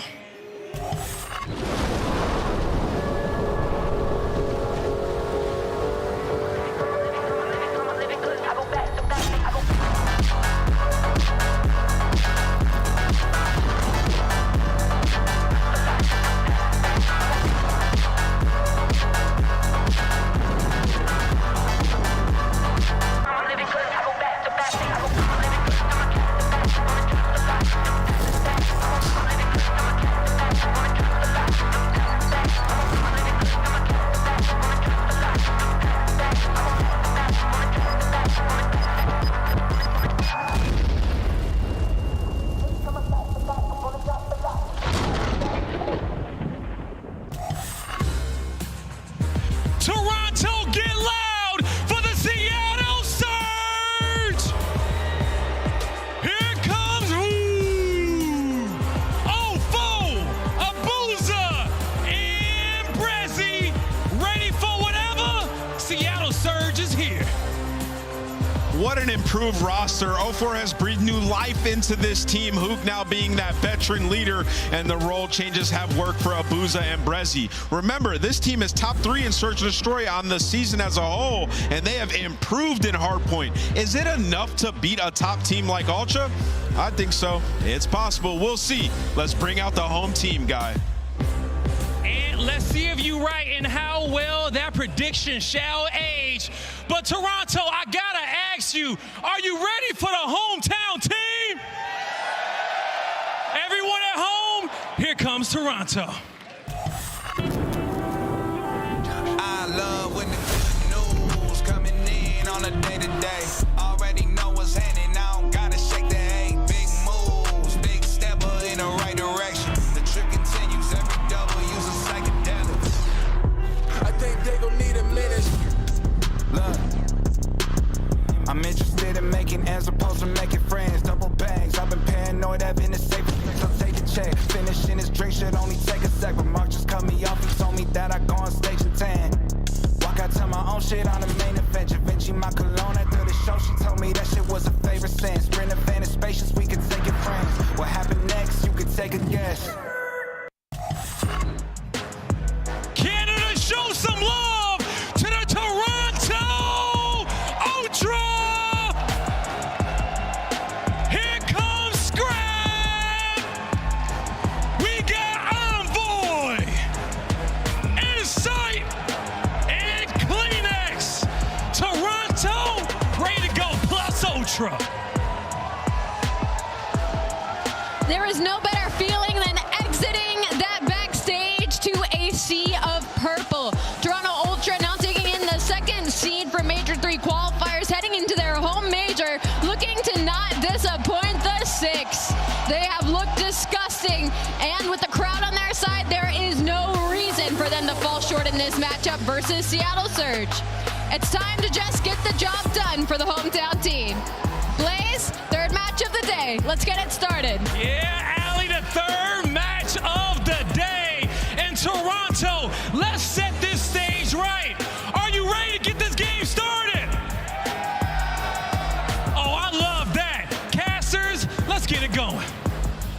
Thank you, Blaze. Ready to roll. It's good to be back in Toronto, and we have a fantastic match to get our winners bracket. Continuing onwards here, Seattle Surge chance. It's not as clean cut or as easy as it looks on paper, though, is it? It's an interesting one on paper, as Nameless was talking about on the desk. Like, Seattle Surge basically got the best map set that they could ask for against this squad. Admittedly, Ultra, they're a dangerous squad, and it's so much fun seeing these guys on the main stage, too. Like, Insight and Kleenex have been a part of this team for so long. They're like, you can fall in love with these guys. You've seen them. The Ultra fans have cheered for them before. They just want to get that dub, and this is a great way to get the ball rolling. Hey, one map at a time is what it's going to take. Seattle Surge, a feisty team with plenty on the rise. Oh my God. What do you know? It's a very long-necked dinosaur there and a very familiar face on the front of that one. I was warned in advance that there would be a dinosaur in venue, and it's good to see it made it through security. My good God. But that man on the far left-hand side of your screen is the man you're going to be watching. Scrap coming into this series. Incredibly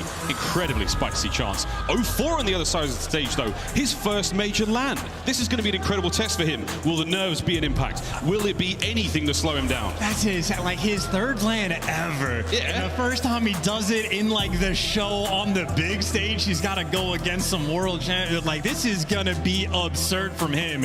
And 0-4, a very exciting player to watch. One of the few. He is a rare and distinct breed because he can match the pace of Hook. These two, when they fly together, when they are on point, they find their form destructive. However, Scrap, we saw the energy he's come out with. We see the energy that he brings to every single map that he plays. Scrap and Kleenex, they might be the players to simply take over. Here we go. Map 1 of our winners round 1 for both of these teams. Into the hard point, first and foremost, it is Kleenex. Lovely shots into the first, and the bounce back from Seattle Surge. They win the opening gambit, they get the time. And Envoy just trying to be a nuisance. His team leaves or loses the main gunfight. So, well, now he attempts to flank, but great reads by 0-4 and Breggy chopping up the kill feed. And, hey, a P1 and opening break that Seattle needs just to get the ball rolling. And again, it is difficult. You got the land jitters coming out. As soon as the game starts, though, they just melt away. It's fine so far. Solid setup here from Seattle. Ultra with a chance to bounce back in a moment. Kleenex and Co. playing it very slowly. Information pass now. 2 on the rotation towards Nuba. That's what Ultra are, so don't worry. If you're a Toronto fan, that scoreboard could change in a moment. Well, Surge have actually played this incredibly well. No one's fallen on the rotation, looking for the entry gunfights, and, well, Scrap's there to shut down 0-4, but so much pressure towards the middle map, and Seattle might be able to jump on the break. You may have run to the stage real quick, boys, but it looks like Seattle Surge have run over towards the new hard point. Can they get the kills? No. That's going to be a nice trade. Not enough to keep the play going. 0-4, the man of the moment, now creeping his way forward. He's going to run into Kleenex, or rather Kleenex runs through him. And Ultra keeping these players at bay, watching the cutoffs, great information coming through. Every single life right now from Ultra, taking advantage, getting the intel, but Hook actually able to make the break, but, well, they are converging, they are swarming to take him down, but 0-4, that dynamic duo at least attempting to keep him at bay. Pace is still good. Kleenex finding a couple.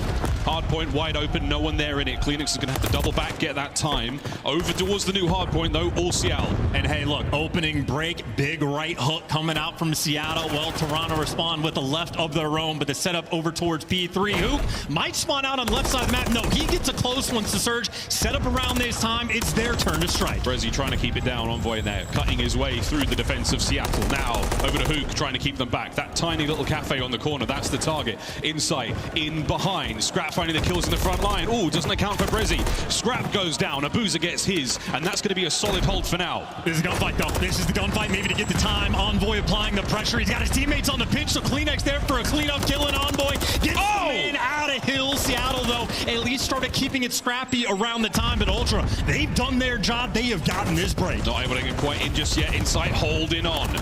Through the front, Kleenex keeps him alive and safe. Time now ticking for Ultra, looking to retake the lead. 20 to go here on this point. That's still that big moment, though. That was the momentum shift, at least on the P3. Surge not able to hold, and hey, even for that scrap time, Ultra maybe on point for it. Inside, such a good job of staying alive as Scrap, the overseer, gets to be the dealer of death. Players spawning up and instantly taking gunfire. 10 and 6 for Scrap as well. 3 spree, looking to get a few more. Over to the street. New hard point open and ready for anyone to dive in there. Seattle will be the first in, but that just means Abuza becomes top of the menu. Will he be taken care of here? Kleenex trying to maintain position, waiting for the rest of the squad to line up. They don't get it, and it's all Seattle. And those are such good routes being taken. I think Kook especially off spawn. That's who Kleenex is looking for. So Surge playing the mind games right now and collecting some time on a very difficult hill, but they do not have the power positions. That's what Brezzy right now desperate to get, but while his team is falling, Ultra just playing bully ball, outslaying and even clearing out their own spawn. It's a slow and steady climb into the lead now, and that's a nice set of kills. Kleenex gets his also. Looking to keep Seattle trapped in the left-hand side of the map. Bad place to be for them. 15 seconds to go here on the streets, and it's been sweet for Ultra.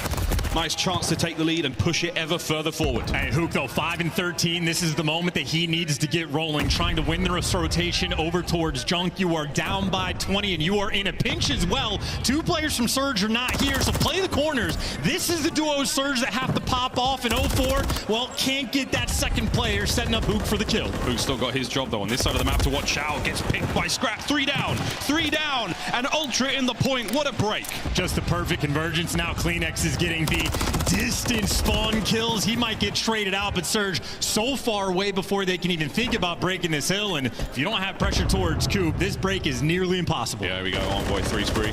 Couple more now for him. Hook from down low. 04 backing him up. Cut to pieces. Envoy can't get both, but it's good enough to get the damage. The open hard point for a second. Insight on a 4. Scrap now pushes that front in, and that's going to be a nice hold again from Ultra. Yeah, these guys head on a swivel. Insight on a 5 in a moment towards Junk, where Surge, they won the entry gunfights, but simply made nothing happen. Now Envoy gets to collect some freebies. Him and Kleenex, that little duo. Players are one shot, and the trades are there. Dylan Envoy, hard point, he has been struggling for the moment. 17 and 9. This is his flow state. We could be looking at 2 potential cruise missiles now for Toronto Ultra. Flow state achieved. Let's go for a listen in.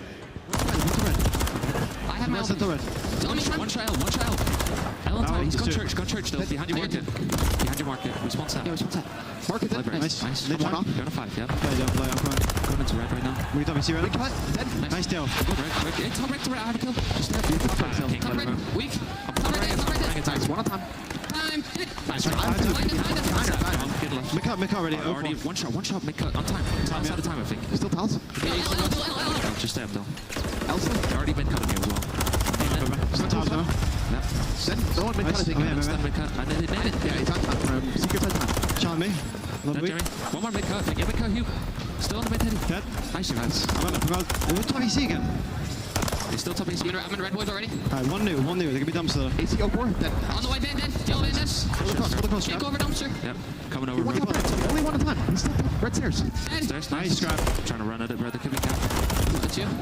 Calf weak. That's my bad. Back down, one top out. Back down, one top out. I got it. Nice. Top out. Could have jumped off. Hey, we're super deep. Coming over though. He could have slid forward. One top dead. No dumpster. Top red, you said? If you time now, one top red. I don't know where. He's low ending. Low ending coming up us. I think he's still I'm just waiting dumpster. Yep. Bus dead. One on me. Calf dead. Yeah, oh, dumpster in time. It's in time. Coming over. Running at it. Dump sir, one shot at the back. One shot, absolute back downer. Cover's really weak. Alright, absolute back downer. That's true, Jimmy. He's laying back downer, okay. Yo, big E3, boys. Mid lane's open. One close down. Semi life, right? Mid lane's open. I have a cruise still. I'm on the right. Nothing mid. Hold low for you. I'm mid, dead. Hi, sorry, give me low red. I'm gonna get. I'm all low, like. I'm low. I'm getting turret, bro. I'm getting turret. There's a big fucking holder. Yeah. Fade. You have your own mid alley? For the more regular viewers of the CDL, that's the traditional comms of Toronto Ultra, but on LAN, it's a little bit more spicy. You can hear the absolute fire there as they manage to walk away with a much larger lead since the listen-in. Yeah, now these guys are going to be on cruise control. This has been a perfect P3 hold where Seattle, not even a thought to contest the time. They even gotten a kill in a minute. 3 different players on a 2 spree for Toronto, and the time easily collected. Surge, desperate for a moment of just some teamwork on the break to hit through Chunk, but too little too late. Oh boy, gets another. 25 seconds to go here. Scrap up close and personal. Oh! Where the MCW finds 4 in a row. Gets the roar as well. Easy reads on the spawn, and him and Dylan Envoy, 26 and 13, both on a 4 spree. The absolute wrecking crew. Business as usual, 70-point lead. They're feeling good on Karachi. He could get another set of straights, another cruise. Nearly, Abuza there guns him down. This is enough to get towards that hard point. New street open. You had a decent look. Seattle the first time round. Can you get it done here? The answer is hell no. Scrap. A couple for good measure to make sure. Envoy on the flank. The street's wide open. This could be game. MCW with that range. Scrap simply does not care. Torching him in the feed and torching him on the time as well. 80-point gap between these two teams. Ultra, they're looking fine on Karachi. An 11-2 record on the year. Oh. And they are at their finest. Calling the cruise. Let them know you got it at the very least. Scrap it inside out. Stacked up 3 members. You'd think they were playing control by the amount of bodies in that point. 20-odd seconds to have it, and that should be Matt for Toronto. He just does not care. Scrap just wants that next kill, and frankly, they're too slow to give it to him. He's waiting for the pressure to come, and he's bored by the time that it gets here. Surge trying to get that last break, and hey, Reggie, him and Abuza picking up some extra kills to get it, but 7 seconds left until Ultra win this game, and we already know they got double cruise missiles to break this hill. I mean, you could break the hard point, you can break the forward positions. Here we go. Choices, choices, choices. Brezzy finds his on the opener. Envoy now slowly through the flank. Stunned up, they'll know he's coming. Can they find the kill? Here's Cruz number 1.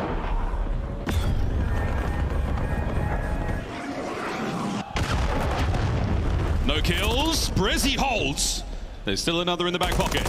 Okay, hey, we'll see if they can make this happen. Insight looking to pinch in the middle, and actually he just finds the route. Headset not working on land. Hook didn't hear him coming, and well, this is going to be the break, and this might just be a game. Scrap.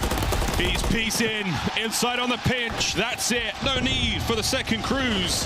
It's all good. Map 1 goes to Ultra.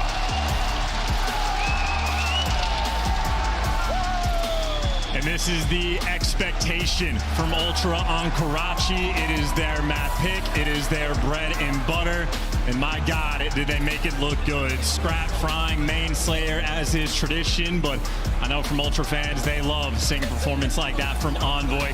Kept up in the slaying department as well. Both those guys getting cruise missiled out, and hey, Kleenex, the only player on Ultra going negative with a dominant game like that. For Toronto fans, you absolutely love to see it. A certain degree of showmanship as well, I think, from the Ultra fans and the Ultra players especially. We saw insight there, getting the crowd going not only in the walkout, but towards the end of the map there. So a very, very delightful start. The fans loving it, as they should.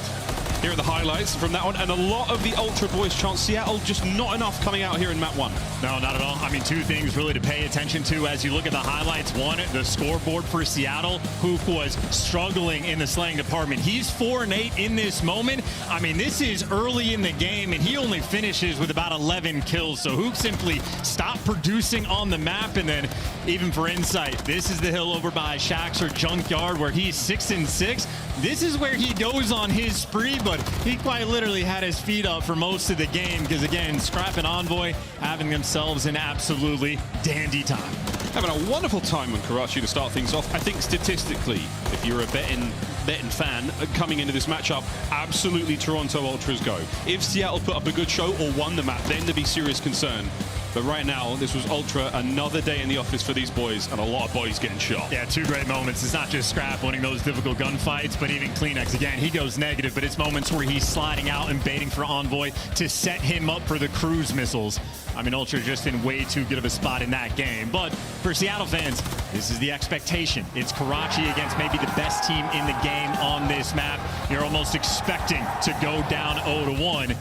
That, of course, leads into the next situation, though. Seattle on LAN, they have never won a single round of control.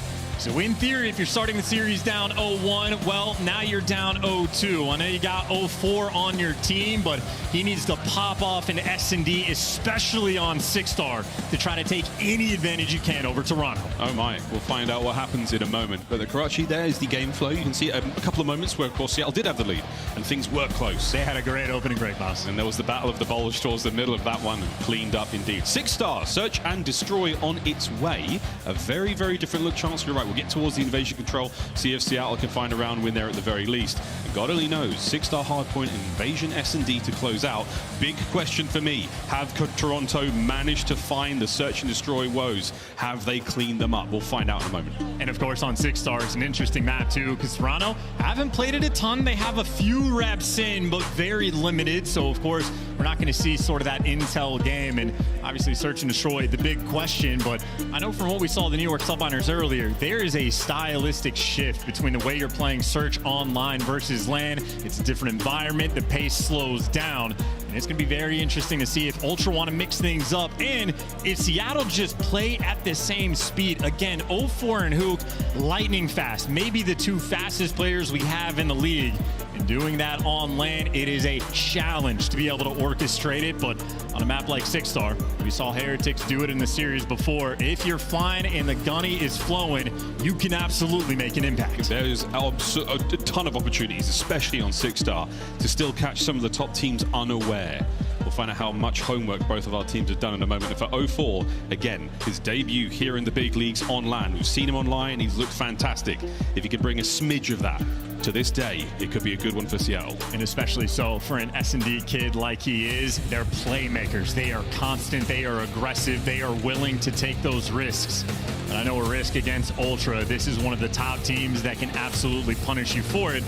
Now, their S&D hasn't been the finest, but when it is together, well, I mean, hey, they were undefeated quite literally at Major 1. They're looking to bring that same sort of impact, but of course, Bregia on LAN, some of those stats were completely absurd. Opening duels, perfect record for him, and I know since the role swap has been made, Bregia also a player that has been frying. See if the young Frenchman can find the same success that his stats have lauded him in the way to 6-star S&D. Here we go, round 1. Slow look here from Ultra on the attack.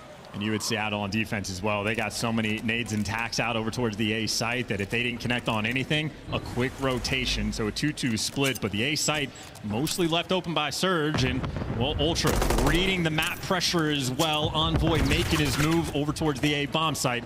Has Scrap to work with. It's got coverage, so now they've got space to work with. And that, again, no one drops yet. 0-4, will you be able to catch Scrap out on the transition? The answer is absolutely not. Scrap wins the opening duel, first blood, and the bomb down for Toronto. And that's beautiful. You wait out the tacks and nades, you read the pressure on the map, and you make the instant play. And we talked about 0-4 being a playmaker. Well, Scrap doing the exact same thing. But here we go. Smoke's going to be out. Chaos around the A site. Here comes the chaos. Oh, can you deal with it?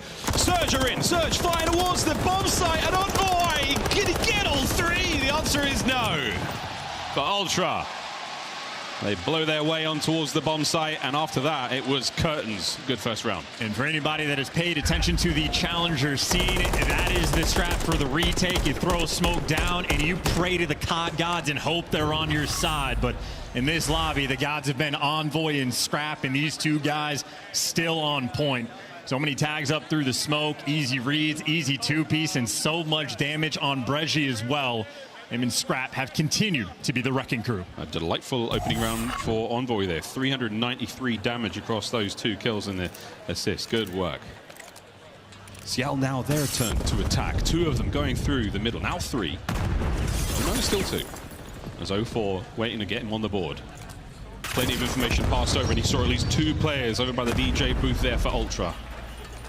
That bomb and the rest of the squad now making their way over towards B. Yeah, a lot of pressure on Kleenex too. He's going to be the lone defender of the site, and by the looks of his positioning on the minimap, they might be giving up this plant for free So Surge might be able to get this bomb down. That means Ultra, they're playing for the retakes, and they are grouping up together for it. All of them have the high ground. Here comes a potential counterattack. Will they even let them get the bomb down? Opening salvo of fire. 0-4. You might not want to make that jump, my friend. Oh my goodness, the kills erupting already. Trades back and forth. Seattle Surge win the opening duel. Stop, heal, go again. Oh, it's in the smoke though. Somebody got out, but it doesn't matter. Surge slamming the door in your face.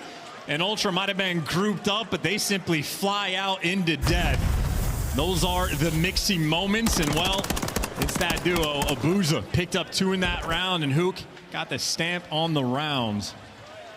And these sort of rotation mind games that we're playing with, well, right now, offense having more success. Defensive teams might need to jump on the ball. I think the moment there for the Ultra squad, they're like, no way, all 4 players are down here. Surely somebody's playing in the middle. Surely somebody's out by pool. Nope, they were all there holding hands, and those rival nines singing Symphony of 9 mil there on the site. Yeah, we saw Surge last time. So many attacks that were out over towards A, but now we got trophies of Kleenex. He's made it. He is aggressive, and he's cleared out this site. Great tags as well, but Hook, well, the Enforcer able to get that first blood. That might just fall into Inside's lap. Has it fallen in his lap? The answer is no. The nuke continues. Envoy now over towards the site. Rezi from the smoke catches his. Can't get 2. Hook, his spree comes to a close, and now it's a 1v1. Abuza against Scrap for the round. Rookie versus the sophomore. And Bomb is down as well. Abuza holding the cross, but this is a test of his timings. The timing, and both players have made the read. Who will find the tail end of this chase? It looks like Scrap has the advantage for now, but Abuza will go around and around again. Scrap can recover the bomb. Yeah, Abuza's expectation is that Scrap had the bomb, so he ends up just guessing wrong. Scrap has cleared out effectively everything. Final check for the sort of outer underground push, and now you're just forced. Less than 30 seconds on the clock, get the bomb down, but problem for Abuza, he is so far out of the picture that now he just knows the bomb planted, doesn't have any intel on where Scrap is going to play. Scrap has no idea where Abuza may be coming from either, so now it's a 50-50. Will he come through mid? He does! And Scrap, an immediate dispatch, a merciless defense of that bomb. And he feels good after that. I mean, look, the biggest criticism that we have had against Scrap this entire year has been his search and destroy. 6-1 start already, winning the 1v1 in the clutch as well. Got the final 3 kills of that round. I believe a technical 1 versus 3, and for him, just easy reads. Elation on the faces of the Ultra faces. They are not feeling stress on that stage. And after the walkout, they've got the right amount of excitement, and I think they're trying to keep it going through a search and destroy. Typically a lot slower, a little calmer, but not here for the Ultra boys. A 4 spree from Scrap of 6-1 overall. Envoy, here they come. 0-4 over the top, managed to get his. Over to Scrap, gets the 5th kill in a row. And Kleenex, maybe the cleanup crew as well. You got the man advantage, and that is actually bombed down inside of you, and everybody's falling. Abuza, if he gets lucky and can pick up this 2-piece, there's potential. There's 1.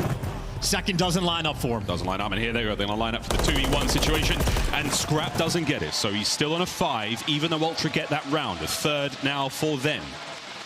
Surge, a little shaky, but not out of this yet. I mean, they're just jumping all over him. Instant reach out, Inside and Scrap working together. Both players getting the tags in, and I thought that clutch had a little bit of potential with the Abuza sneaking through, but reaction time on point on the Ultra boys, and a 3-1 lead for the moment.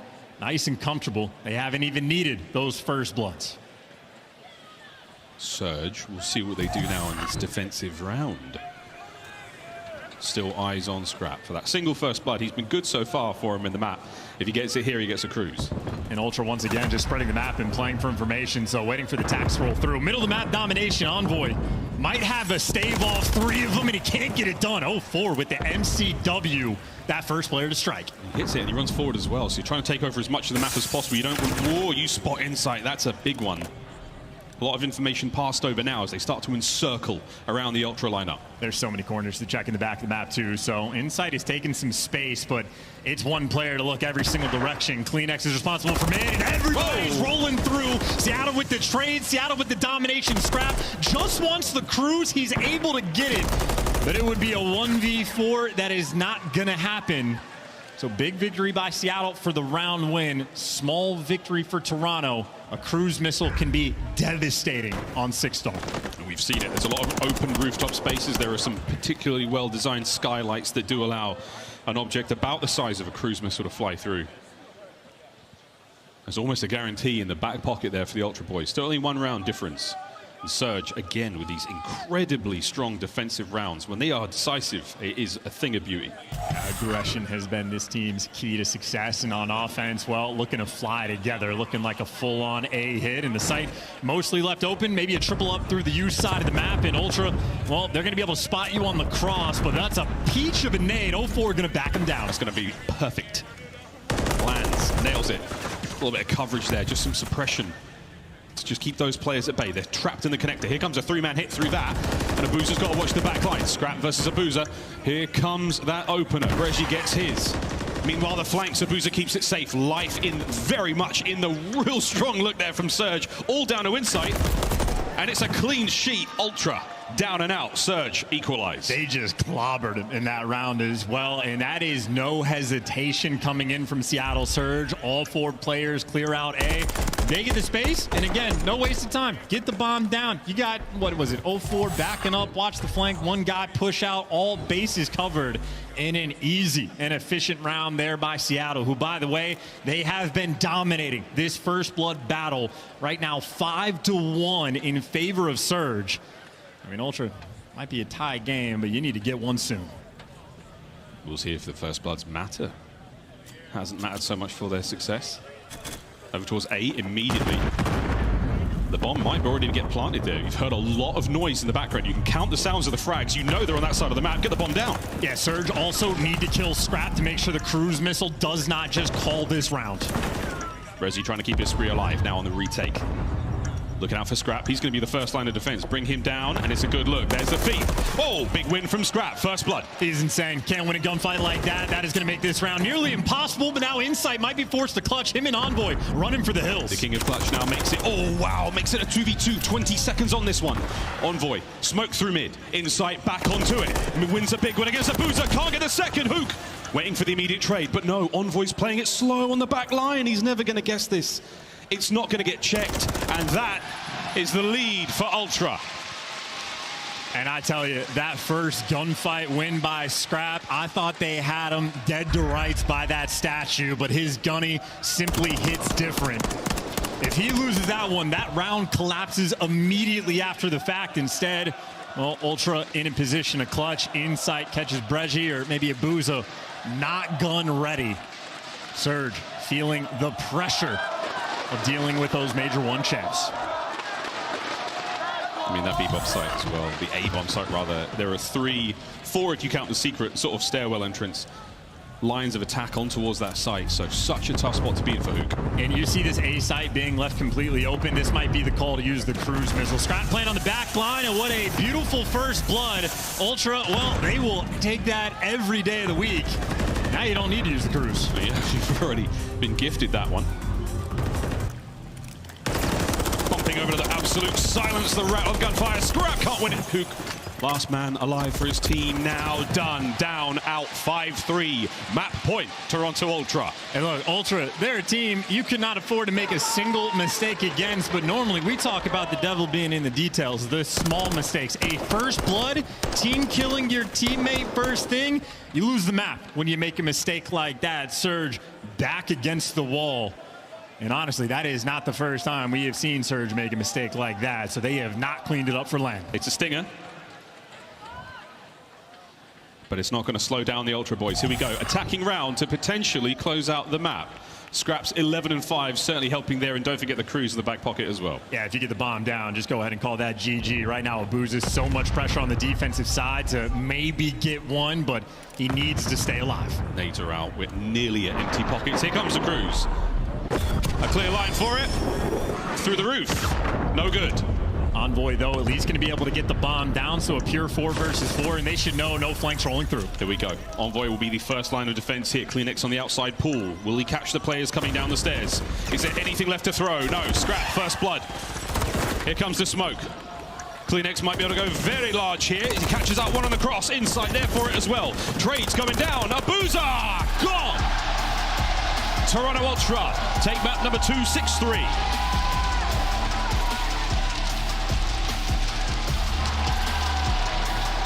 And Ultra, again, these guys starting their tournament off right in the hard points. The only bit of criticism this team has really faced is for guys like Envoy. Do not go double negative. Well, he comes out map one, absolutely fries. Second bit of criticism is that man on that dinosaur where his S&D has not been in its finest form. What does he do in his first search and destroy map? He goes 14-5 and absolutely calls game. Getting the first bloods when you need, getting the cruise missile, dealing the damage as well. One of the better S&D performances we have seen all year across all players, and certainly for Scrap, the best he's had. 4 first bloods as well. You could not ask for anything more. All right, congratulations. There we go. So far, the first 2 maps in the series have been an easy one for the boys of Ultra. Will this be a clean 3-0? Potentially, yes. We have a tough one coming up for Surge, Invasion Control. That will be the next map in the series, and there's no getting around a chance. Surge, not fantastic at the mode. Now, there's a sales pitch for Seattle Surge if they had won the map too for being able to do something on Invasion, but now there is too much pressure. We're watching them make the same mistakes they have made online, and, well, they've brought it into land. Well, folks, we're going to go to a quick commercial break, an opportunity for Surge to fire themselves, get well composed, and hopefully not tilt. Get out of the way, Tilty. The boys have got one more map to play. Invasion Control coming up after the break.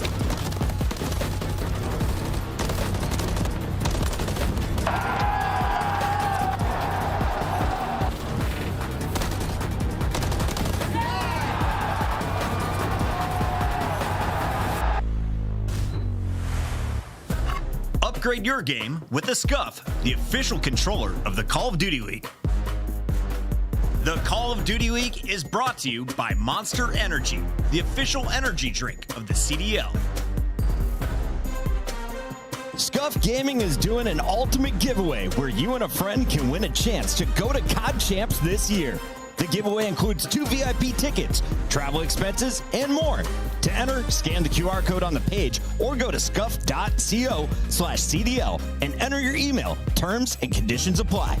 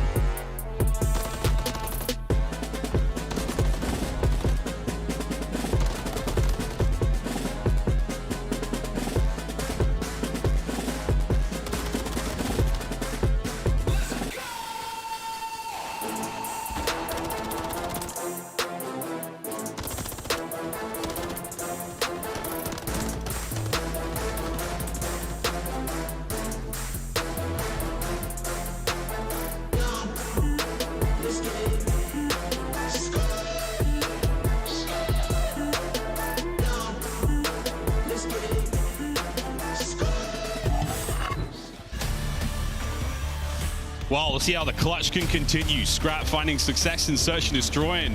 However you paint it, whatever way you look at it, chance a dominant map from Ultra. I just think Surge liked to die to Scrap, you know, running straight into his bullets, and then obviously it was an elongated clutch where he just plays with the timing. Nice rotation, Call of Duty timing at its finest, and of course, after he gets the bomb down, it's just easy to reach. It was the same thing in the hard point. Scrap is just like unkillable, it feels like, against it.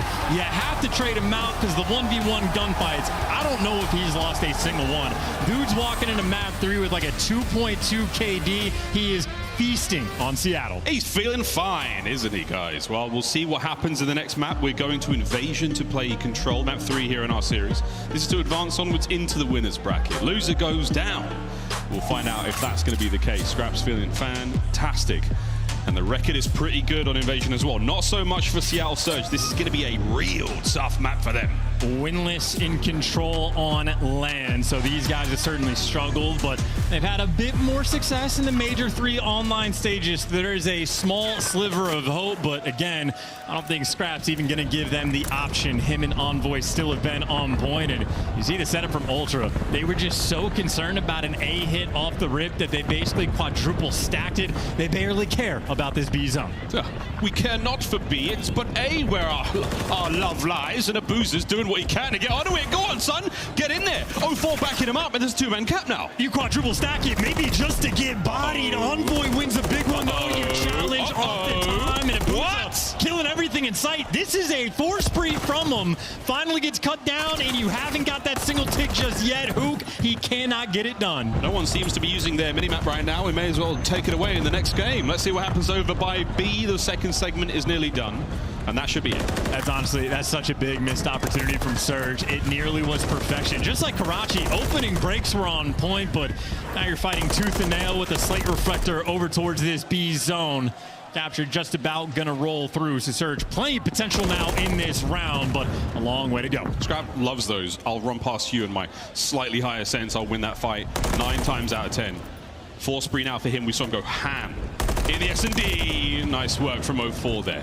Stops that spree dead in its tracks. You have 2 minutes to play right now if you're Seattle Surge to throw yourselves towards A. And loads of lives, 21. Oh, it stays in fight. Ultra don't have a ton of pressure on the front side of the map, but CleanX found the timing to cut down the reinforcements, but Abuza might have the route with 0-4 to get the time, and Surge, the pressure's on. They could triple stack this. Surge have done it again. They managed to get themselves in there. Here's the triple stack. You have to go, Ultra, or you are about to become a statistical anomaly. With Seattle Surge on the precipice of winning a round of Control, there's no one to stop it. It is seemingly untouchable. Into the contest. Done. Seattle have done it. That is ungodly. They had 2 strong breaks to get over to the A zone, and they jumped on it. Maybe a little slow reaction time to make that commitment to go towards that point, but once they got it, no time wasted. A 7-2 round from Abuza, and now a massive advantage on this map. And memes aside, that was a very clean round from Seattle. That was very, very good. First major success we've seen them have here on the mode. And damn, it was a good one. Can they keep that going on defense now? Shy of just 2 minutes that round took. Brilliant work. That is unreal. And I mean, now Ultra, you're forced to respond. You have to win a round on offense in this moment, but no cheeky stuff coming out for the moment. Scrap being left towards A Street. Maybe he wants to make a late hit towards that zone, but the primary play for the moment over towards B. CleanX, good damage done, but you're losing the opening break again. Surge are swarming right now on Invasion.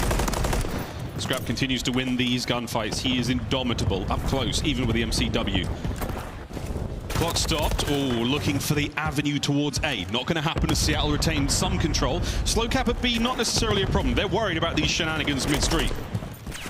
Yeah, Ultra, they're toying with the idea, trying to apply that pressure and keep maybe a little bit of that action open towards the side, but Surge, they've stacked the pressure well, making sure you clear out all the funny business on the bottom side of the mini-map and turn your attention towards the top, where Ultra are actually struggling to get near this zone.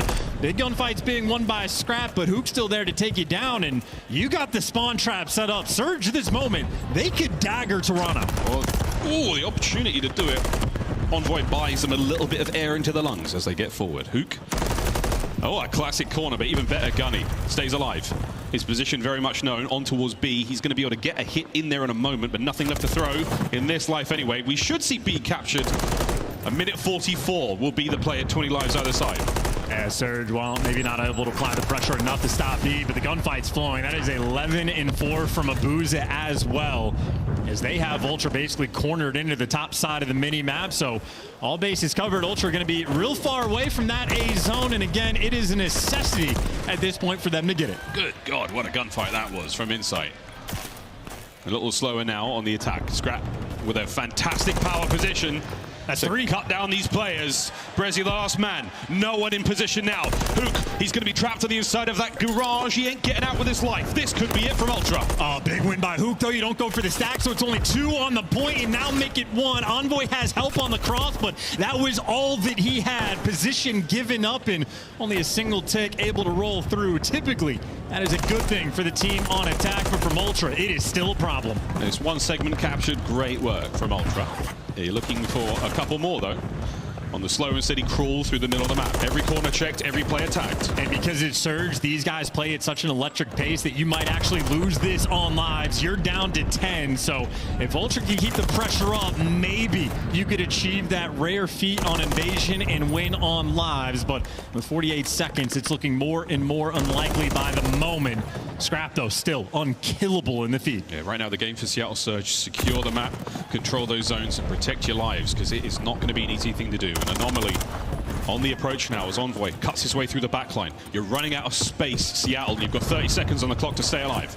And he's keeping track. They knew Brezzy was there, so good stuns and good trades. That's another 2 down in the feed. Last 2 guys by the point. Envoy gets caught in no man's land. 0-4 there to strike him down. Kleenex, that next player in line. 15 seconds. You gotta go. It is a desperation effort. Every second counts. Inside. Can he get the second? He should. That's going to be space to move forward, but not necessarily the health. Final 10. Scrap might be able to dip a toe. Abuza tags him up. Hook surely reads this on the minimap. Wins it. Inside. Wins it! That's the round! And with 3 lives remaining, Seattle Surge keeping that big bad wolf at bay. By the hair there, chinny chin chin. They go up 2 rounds to none. That is an absolute class round there by Seattle. This map firmly in their grasp. I thought Hook's house was made of straw for a moment there, but he somehow turned it from wood to brick. And they're bricked up going to this. 2-0 so far in control. We asked for 1, Seattle. You've done it even better. Yeah, it was a hell of a stun grenade, too. I don't know who was connecting on those players trying to make that initial break, but Ultra is simply not enough in the tank in that moment. And Kleenex, I mean, I know he was baiting a lot for his teammates in map 1, but struggling here on Invasion. Of course, as an SMG player on a map like this, if your team is behind, well, it be like that. But now Surge just doing the easy thing. I mean, they're out slaying. They're going to get this B zone. They have set themselves up so well. Who is this Seattle Surge? Where have you been all season? Kleenex, though, he gets himself rolling. He's had a slightly slower game, 8-14 overall, but again, difficult for the submachine guns to find a huge amount of success on Invasion, and success is going to be the name of the game right now. 2-man stack, Brezzy on the flank. Oh, Insight managed to cut through, so they don't capture B. Yeah, I was about to say, they went from 3 players on it to everybody chasing kills towards the middle of the map. So Surge still got to go back to square one. Still could be problematic. You want to make sure you get this extra zone and stay on top of the ticks just in case Ultra went around, because Ultra right now, the pinch of time. 2 players going around on the flank. Almost every single player has fallen. You have not gotten this zone yet, and Ultra, they have the blender of a spawn trap being set up. Insight looking to save the B zone and somehow pulls a kill out of nowhere. Abuza cuts him down. Scrap should be able to trade this one out. Oh my word, there was a moment there where I thought a beatdown may be in place. Onto the B zone you go. Scrap does have a frag to work with though, so here comes the hit. Hook's got 1 gunfight, by the way. Hook just wins the gunfight, so the A zone's open. So Surge, they might have been dealing with some pressure over towards B, but Hook might make a hero play and open up the door for his teammates. Hook knows, though, he has no trophy. He has to take the fights on the outside of the zone, so he may be able to find a kill or 2, but it's done. Great work there. They overcommit from Ultra. The numbers, the resources pay off. Just about 20 seconds to play here. This is not over yet. 1 good hit, Seattle Surge, and you might be able to get B. Well, this still could be a painful round. Those are nice nades from Abuza, but you still got to run through towards the tank. And Surge with 10 seconds left. They're making their approach. Kleenex on the cross. Going to be skeet shooting on these players trying to fly by. It is a crossfire for 2. Last player alive. 0-4 without a trophy. Can you get him off the point? Onto the rookie. Oh, he wins a big fight against Scrap and a teammate. Oh no, 5 seconds. You've got to fly towards the point. Envoy might be able to stop them, but that could be the capture. Kleenex. The capture's good. Over the way we go. 11v7 on lives as well. Surge, now you got to pump the brakes, slow it down, and do not throw anything away, or maybe cut your losses and be happy you got the B zone at all. Well, Seattle, you've got 5 lives. That's 1 mistake. And here it comes. Scrap on the dance. Reads Hook, no lives left. And I gotta say, with rounds like this, it's gonna be interesting. If Ultra managed to win this next offensive round, you could actually maybe tie it up on Tiggs. It'd have to be a pretty dominant performance, but they're also up on Slang as well. So Ultra in a bad spot, but maybe they could pull off some magic as Hook, last man standing, just waiting around to die. Ultra get on the board. They managed to save face here on Invasion, but yeah, this is going to be interesting. The kills department looking a lot more solid. Scrap has started to turn things around. 20 non-traded so far at 24 kills in total. Still need a very big round of Toronto if they want any hope, though, of winning this map. Back against the wall, you got to win in offense. A very difficult task. The rate, I mean, one of the worst we have seen in Control in CDL history. So a difficult map to do it on. But Ultra, well, they are one of the very best. So pressure still on Surge.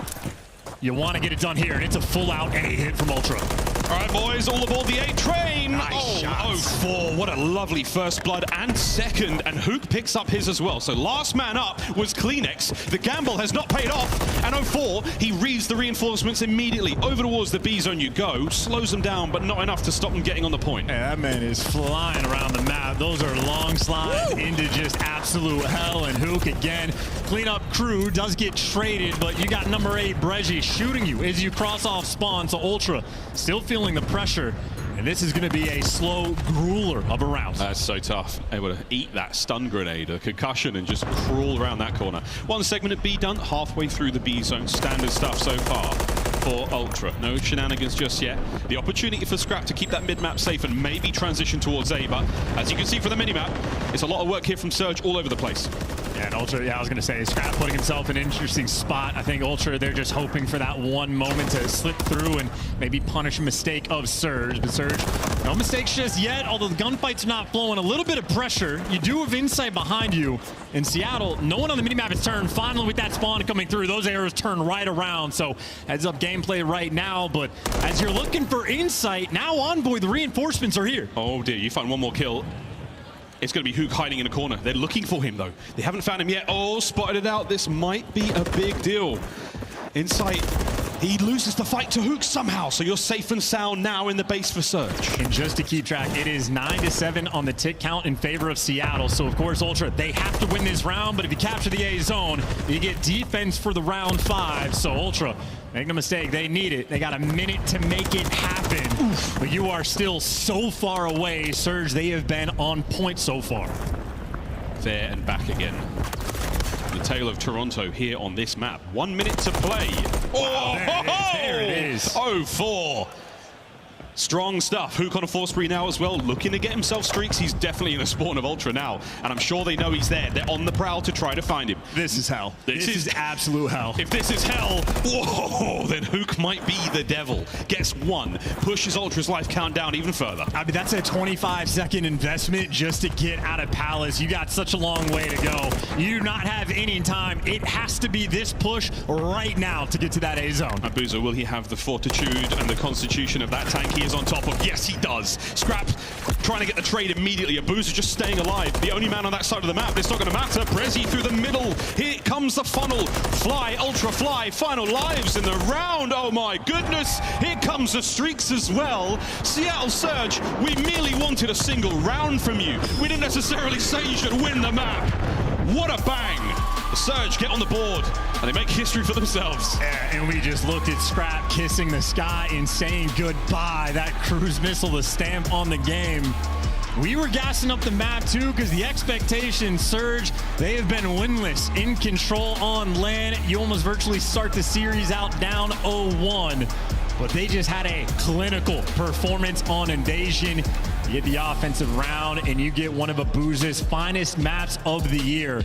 33-22, 6,200 damage. You needed an answer for Scrap. Abuza delivers. Well, 2-1. We will be seeing that 6-star hard point in a moment, but there are the stats. Again, Abuza, absolutely deserving of the flowers there. 15 offensive kills, 18 on the defense as well. The man was on the OBJ. Great work there from Surge, finding some success here in what was a grueler of an invasion control. Very much for the boys of Ultra there. Tough looks from them across the highlights as well, Chance. Hook with a crazy two-piece to secure the round as well from the inside of the A zone. You name it, we got it. And you just had Surge doing such a much better job of creating those moments for the actual A pressure. This might have been a crazy round, or Hook sort of that iron defense towards the end, but great stuns from his teammates, an annoying, cheeky spot, and even with no respawns, able to get it done. And the reason this series is going to be so interesting now, because I know the Karachi did not look good for Surge. The guns were not hot. Hook starts out double negative, but that was not their map pick. This is the map 4 they were looking for. Very happy they are to see 6-star, so maybe an opportunity for Surge to pull off the upset. Yeah, that's a scary thought, Toronto fans. You're now in Surge territory. They want to be later into the series. The deeper you go, the more frightening it gets. We'll find out if that is the case. Confidence has to be starting to swell for the Surge boys now. Again, 0-4, major debut for him. An incredibly difficult series against one of the top 4 teams here in the league. And so far, he's got the ice, he has the composure, and things are looking good. 6-star hard point coming up next in Invasion S&D. We go back to it for the final map in the series, and dare I say it, Chance, what a banger that could be. And I do know one of the points the Des made is how this isn't necessarily the strongest map on the side of Surge, this 6-star, because they got beat by Atlanta FaZe, but Toronto fell to the exact same fate. So both of these teams have gone up against the best in the game. Obviously, Ultra among that conversation, but Nixie looks on 6-star. There is no clear-cut advantage in my mind for either of these two teams. I know Scrap has been that main factor, the consistent main slayer, but Abuza was there to match him. You need a performance like that again. We'll see. The smiles are gone from the Toronto boys. It's strictly business now. You spoke too soon. Or is it? Or is it? No, it's strictly business. As we look across their hard point here from the qualifiers on the build-up to this LAN, 86% in the hold percentage. That is an incredibly strong stat, Chance. Anything else there that sticks out to you? Well, honestly, this might be a situation where the 12th might look bad on the rotation game, but it might be a situation where Ultra just know the game so well, they know where and when they need to rotate towards, because not all hills are built the same way. So Ultra, they have been the best hardpoint team in the game, convincingly so from the start. I know a few teams can go toe-to-toe, but these guys have been destructive.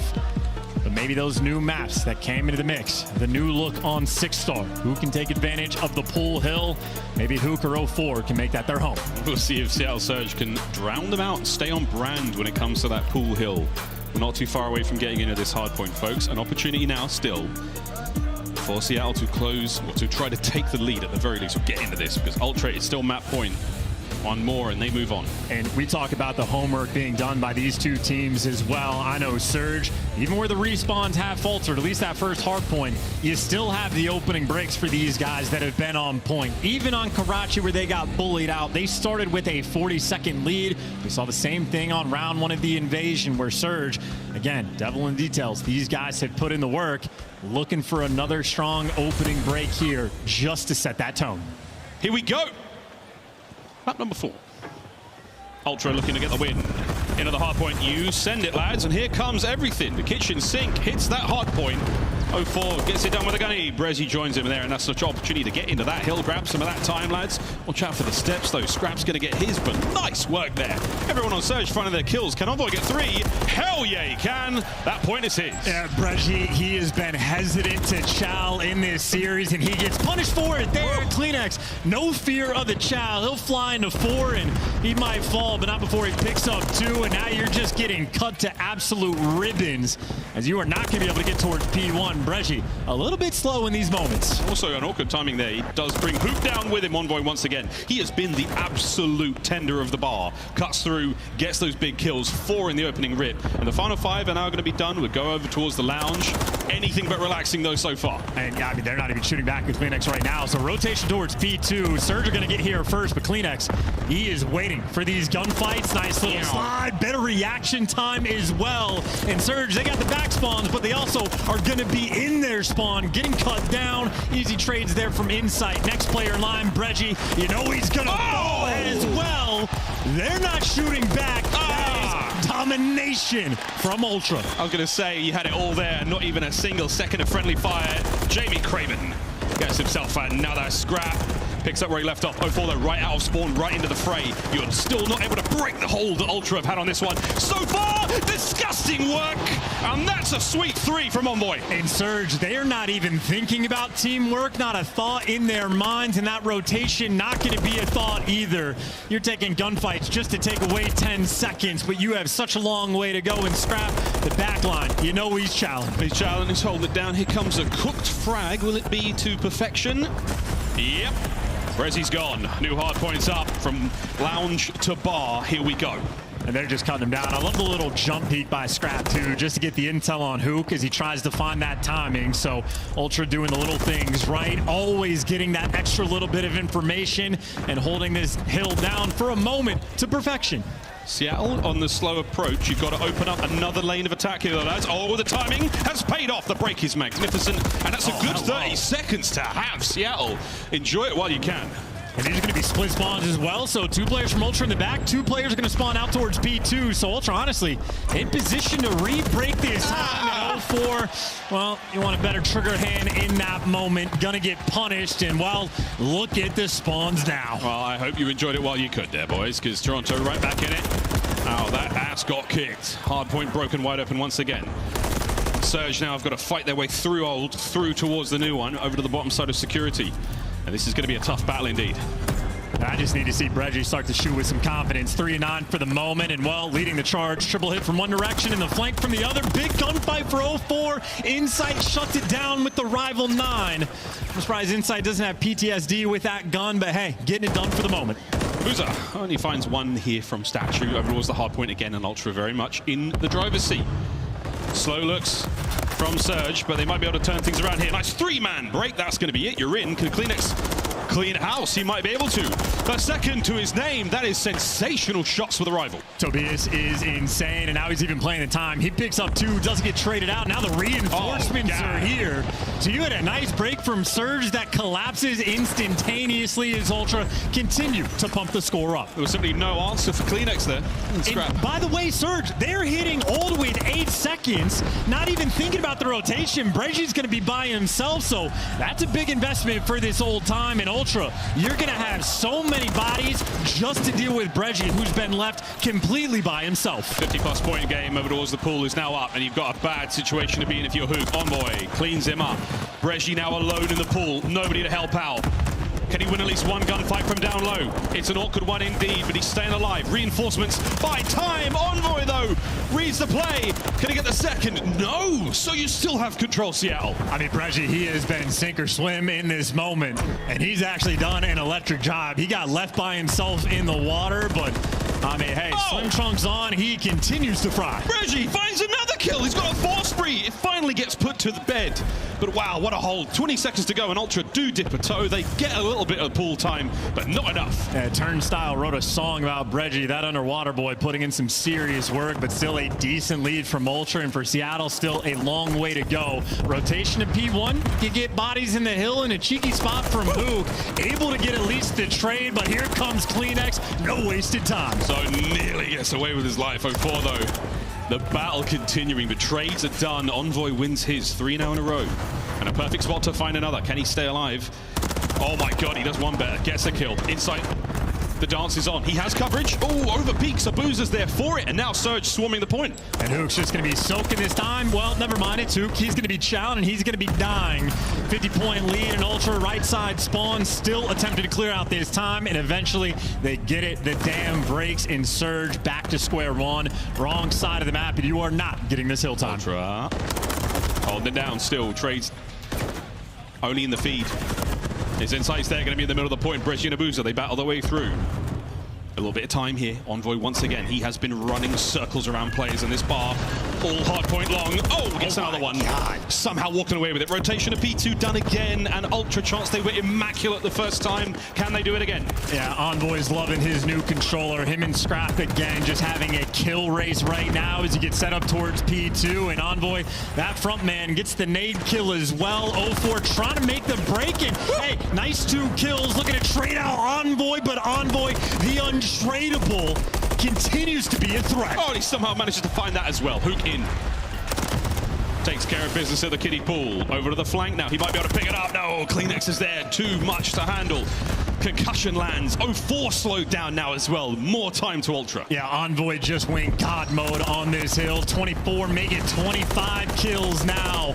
I mean, he is called at the moment where you need him most. This has been a dominant performance on 6-star, and maybe Hook, the guy that's feeling that pressure the most, him and 0-4 cannot get any production on the map. Ultra are slamming. I would love to know how that second kill went through. Brezzy wins a big one against Envoy there. Rotation complete. Once again, Ultra are in. We saw breaks last time round. Will that be the case now? Brezzy forward. Damaged in the 2 players, went off for the kill. Who can he get the trades? He can. Stay alive now and try to get the hold. That's a big read as well. You know the back spawns are coming through, so this is the moment of Surge. If there was ever a time to turn it around, it needs to be on a P3. You have to win a lot of fights. Here comes the opener. Inside gets his. Hook is in so much trouble. It's a day 1 spot. Envoy reads it. They line up. But it's Ultra with the cleanest break you'll see on P3. Damage done, and that might be the moment where they just call game. Inside off spawn, well, he picks up 4, and this is easy time for Ultra to collect. You break the hard point, and maybe break the spirit of Surge here on 6-star. Envoy, nice transition to a boozer, not enough for the kill. Insight's there for it, that's a cruise, and that is a huge win here on the map. 200 points crossed as well. The rare collateral coming in there from Insight. They're getting achievements while they're dominating Seattle Surge. They might not get the 100-point club, but this is an easy look for them to call game. 1 good break, it will seal the deal. Here we go. Crunch time, Seattle. Security is the name of the game. It's the name of the hard point. 3-man hit through the middle of the map now for the Ultra boys and the crews to work with as well. There it is. Get everybody in position. You trap them in the sight, pin them in the back, and win the gunfights. If Insight can even pick up 1, that's great, but everybody indoors. And they're winning the gunfights as well, so Surge, hey, there you go. The bulletproof glass, their best friend. You survive the opening salvo. You hold the line from the back as a boozer. Nice work here out of Surge. 30 seconds to go. Scrap, patient. Here comes the hit through Sneaky, dives to the point. 0-4, hot on the trigger, stays alive. Yeah, Scrap confused in that moment. Weird timing there from Surge, but hey, you deal with the cruise missile, you go into an open hill. Ultra might have loved to have it for the moment, but at least you get the rotation, but the pinch is coming. You got Brezzy working one angle, you got a Booza coming from the other. Surge, they're trying to orchestrate perfection. They even got the entry kill. You had a lot of time to make yourselves known over by Pool. Scrap. Oh, the timing is magnificent from him. A little bit of damage. Abuza's there on the inside of the pool once again. So Seattle try to hold on. Oh boy, big wins, but Abuza sadly a team kill. You've still got the time though. Surge, hold on. Yeah, Insight hoping the kill is going to fall into his lap. Abuza, this is the timing. Envoy, great technique, great form. The speedy swimmer, and the break on the pool is in. 0-4, last man around the zone. He falls as well. Ultra swimming their way to victory. Oh my goodness, they're in. Last chance now, Seattle. You've got 30 seconds on the clock. Scrappy shooting hot. Can't get any more out of the life. Brezzy's there for it, but the hard point is still on the hands of Toronto. On the break forward they go. Contest nearly done. Clean house. All on a Kleenex. Can he win his fight? It won't seal the game, but it'll keep Seattle away from it. Yeah, kill the respawners, and there's a nice win. Now you make your way towards the pool.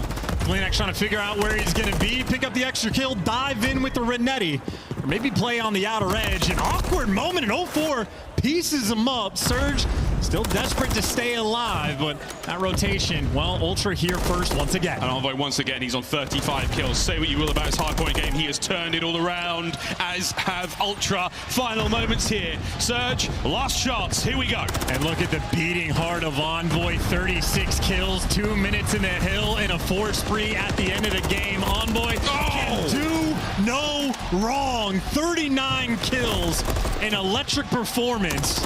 If only there was more time for the kill record. If only there was more time, where his teammates won't be getting off it.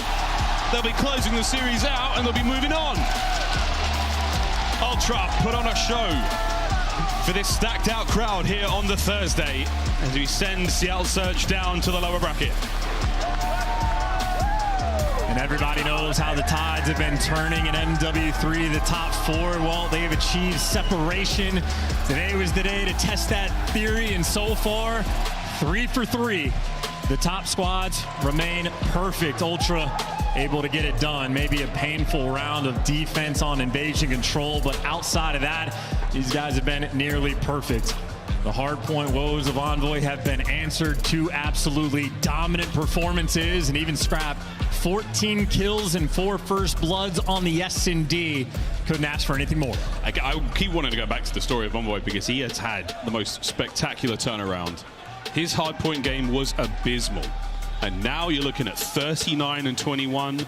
Huge damage output. He's not necessarily, and he's got 2 minutes in the hill as well. So that guy is doing absolutely everything for the squad. It is truly hilarious, right? Everybody that was on Envoy's head, people calling for anybody in the top 4 to make a roster change have been insane. Envoy world champ for a reason. There was never a doubt he was going to respond and rebound in the game mode. So there you go. Toronto starting their tournament off right. Clinical in the hard points, fantastic on the 6-star, and doing it all for the fans. Doing it all. The fans have been absolutely loving it, and they still are. Well, a lovely start to the tournament for Toronto Ultra. Nerves there a little bit. You never know what's going to happen on LAN, even in MW3. Spicy stuff all around. Congratulations once again to Surge. And with that, though, we throw to the man of the moment. It's Envoy on stage with Blaze. Thank you so much.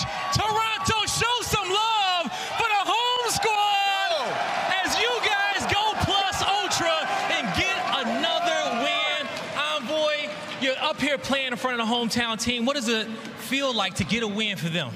I mean, it feels amazing to be on this side of the stage this time with you guys behind us. It was absolutely amazing. You guys showed out, and we can't wait to see you guys more this weekend. There we go. Okay, now you get this done in a 3-1 fashion against these guys. I want to say Ultra is 4-0 up against the Surge. You haven't lost to them.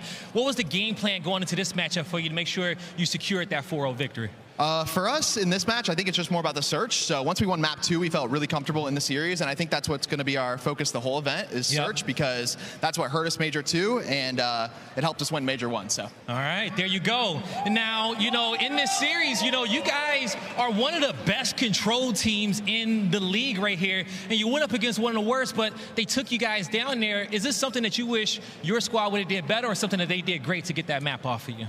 I mean, their break on the first round offense really threw us off, and it was just good plays by them. They obviously win an offense, which is hard on the map. So once that happens, it's going to be hard to win the map regardless. So props to them, but we got to be good or better this weekend. All right, and lastly, what do you want these fans to know so they can stay hyped all weekend long? Hey, we'll see you all Saturday. Thank you guys for the support. Welcome to Toronto. Welcome to Toronto. We want to see this place sold out on Saturday as you cheer for the home team. That'll do it for us on the stage. Chris, take us away. Envoy chant going down here live in Toronto. The new addition, the missing piece that this squad was looking for to eventually win a world championship. They're looking to a guy who's done it before. And can we start out with a comment on the hair? The man is brave enough to rock a mullet during the hockey playoffs. Mad respect up here in Canada. You picked the wrong person to ask that question to. I don't know any of what just came out of your mouth because we're not watching hockey, Chris. Do you want a mullet, though? No, I don't want a mullet. If Toronto gets a 4-0, will you get a mullet for Major 4? I'm not going to get a mullet. Why are you keeping I'll get my a hair mullet. on All right, thanks, Nameless. Somebody's got my back. I want to say, I don't know. But that was a spectacular performance by the Toronto Ultra, and specifically Envoy, a guy who was struggling that we've been highlighting for weeks. He bounced back throughout this one. 30 bombs and 2 hard points, almost a 40 bomb in this last one, and really primarily came down to their breaks. There were a lot of times they needed Envoy to get that huge 2-piece. Think about the Water Hill. He finds 2 through the back. You think about the P3. By the way, both times on P3, Seattle Surge was set up, ready to get a ton of time. Toronto Ultra completely slowed down, take their time, and it's Envoy spearheading it, finding that first blood. That is why you picked him up, and now you can see. It was really impressive performance, especially in those hard points. Ali, on the other side for Seattle Surge, you were able to take a map, an 0-4, his first CDL appearance on the main stage.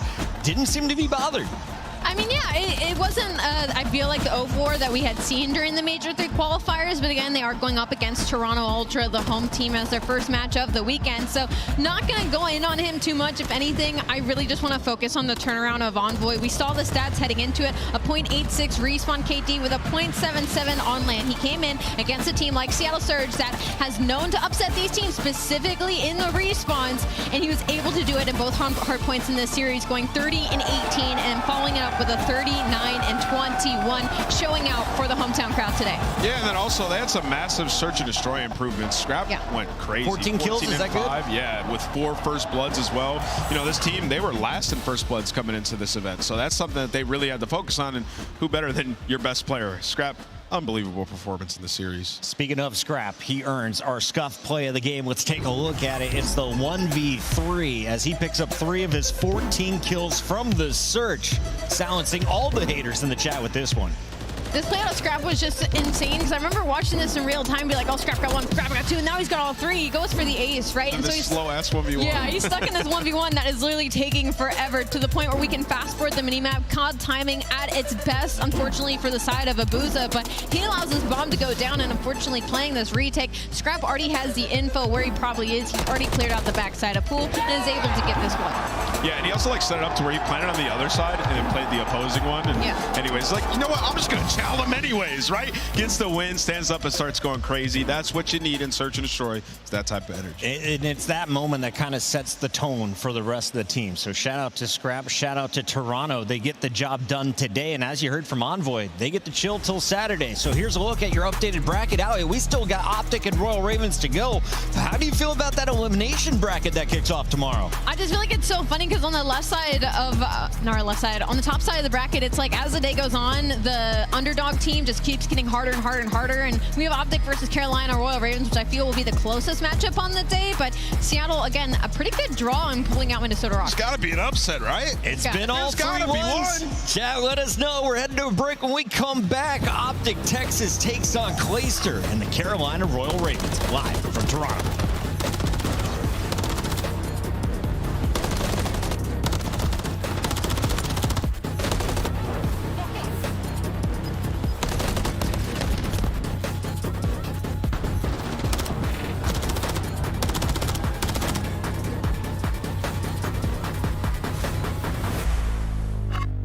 Upgrade your game with the Scuff, the official controller of the Call of Duty League. The Cataclysm pack is available now. This bundle includes the Cataclysm Operator Skin, Dystopia Weapon Blueprint, Iron Lung Charm, Vroom Animated Calling Card, Alpha Vinyl Guiding Light Emblem, and Scratch Tally Weapon Sticker. Use these items in both Call of Duty Modern Warfare 3 and Call of Duty Warzone. Available in store now using Call of Duty points. Start the season strong with the Call of Duty League pack. Grab yourself the CDL Operator, Weapon Blueprint, and so much more. Check out the Call of Duty store in-game now.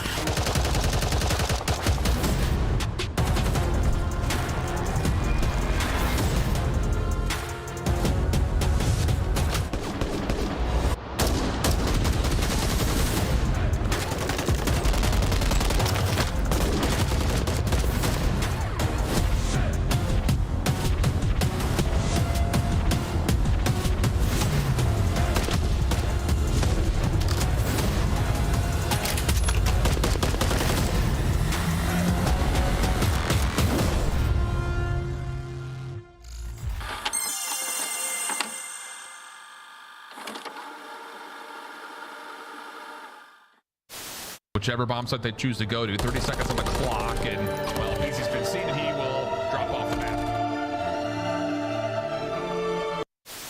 Now, as hot as the game may seem, I know one thing that won't be that crazy, and that's the comms of Toronto Ultra. We kill him?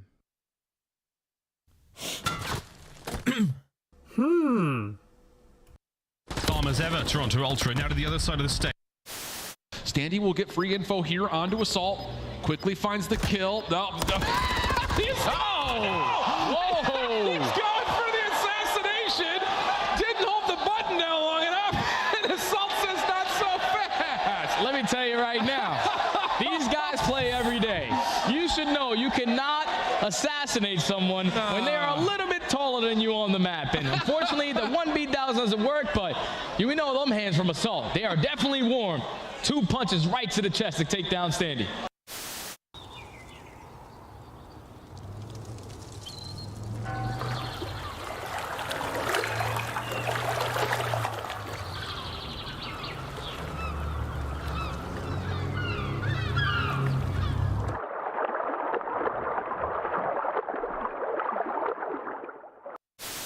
All right, hey, chat, watch this. All right, we gotta just go play the game. Let's take a look at this bad.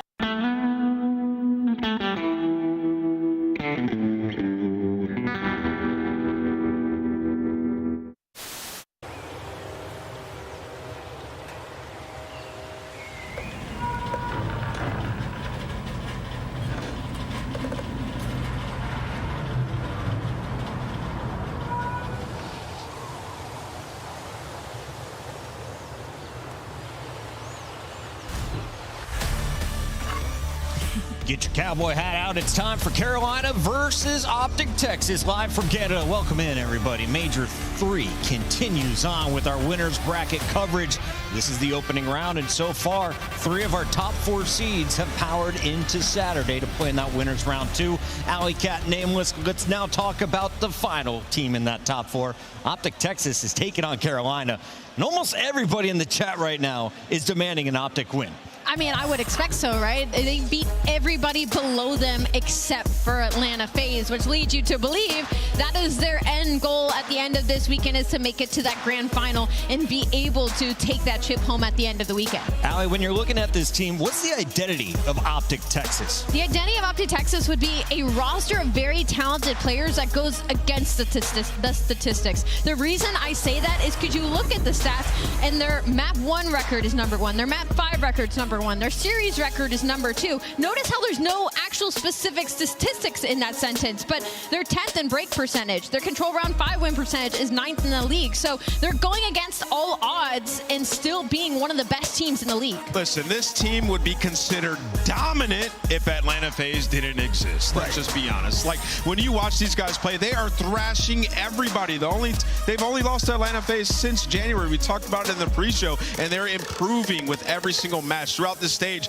they're playing all their bad maps to prepare for this tournament. And your X Factor and Kenny had his best stage so far. Yeah. He was lighting people up, especially in the respawns. And you could see they're 57 and 15 in maps, 16 and 2 in series when Kenny has a positive KD, and with a negative KD, they're 20 and 33 in maps, 7 and 6 in series. So he's very much important to this roster. He's a playmaker at times. He will get it done also on the intellectual level. And you can see the red flag, round 5s in control, 1 and 3 in round 5s. They've been working on that. They tried to play invasion towards the end to prepare for the big match. All right, small slip-ups in those round 5s, but Optic has been able to get the job done in a lot of game 4s. On the other side, Carolina has shown already that they can beat a Power 4 team. They took down New York subliners, and we saw it was Gwyn who really took over that series.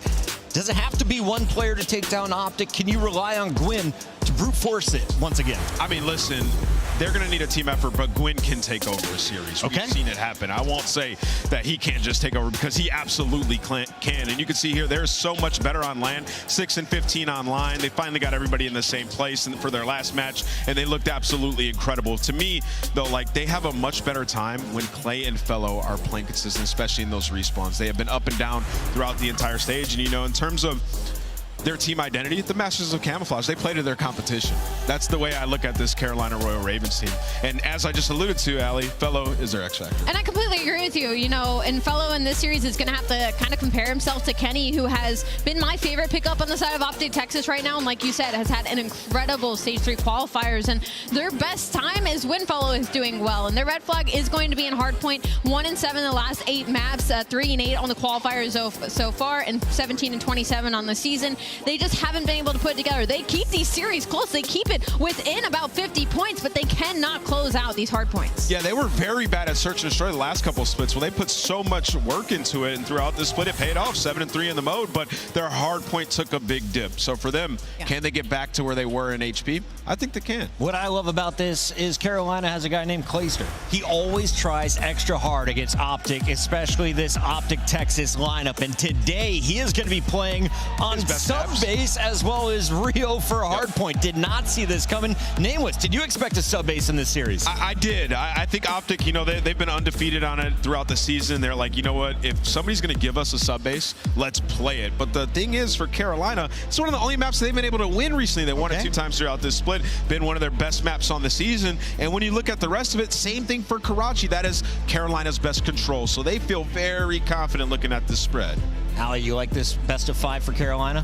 I'm going to have to say I don't. They don't get the high-rise search and destroy that they were able to take last time versus Optic, and now they're going to have to play Karachi versus an Optic team who's very comfortable on that map, but they don't have as deep of a map pool as Optic Texas anyway, so it's to be expected. We got about 60 seconds until the players are ready to take the stage, so let's take this moment and lock in our official Scuff Pick'ems. Nameless has been on fire. Well, You're 3 for 3 on the day.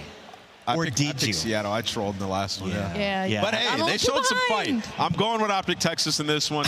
I think they take this one 3-1. But it'll be some close maps. I thought you said Clay and Fellow got this. You're going to hear it in the Not group chat officially. later, Not officially. Allie, where are you going? Ooh, this is the hardest series on the day, easily.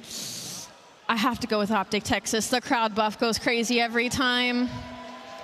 And I, too, have to choose Optic Texas. Carolina Royal Ravens have looked strong at times, but nobody's looked stronger outside of their matchup against Atlanta than Optic Texas. This is going to be a great one. Final question for you guys. If you had to pick one player to drop biggest numbers for this series, who's the MVP? Kenny.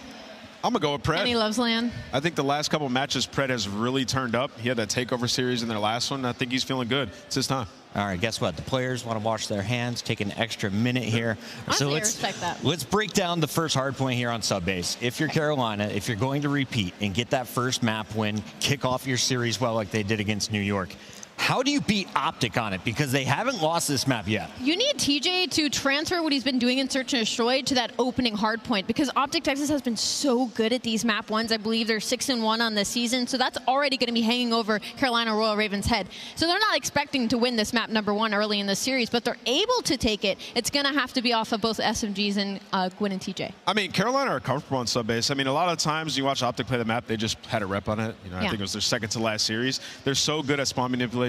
When it gets to P3, they pin you in the back there, and they just rally up their points the next couple of hills there, just force people to spawn bunkers. So if Carolina, you know, they're on point in their rotos, they can absolutely take it. You can punish teams on sub-base, and they have great players. They can slay with them. Bad news for Carolina fans. We're about to dig into the numbers, and I have a feeling these are pretty good for Optic Texas. Stage 1, they were 6-1 in hardpoint. Stage 2, 6-6. Not great, Allie, but these game ones have been looking pretty nice in major this qualifiers. Is specifically, like I said, talking about the map 1 improvements. They went from stage 2 being 6-6, just even across the board in those opening map 1s, to now being 6-1, which this is huge for an Optic Texas team, which at the beginning of the season had to clutch to win these series. It was a lot of insane plays off of players like Shotzi and Kenny to win these hard points, but now they're doing it comfortably because they're all on the same page, and like you touched on earlier, Pred having the stage of the year. Yeah, and more bad news. In this specific matchup, Optic are 6-1 map record against Carolina. They've been frying them. They've only dropped a search and destroy. So for Carolina, it does feel like you almost have to NYSL Optic throughout this series. But listen, crazier things have happened. We haven't had an upset yet today. And Clayster has made miracles happen in Call of Duty for years. It is entirely possible. I'm just excited for the match. I think Pred is done staring down people in the bathroom. The match is ready to go. Let's send it to the stage with Guy Blaze. He did it to Sully. All right, Chris, it's time to get this last series of the day started. And it's the matchup we've all been waiting for. And the first squad coming to the stage is coming from the Lone Star State. But I'm going to let you know they are not alone. Get ready, because here comes Texas.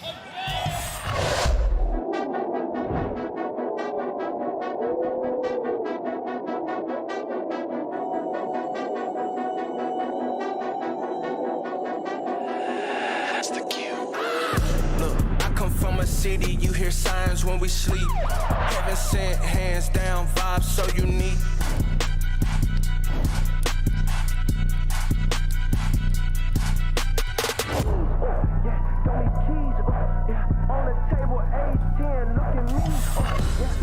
Green wall, get loud for Optic Texas.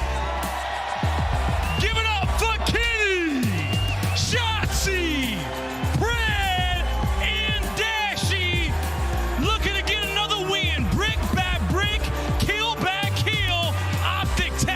ready to go. Fans travel far and wide to watch this team play. They travel well, and listen, in this year, it's for good reason. They have the right pieces and the right players striving towards a goal, and that is to win champs. They've been improving with every single match, meticulously with their coaching staff, and I'm excited to see what they whip out here in this tournament. It starts versus Carolina. Let's bring them out. I'm excited to see them as well, but the next squad has been circling the stage for a hot minute, and they're ready to touch down. Toronto, get ready to give a warm welcome for Carolina. Right now, lining them up, or Ravens, they win the majority of these. Clay's through it too. This one is done. See you later, New York. Fly on home. Rallying up the slide.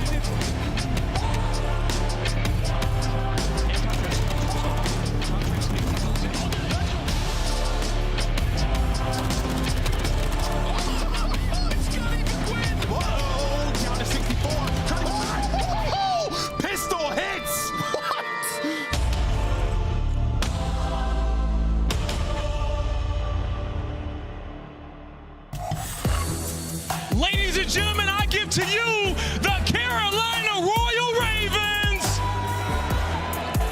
Here comes Clayster, Felony, Tej, and Gwen. The Carolina Royal Ravens have touched down on the stage and ready to get a win.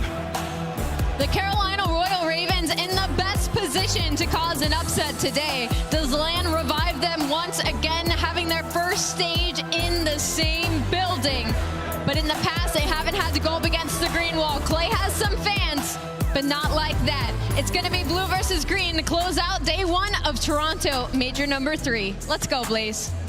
Oh, Allie, I'm so ready to get this one started. It's a lot of fans in the building, but Toronto, set the stage. Are you ready for the last series of the day? Merc, Maven, let's roll. Roll on. This is, listen, it's a big one for our final one. The one we thought maybe the biggest chance of an upset for Clay and company. One story, like it's your first time in the winner's bracket, right? For Optic, business as usual. You want to win a tournament. But you thought it was kind of interesting how the maps played out, because a lot of the best ones for Optic also strengths now for the Carolina team. Yeah, I think if you look at Carolina, sort of when they've caused upsets, it's been through the sub base. Now, call me faded, but like, you know, they're obviously undefeated as Optic. They opt to play it. I probably wouldn't have. I think you have a deeper map pool in the hard points, but they opt to allow it. And again, that's just my opinion on it, but we're playing this map 1 here because, again, they are undefeated. They don't have the chance to play it that often. They are that good on it.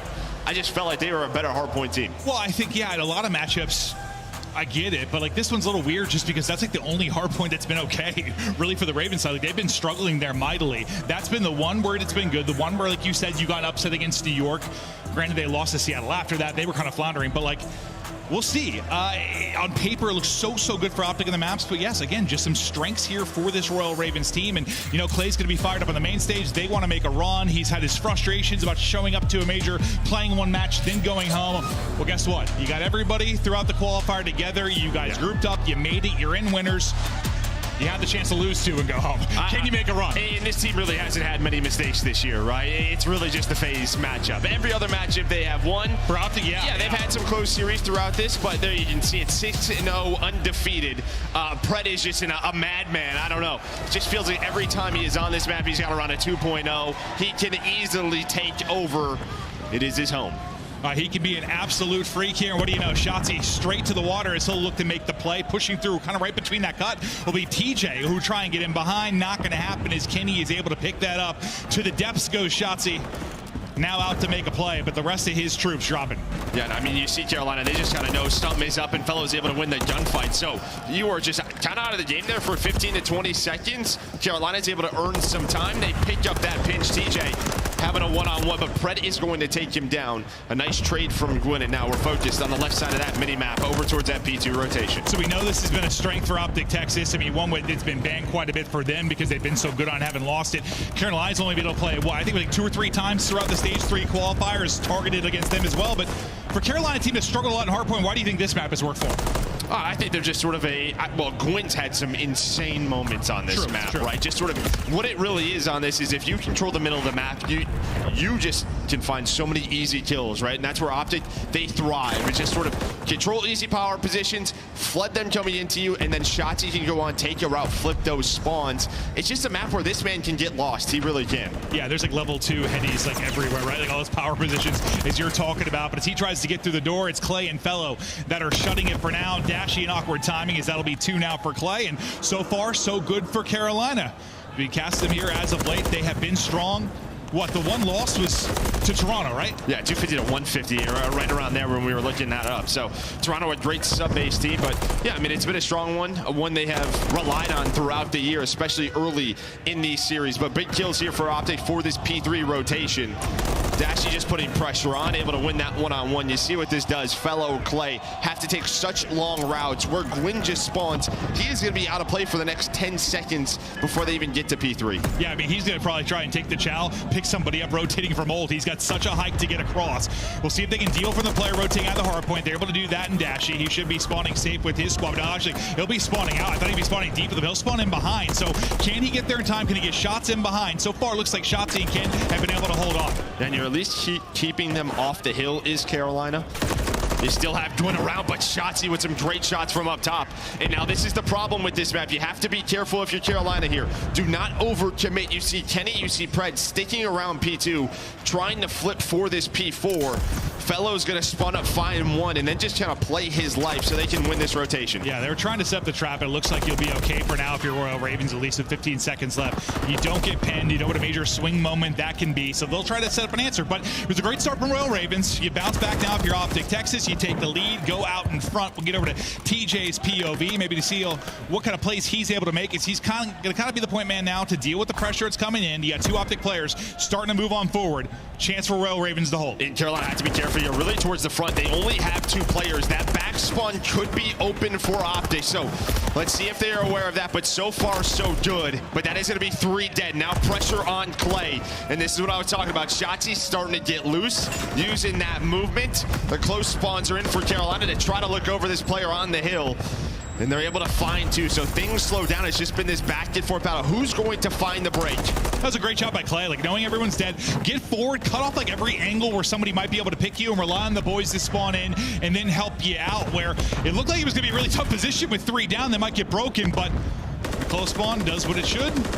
Clay able to make the play as he's just soaking up the time right now. 44 seconds in it before he drops. And you enjoy this 30-point lead. You get the final 10 to 15 seconds now if you're Optic. But what do you see on the minimap for next? That's a huge kill right there by Pred on the Fellow. Just now they know where the spawns are. And you trying to have them trapped on this right side for this P5. You would have loved to have that player out and win this rotation instead. You earn this scrap time. You're going to get set up for this P5 where you could really take over this game. Well, we should have a lead change here, Lumia. They're set up to do just that. A couple of kills through for Royal Ravens, or maybe they can push off that and find an opening, but you'll have the troops here to deal with it, and Dash will be the first man up to try and shut this down. We'll get right back to his POV.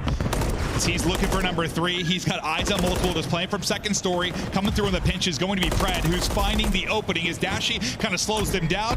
Pred tries to put them down. 7-point advantage still for Royal Ravens, but nice sequence there for a moment for Texas. And it feels like Carolina is really playing around sort of a 4 MCW setup here, right? I feel like sometimes you see Gwynn or TJ pull out, double rivals on specific kills, but maybe they're just trying to slow the pace down versus this Optic team so that when they get into these setups, they're not losing a crazy play. They're trying to slow the game down. Everyone can watch specific angles, and now they have this 30-point lead. Well, I mean, that's how Optic Texas can play too. Like, kind of slow it down, get to their spots.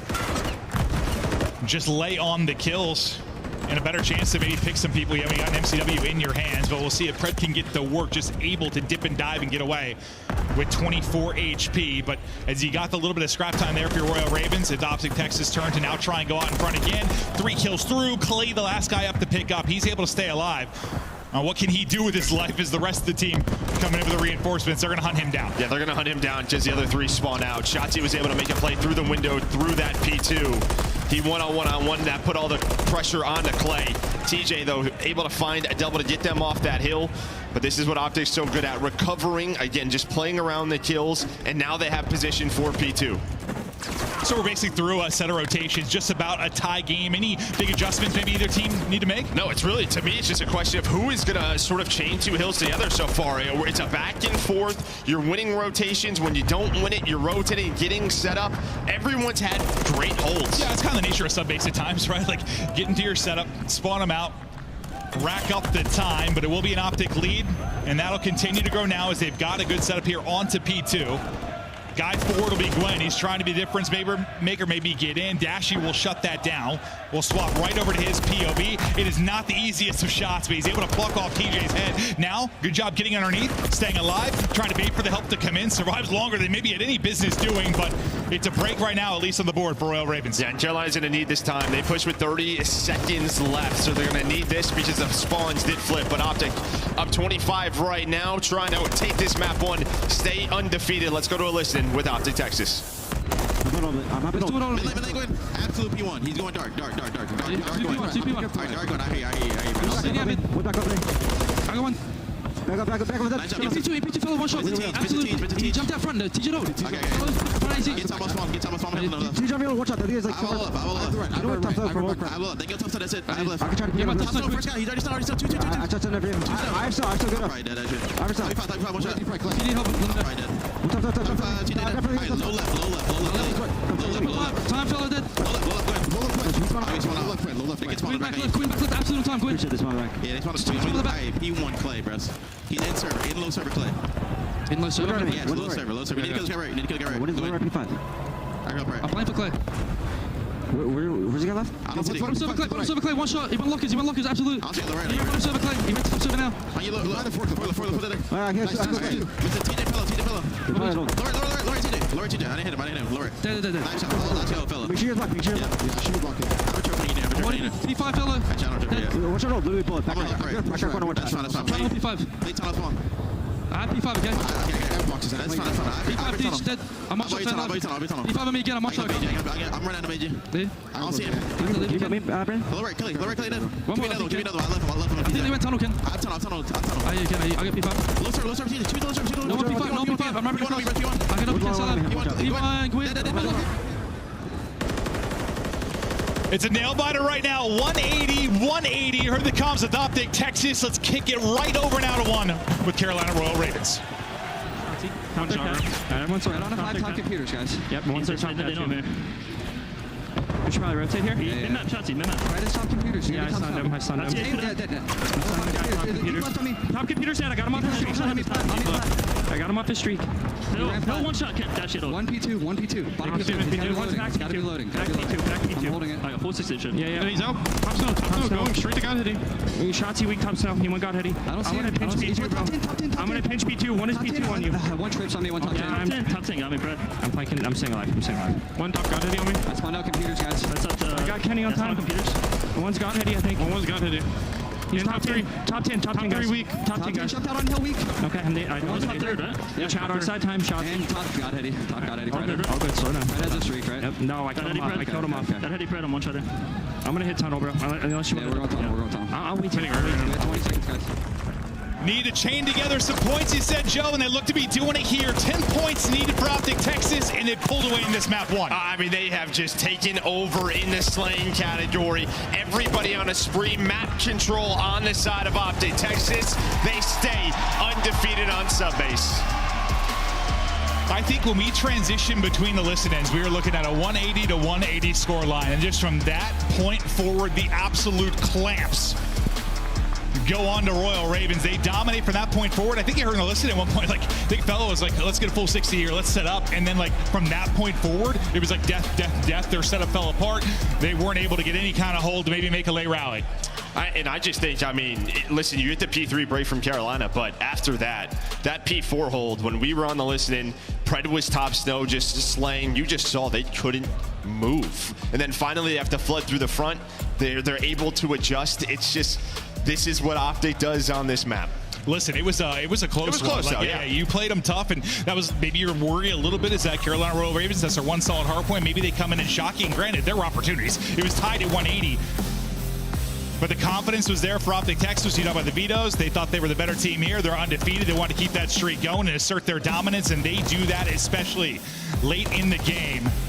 But for the most part, it was, yeah, you hold, we hold, you hold, we hold, just back and forth throughout the course of it. And I just think nobody wanted to make mistakes. Like, if you saw this out of Carolina, everyone's got an MCW out. You're playing all of these different angles. You're slowing the map down when you do get map control, forcing the other team to really have to take their time, fight over specific positions. The problem is Optic got out of those situations. On the other side for Carolina, again, around 180, we're going to get to that point, and then Pred just controlling top snow, top servers alongside Shotzi. I mean, just the trap was on. He goes on, what, I think 5 in a row before he drops his next life. I think it's 4 or 5 in a row. Pred taking over. I think like 10-1 stretch or so for him late in it, but you can see just the surge. It is so back and forth until just the final 2 hard points is Optic will lock it in. Yeah, I mean, that's where the break comes in, right? You see 145, 151, there is a break. You had some points in for Optic, but you get the break out of Carolina. They're up to 180, and then that's where it stays. They just lost map control, can never get out of that trap. I mean, beautifully done by Optic. Yeah, anytime like the lead was like carried through a couple of hard points, like it wasn't for much. It's like the lead stayed the same for the most part. That was the first time there was like kind of that big swing, and they closed it out. Now we get ready for Invasion, Search, and Destroy. You know, when this team first came together for the Carolina side, you know, we were wondering when the improvements were going to come there. They looked so good in hardpoint to start. They've, well, maybe fell off a little bit in hardpoint, but there's been some improvements in Search and Destroy, and why? Maybe a chance for an upset. Well, that's really it. I mean, this Invasion has sort of been their go-to on the year, right? We saw last major. They had so many, like round 10, round 11, some big clutches. But you had some moments from them. But yeah, a focus has been the Search. Yeah, a drop off in the hard point, but got more competitive here. You had to, because you like weren't winning any searches. Like, you need to get something going there. Talk to me a little bit about Optic though, and them in Search and Destroy. Well, I mean, they've just been consistent as ever here in the Search and Destroy. Again, just really testing that map pool. They're probably happy here they get a Karachi rep, because if it goes to a game 5, because what, 9-2, they were like undefeated last stage on it. They were getting better and better, allow Shotzi to really have this flow. I think a map like Invasion they let through, because this is a chance for them where, all right, if we're going to play a New York, if we're going to play a FaZe, we are without a doubt playing Invasion. Yeah. Well, that's what happens, and like when we talk a lot about map pool and wanting to have a wider map pool and how important it is, because you're talking about some of these maps that like you haven't seen much if you're Optic, because you've been so good at them, whether it's like a sub-base or a Karachi, whatever it's been. When you're Carolina, you don't have a whole lot of choice. Like, you end up going to those. Like, yeah, it works out for them because they're pretty strong there, but you don't usually want to be playing the bread and butter of like the one of the best teams in the league. No, you do not. But you just don't have choice. Yeah, they don't have a choice. What? They veto Invasion control, so what's open? Optic's like, do we want to play High-Rise? You want to play Karachi? Like, Karachi? Yeah, we're going to play Karachi. Yeah. I mean, at the time, the best Karachi team in the game. We'll see if they can get that effort going forward. What was it, like 2-0 stretch for on Karachi for the Ravens as well, I believe, are the Major 3 qualifier? 2-1, maybe? Okay. But they definitely had some bright spots there. We'll see what they're able to do. But yeah, kind of throughout this best of 5, it looks better for like Carolina that has in a lot of their series, just due to the fact that's what Optic wants to target as well. So we'll continue on to this. Get ready for the Invasion, Search and Destroy. Ravens look to answer back now. Taking a look at Felony, S&D on land this season, 1.15. He had that crazy ace on Invasion. He had the situation he's calling the streak, comes up a little bit short on the time. Like, he had some heroic moments on this map in Mo. We'll see if he's got some more, if Optic have got this one in the bag as we now get rolling into the map 2. Yeah, and this Invasion right now, 5-4 for Optic, but throughout the qualifiers, 2-0. So something they've been working on, getting better and better at that, showed throughout these qualifiers. On the other side for Carolina, sitting at 1-1, but I don't think they played it very much because they just didn't have the choice to. It was one, again, at Major 2, they relied on. Well, somebody they're going to need to really likely take over if they're going to get some upset victories here will be Gwyn. Rookie of the Year candidate. He has been spectacular when he is on point. We'll see what he is able to do, but they get the first blood. They have the 4v3 advantage. Pred taken out of this one now. It's just about executing. You get some information there if you're Gwyn. You might be able to isolate Shotzzy in the back before you work on getting this down. They're just trying to play for that. Able to do just that. Nice patience there. You get the eyes if you're Gwyn. Set one up for Clay. Fellow now just trying to take the fight, at least force the trade. He does just that. TJ near the bomb and to start the plan. Dashy gets taken down, and that is just great patience. Reminds me of a New York round we saw earlier today where you find the first blood and you kind of just stop. Force the defense to have to make a play. It's on Shotzzy. He gets spotted trying to flank. And maybe if you're trying to get bombed down in that moment, he does get through with the timing. And trying to make sure, yes, those timings do not happen, because if he gets in behind, Shotzzy gets to a position where he can kill maybe 2, 3, make an insane play. He's had those moments on this map. But there you spot him, and he thinks he's getting to his spot, just doesn't realize he's got a target on his back. And a lot of the times you spot him, but it's like, who's going to run in there and maybe try to fight him? Yeah. So, but Clay just stayed patient, able to win that first offense. Now Optic's turn. Take a crack at it. Pred got dropped in the opening moments of that round 1, in trouble there, but able to stay up. Now Shotzzy with a little duel of his own. He did get eyes, I think, for just a moment on TJ, who was coming in to maybe chow, but he's got a little bit of help here. They're going to try and work this 2-on-2 game. Stuns out, going to hit. Looks left, there's one on the right. TJ repositions, get the angle. That's a nice little dynamic 2v2 around the site.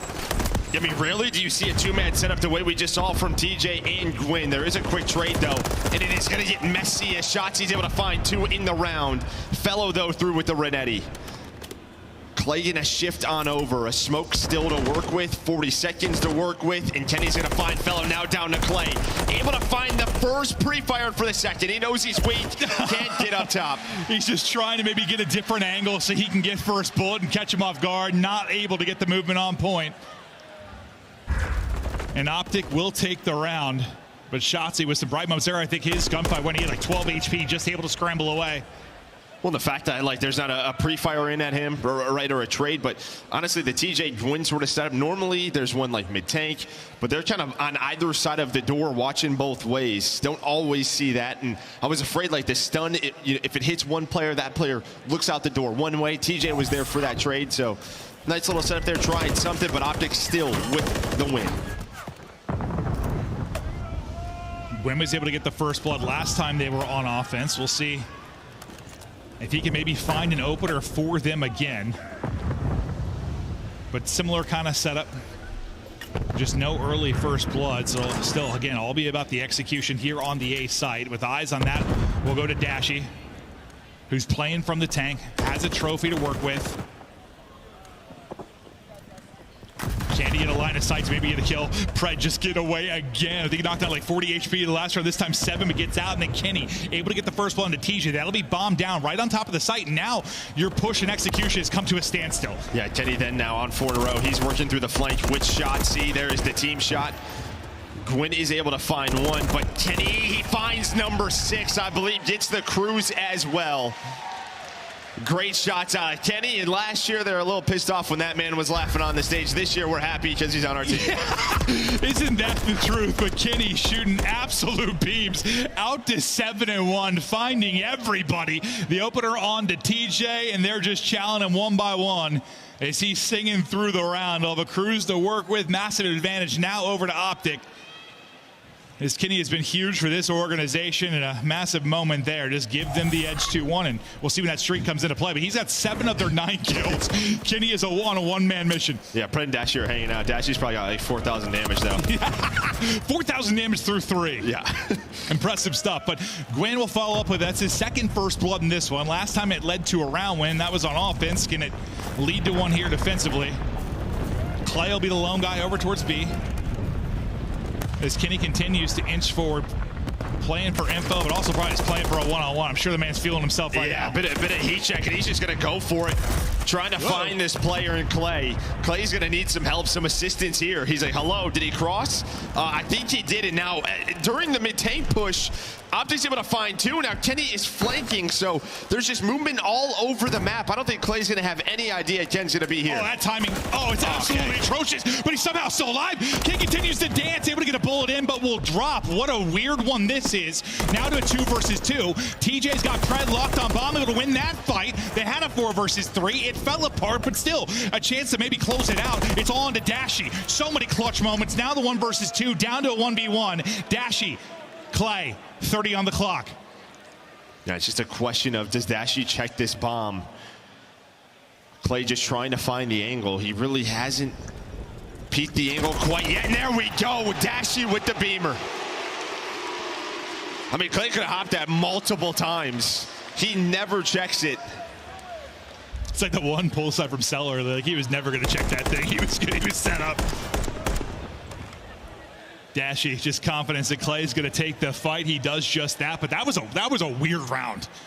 Like you get that first blood, we're all focused on the kind of push through for Kenny. He's on a heat check trying to take a one-on-one versus Clay because he's feeling himself. He ends up getting the whole way through without Clay seeing him somehow. He gets that awkward timing after a whole skirmish goes down mid. The map like flips on itself. That was a nutty one. Yeah, and you had the first blood if you were Carolina. So one you just have to take advantage of, especially on a defense.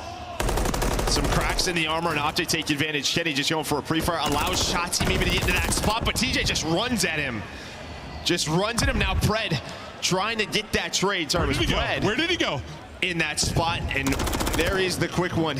But you can see Carolina just playing so patient to get another first blood, waiting for Optic to find a trade. Pred's leading the way in damage taken. That much I'm sure of. Like another time where he gets away with single-digit HP, just able to snap away. He gets another before he falls. Dashing to try to follow it up. A felony with a big multi-kill as he's able to survive. Now to a 1 versus 1. Fellow. Shotzi. Another wild moment in this game too. Bomb down between the players right now. And Shotzi. Yeah, if he checks this is some next level stuff out of Fellow, I'll be honest. He's just tucked away, and he's got eyes on bomb, obviously. Very, very clear line of sight on that one, as you can see from the third person cam. Not going to check it. Shotzi in the rafters. 4th round on the board now for Optic. I couldn't think of 2 players with different play styles than those 2. I mean, yeah, Fellow, I doubt he's going to check this. No, different wavelengths when he's about players, yeah. Fellow, obviously a great search player, but Shotzi just watching the bomb. Able to put his team up 4-1, but another first blood, and you lose the round after. Yeah, I mean, you've done some of the hardest stuff, and like they've been like clean for the most part. I mean, what? Yeah, Gwen's was clean. TJ's there is clean. He's able to get away with his life. You've had great openers that are not traded. Nice tracking there and good help on the cross as Gwen gets the other. Okay, this is a little bit more of a first blood. You get the first 2 now. You have 4v2 advantage. This is one you cannot let slip away. You got to close this out. Stay in the fight here on the map too. Yeah, you saw Fellow just sort of in between the rounds, talking to his team, trying to make adjustments. They have been through so much on the stage. Guys like Fellow, guys like Clay. Been in these battles before against the green wall, and that's a clean round. Just a nice little hard counter through that push on Cafe. Well, yeah, just sort of like, boys, we're all right. These are winnable rounds. We've gotten down to, a couple of 1v1s. Or like a 1v2 for Dashi, I guess, but... And then 5 first bloods, a 5-1 in that category. Yeah, and that's... 4-2 scoreline's pretty painful when you have the 5-1 advantage. So what, Gwen has 3, TJ's got 2. And we continue on here. Kenny hasn't got a kill since that 7-1 start. He slowed down a bit, was kind of the powerhouse for them. Then the rest of the boys started to step on up. As Clay looks to get a little damage in there. It'll be tough to get the kill, but he gets a few headshots there onto Ken. They spot Shotzi crossing, so now maybe focus on isolating him. Ken wants to get into a position to help his teammate out. Shotzi can be so difficult to deal with here inside of Broken. So many eyes on him on the other side of the map. It looks like Bomb's starting to work over towards A. That's going to be TJ again. So maybe just knowing there's 2 towards that B street, you think the A defense might be a little bit softer towards that spawn, and that is the right call. Well, they were worried. He's checking Raptors. He was worried they got aggressive because they had no eyes on this side, right? Like you just got to check it, you know? Yeah, check everything because you had really no info. Shots at range from the rival. Good luck with that. But the way that Kin's been shooting, you're getting stunned up, so you can't get your health back. Very tough one-on-one for Grin. He's got 12 HP. Nice little peek there to win it, though. TJ manages to stay up. Clay tacks on another, and it's a clean round again from Carolina as the First Bloods, they're starting to play behind him. Yeah, and it's just sort of this reaction. All right, we see 2B street. Let's force them. Let's get over towards the A-bomb control. Force some players out. What that does, that forces Ken through connector. You see TJ's ready on that. Gwyn's got, you know, his crossfire. So they're playing these angles and these rotations well. Well, I think you said it right at the beginning. Like, they saw Shotzi cross. I'd just be like, all right, have fun. Yeah, we're going to keep you over there. Yeah, we're not playing hide and go seek in there. We'll go to the other side. He can be so elusive. It's either he gets like caught in that spot and provides like nothing for the team, or he ends up killing 3. It just depends on the moment, but they opted not to deal with him. Go ahead and work the A site. Aggressive up the B street this time is Optic. They might catch Ken on the cruise. He is very close to number 5. That's TJ who's able to find the first blood. Everybody inside, you avoid this behind the aggression. Now Gwyn is still caught. So he's going to have to try and get to his teammates, try to get out of there, but Shotzi's going to hunt him down. But I think you take that all day if you are Carolina. The cruise is invested, and you find one. Yeah, you take it, but it shifts a little bit now that you answer back and put it into a 3 versus 3. Can you actually win the round? A crazy gunfight. A smoke is out. Shotzi through the smoke, able to win 1. Pistol hits now for Dashy. Felony left by himself in a 1 versus 2 now. He's going to drop, and it is another round where you get the first blood and then the wheels come off. Granted, you got some info behind the streak. You're able to get them out of some power spots, but like it's another first blood that slips away. Yeah, I mean, that's just, TJ gets aggressive again towards back DVD, and then I think Clay just gets some bad timing. He's trying to get into a spot to help his teammate out through the smoke, and then Ken just walks up the street, gets a freebie, and then they just sort of know where fellow plays. So able to watch that pinch. I think Clay just a little impatient there. Not really know, do I help him out, do I not? And while that happens, he got caught. Call of Duty in a nutshell. One more round needed now for the 2-0 edge here for Optic Texas. Tread spot in the cross. And so play from mid, MCW in hand. He's had some tough fights in the early going. I think he's had like 3 or 4 first deaths, but he's also been elusive when he's needed to be. Shotzi's POV will be playing deep now. He's on 3 in a row. Some shots through from Gwen. Gets him to about half HP.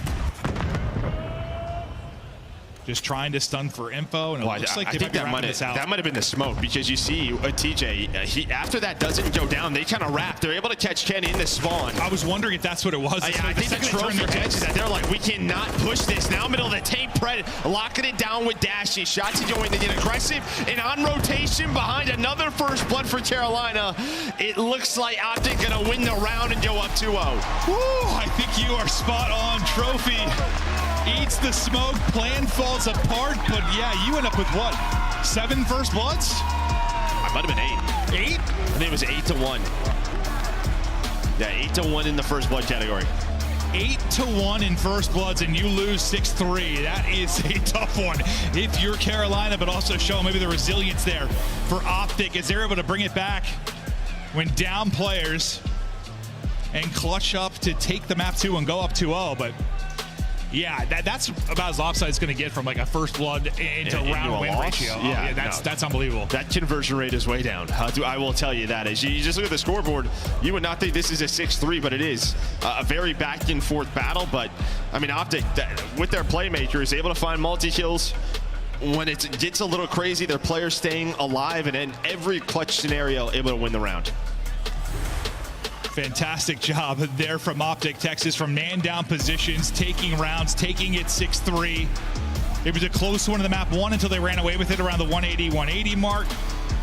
I guess, I mean, it felt like more back and forth than it actually was, I guess, in the search and destroy. Like, it felt so tight, I think, just because the number of times that it felt like you had advantage if you were Carolina, but ends up being 6-3, ends up being kind of a resounding win. You're in control of the series. You're looking good. The upset potential has seemed to be there for Carolina, sees you walking out the door. I mean, again, your chances are here. You play 180 to 180 in the hard point, and then you just door slam shut.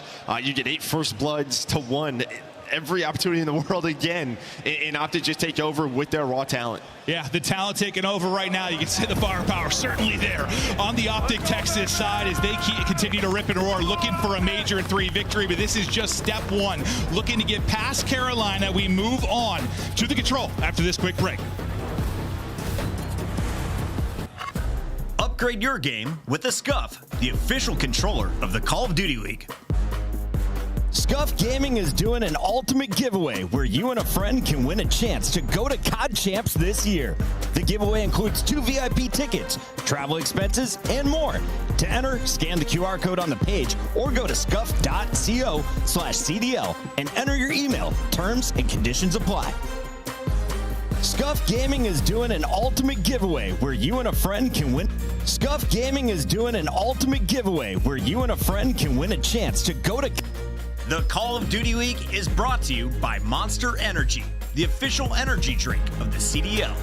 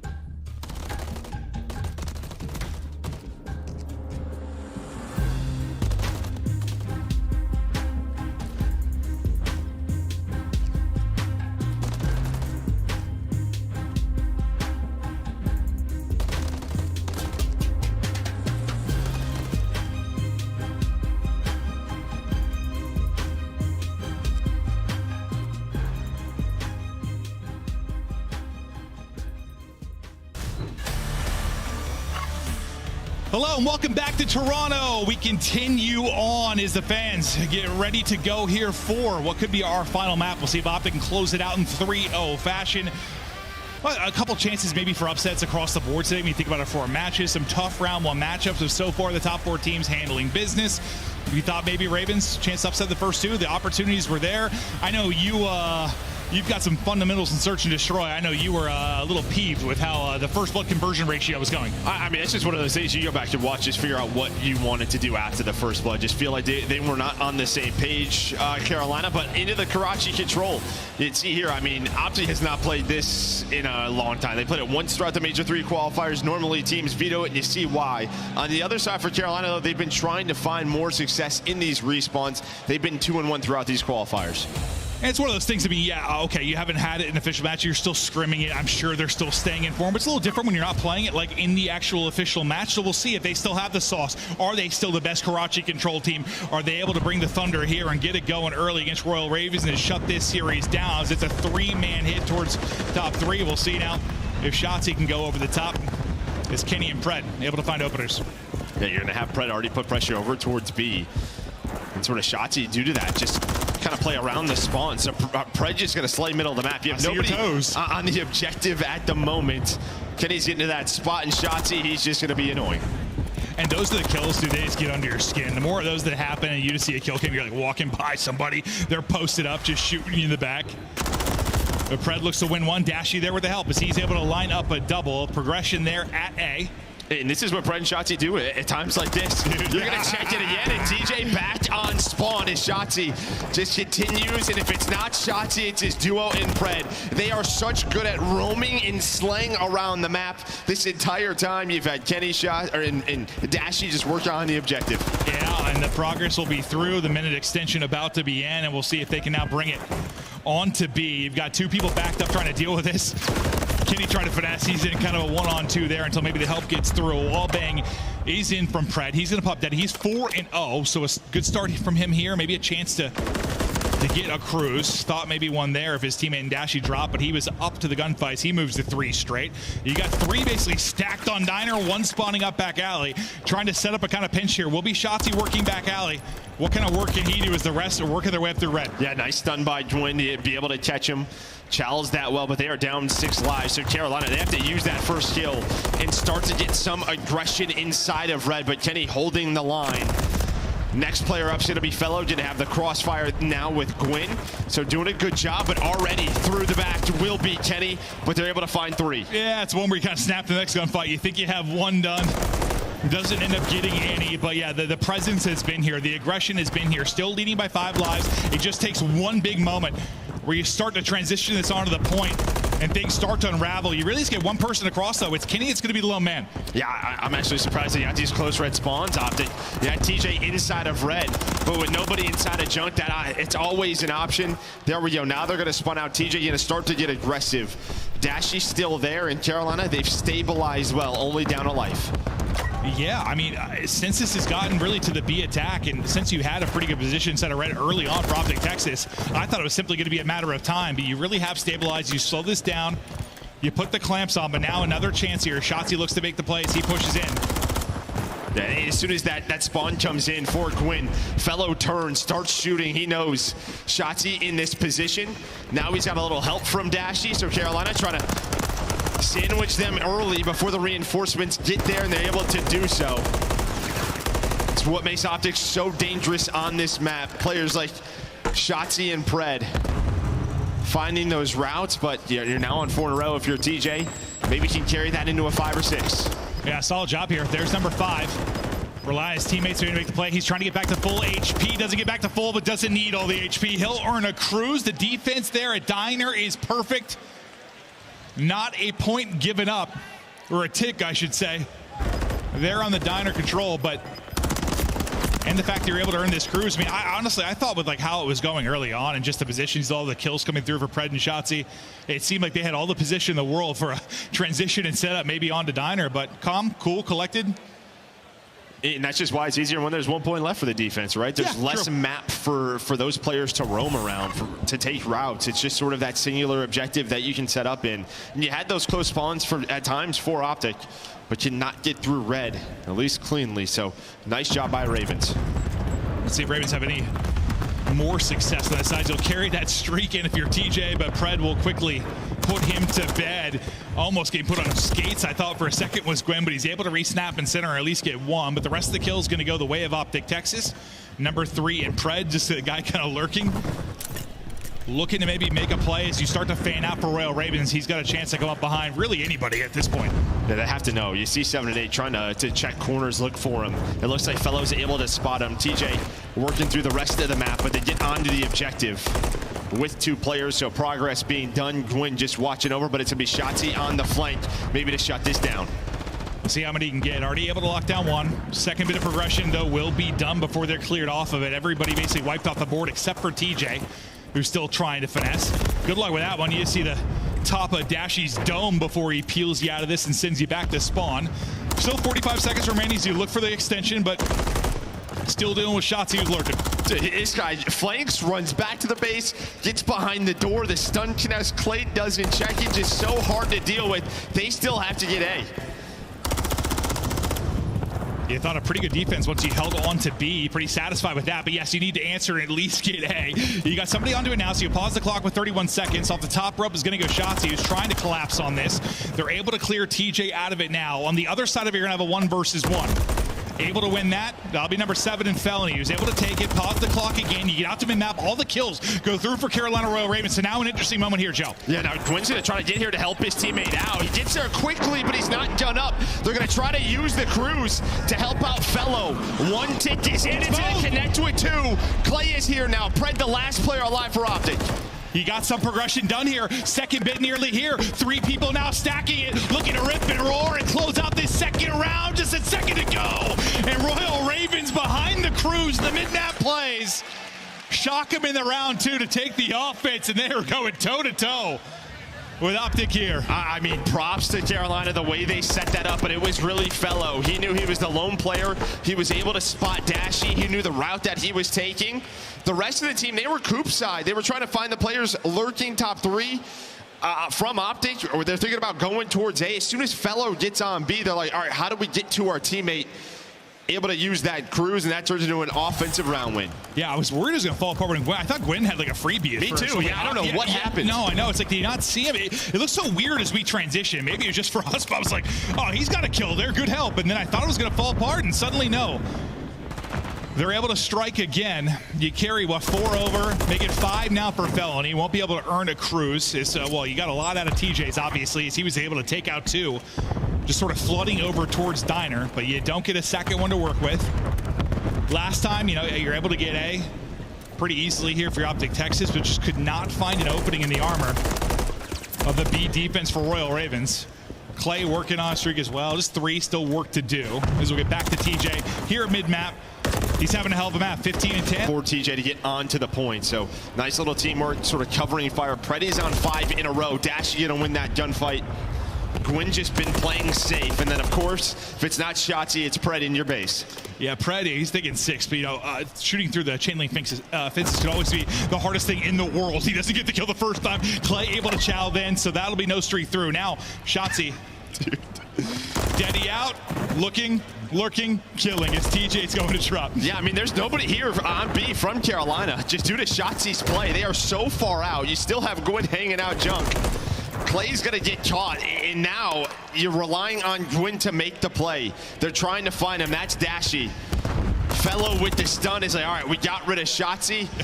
But again, just waiting on Gwyn. They're able to spot him.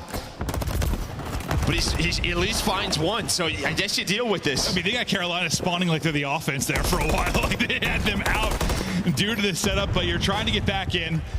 Such a good job holding this last time. We'll see if you'll be able to do it again on to B. Shotzi fighting, pistol dropping 1, can't quite get prone in time, so Clay will be able to trade that out. You've had enough bodies here to make sure there's no progress, but you've got that close red spawn. You keep funneling it through and continue to try and do damage, and there's your chance. And that's just it, and you were up 5 lives, so these funnels, the trades going their way, that is the advantage. You finally stack this point, does Optic. Have multiple players on it. Gwyn trying to work the pinch. 3 players. Shotzi still finding spawn kills. There is 1 kill through, but Carolina not going to get there in time. Yeah, you got like the ultimate setup there. You got exactly what you were looking for with Shotzi's position combined with the rest of the team just spawning an absolute Narnia is Carolina as they're trying to battle back. But it's like you spend such an effort battling back. By then, it's like, yeah, Red's wide open, obviously, and things just, it's like, it's just eventually it's going to fall apart once you get to that position. Yeah, I think they had one chance, but once those red spawns came in, you got the 3 dead right away. Like, there was the opportunity. Once they got Shotzi out of their spawn, they were trying to get over that dumpster and get set up Cafe, but they just get caught. Just looks so annoying to play against. These two players who... They're so good. They're so good. They're good at, yeah, and I don't even know if it's the right play at times. They have chances to stack the point, but it leads to round wins. Yeah, and you got the win there, and you're in control of the series is what matters. But you need to get this round if you're going to go to a round 5. Shotzi still hit as he works to get back to even. On the point for now will be TJ. He tries to get in some objective work and wins another up close and personal fight. Right over to a drop shot there from Gwen, but Shotzi is prepared for it. Working towards that second bit of progress. It's close. TJ just trying to step, maybe get that done. Not able to do it as Shotzi. He's got the height. Woohoo! All over the map. And this is why people don't play them on this map, because now you just lose Shotzi. From top 3, now in a chicken coop. 1 kill does go down, so maybe you transition. Huge kills by Kenny. Not able to find the 3rd, but if he goes down to that first player there is a chance for that B point to be open. Yeah. You finally deal with Shotzi, and I think you can get onto A. Maybe an opportunity. Now his fellow is able to win a tough one. Dashy, though, still set up here at the car. He'll get dropped. And now the presence is here, or is it? Because you still have Shotzi alive. Kin from top AC able to take one down as well. Lurking him behind, though, is going to be Gwen. Did they lose him in this madness? It seems they may have. Yeah, they might know someone is here. You get the progress done. Number 1 in Kenny, though, going to go on that pinch. So 2 dead. The transition could be here for Carolina. He's going to get on to B. Maybe distract the players off spawn. We'll see what they end up opting to do. You're winning the fight still at mid-map and right back onto this if you're TJ. Okay, so yeah, okay, looks like number 4, Dashy, is going to ask for Kenny to back on up and help him. Yeah, I think you got on this like right before they were on A, so they should have realized the gig was up. And it looks like that will be the case. He's able to get 1 bit of progress done. You'll also finish A. You got everybody backed up to Diner. You deal with TJ, who's the point man now for Carolina Royal Ravens. So you got 90 seconds to work with. Lives-wise, you got a 4 life advantage if you're Optic Texas, so advantage is there for you. Just 2 ticks needed right now for Royal Ravens. And what? You're looking at a round 5 defense if we go that way, because, well, they just got 3 the first time through, right, if you're Optic. Play did he get picked by Kenny. That's 5 in a row for Ken. Not going to find the 6. Good trade. But it's got to be cleaner here for Carolina. Down 4 lives with Fellow through the middle of the map and controlling top AC. Maybe that's where it starts. Here we go. The push is going to start. Gwen just trying to get back to full HP. I think a stun hit him for a second there. TJ, the same thing can be said. He's trying to get on forward. 2 people looking over him. Crawling forward to take the first fight. He's able to find it and able to pounce TJ. Just popping up, and a 3rd will drop. He's weak. 4th falls as well, and they are stacking the point. Round 5 may not matter. Just trying to shut him down. Ali, looks like this series is going a bit deeper to a map 4. We go as Carolina's strike.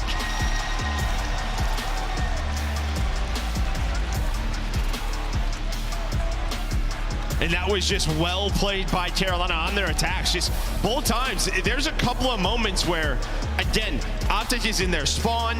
They're keeping it hectic.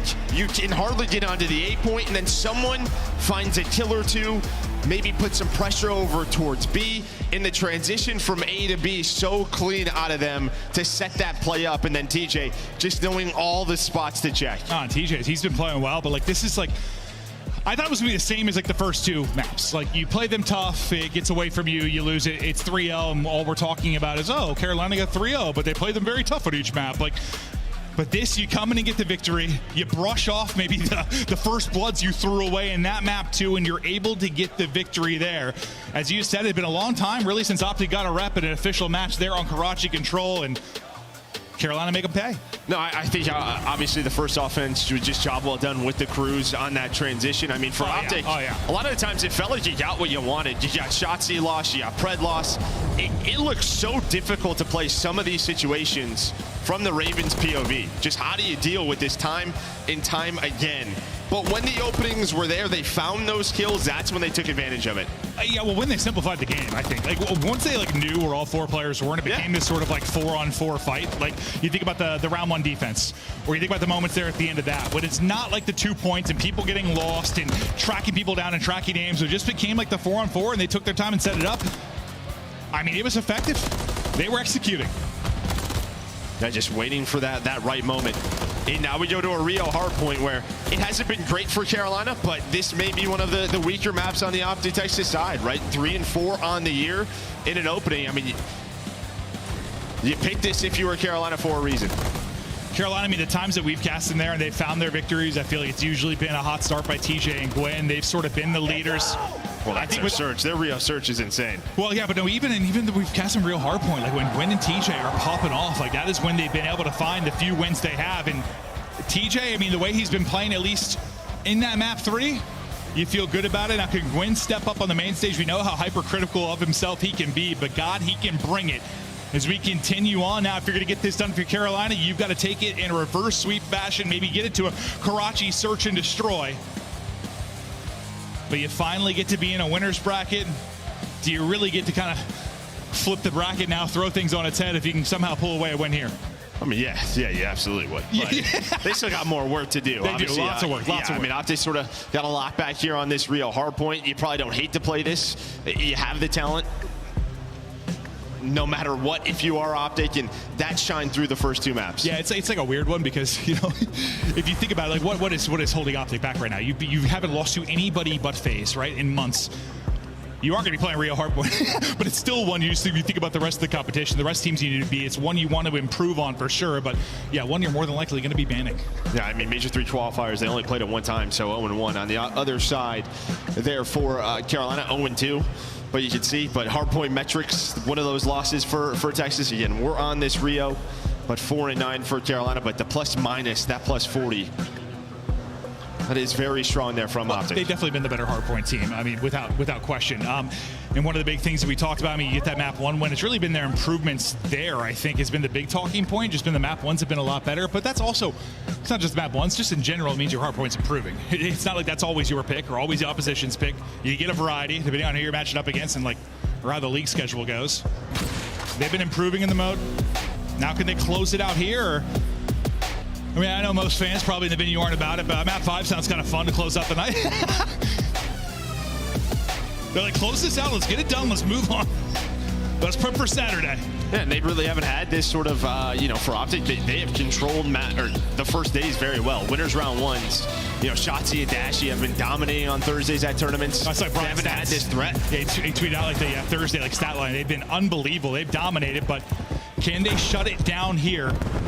I'm going to have eyes on Gwen and TJ on one side to be the playmakers for this squad. We'll see if they'll be able to do it. The first engagement with TJ and Shotzi, it'll be an awkward one, but it's Fellow trying to trade it back into the point first and starting to rack up some time will be Optic Texas. As they let one slip away, now can they put the clamps on, close it out? A nice start here for Optic. Dashi watching over his teammates, and just too many bodies there for Fellow to deal with. Pred now able to find a double already, 30-0 for Optic. Yeah, this is about everything you would want, because you know how difficult it can be to get time at P2 the first time through. No trophies, you're getting smoked a lot of times with nades getting through. Or if you got one down, can it deal with everything that's coming at you? But they're going to get their setup. Can you answer back though? Because there's going to be 50 seconds at P1. That's godlike to start this off.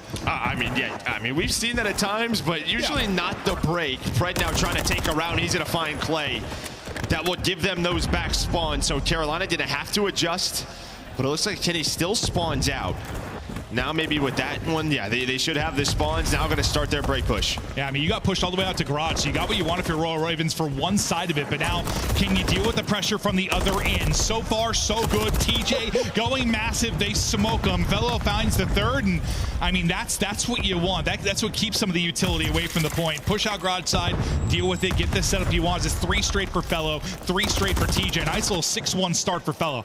And Gwen goes all the way through boxes, picking up middle of the map flank. point, he's going to go right back towards lobby because they want to rotate. They want spawns for new. So I think they do a pretty darn good job. Now, Optic, they will take those 15 seconds all day on that scrap time, but there was an opportunity for Carolina to keep them pinned back there, get all of that time and win rotation over to P3, but you keep a 30-point lead. Yeah, I mean, you win on both sides a little bit, I guess. Well, okay, if you can get this time early. If you're Royal Ravens, like you give up that 15 to 20. Now can you secure a lot of time here at third? But as some of the openers come through for Dashy and Shotzzy, that might not be the case. You're at least able to take down one if you are Clay. Shotzzy will be through on the trade. You get a little breathing room here for a moment. A bit of a split spawn, I think, for a second for Optic Texas. You got one out on the other side of it's Dashy. Everybody else hitting through the back. Yeah, I don't know if Carolina's going to be able to read this. No, Fellow actually does. Sure Fellow does. turns, was ready for that spawn, ready for that route, and Fellow goes massive 8-3 to start for Fellow. As they recover on this rotation, I thought maybe with Shotzzy getting them those close spawns, they were going to flood on through. I think oftentimes, I swear to God, when we've been talking about there's been a spawn or something, you're like, I don't know if they're going to read this. Like a split spawn, it's been like Fellow that's picked it up. I mean, he's on his game. We know they just know it's an option. Yeah. They're ready to deal with it. Now, lead change as Carolina Royal Ravens will go back in front, but a tight one, obviously, here early on. You see the lock bottom left of the map getting ready to pop near garage, and early on, you're looking to chain maybe 3 and 4 together if you're Carolina Royal Ravens. In this, if you think at least of the sub base, something they really struggled to do was put together 2 body of work in a hard point. Chance to maybe do it here, but here comes the onslaught now of Optic Texas. Yeah, what's the timing going to be like on the pinch? Shotzzy's going to win it, so it's a 2-on-2, and you have no idea where Shotzzy is. He's spawning your teammates out. There was a chance for Gwyn to win that 1-on-1, and now from up top, it's going to lead to an Optic break. There is a stun. Fellow was on 5 in a row, but you disrupt the setup from Carolina. Yeah, I think you're happy if you're Optic Texas that you break this up. What the hell? I think you're happy if you're Royal Ravens and you sort of at least keep them out of the point. Don't let it give me a time. Keep it a bit scrappy, but it's still going to be Fellow leading the way at 13-5. The monster moment there for Gwyn. You take a 40-point lead, and now we hop all the way up the bridge side. I mean, you had, what, 50 points from the first hill? Since then, 17, and Carolina have taken over on this rotation. Fellow already in a great spot for that trade as he is still double positive having a map. Can you chain together 3 now? If you're Royal Ravens, or this is when Optic maybe start to answer back. Shotzzy, he's been spotted, thinks he's tucked away in the bush, but he repositions a little bit deeper, and then the help gets there from Clay. So, I mean, if you're Carolina, at least you haven't allowed them to get much time here early on. You get 10 to 12 seconds, but then you've had a fight here. You've had a contest here. This has been a really solid 2 to 3 minutes out of Carolina Royal Ravens, but still very much in this fight right now if you're Optic. 30 seconds left to go, and yeah, you'll take that break. You'll take that time. Great stretch here from Carolina. And now Gwyn is in a spot for this rotation over towards P1. They're still finding kills at old. TJ trying to get aggressive, will stagger the push. What is the timing going to be like for Gwyn? I thought he was just going to lurk, stay on P1. He tries to get aggressive and get aggro.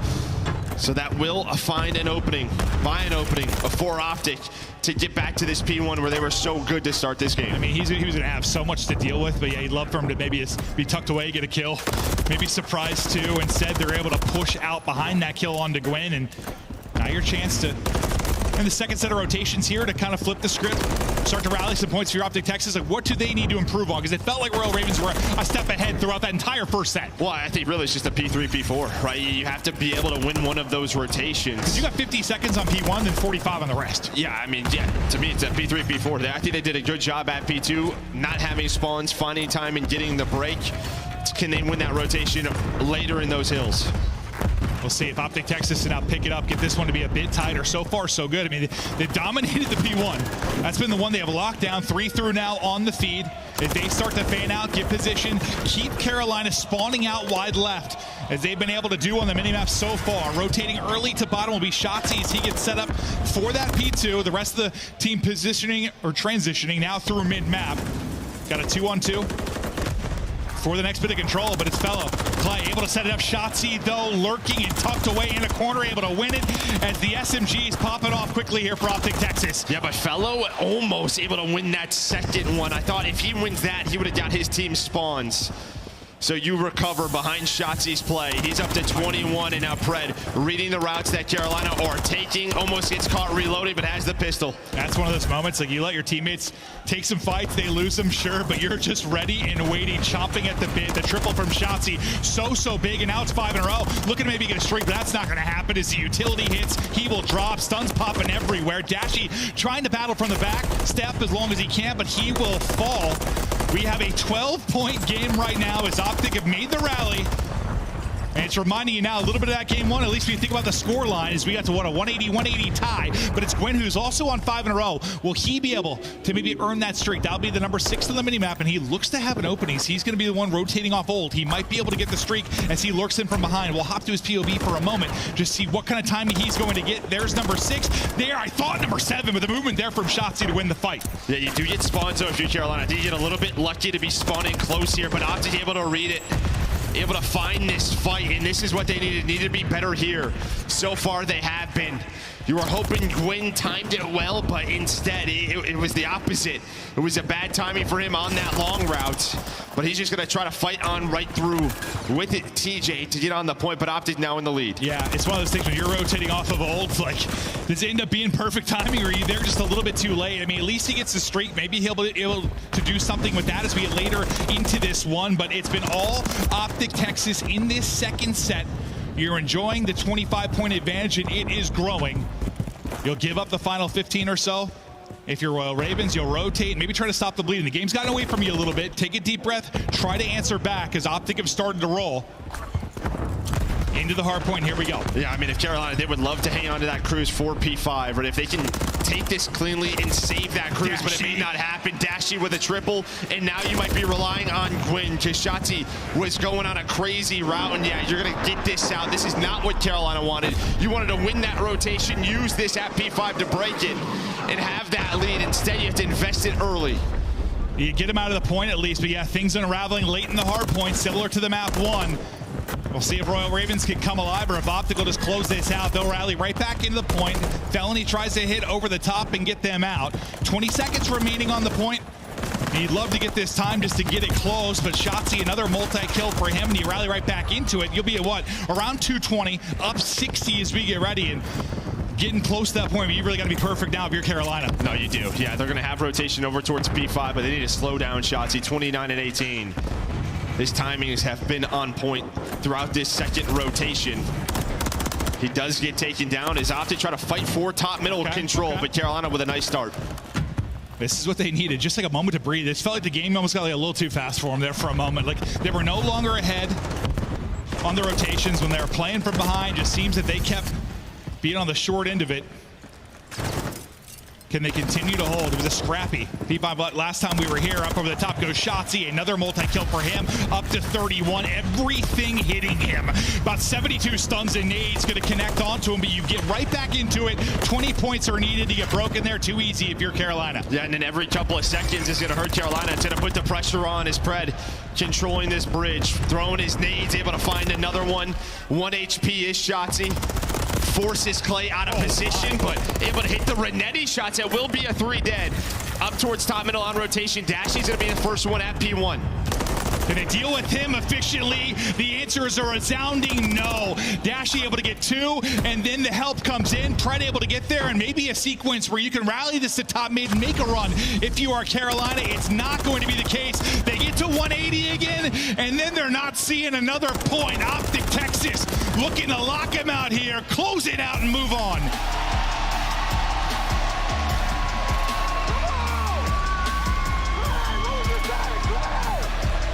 And they do just that. They win both of the hard points. It was close. Carolina played them up to a point, 75% of the map. Yeah. But then it's just a couple of situations that go Optic's way. Really, that P3 where Gwyn is holding at ult, tries to flank through the mid, and while that happens, his teammates die. They get broke, and then that P4 rotation where they have the early setup, then you have to use the cruise. And before that, like Shotzi's triple sort of to get him going as he set them up for the P2. And it just feels like, you know, when they were a step ahead, like when it was playing at their pace, when they were in their spots, it looked really good for Royal Ravens. And like Shotzi was kind of struggling to get going. As soon as like the map opens up for him, My God, he is a terror on the map. He starts to absolutely pick them apart. Leads the team in damage. Puts up 32 there in the map 4. Had some huge multi-kills, nearly 90 seconds on the clock in the hard point as well, as he puts on one incredible performance. And on the other side of it for Royal Ravens, I mean, you're looking back at some of these hard points in the Search to Destroy and thinking, damn, we played them so tough, we could have won these maps. 100%. I mean, you just see the second, P2, P3, P4, you get 8 points. You just plateau. Yeah, you plateau where you have the early setups and then Optic just breaks on through. But you see there just sort of a summary, a recap.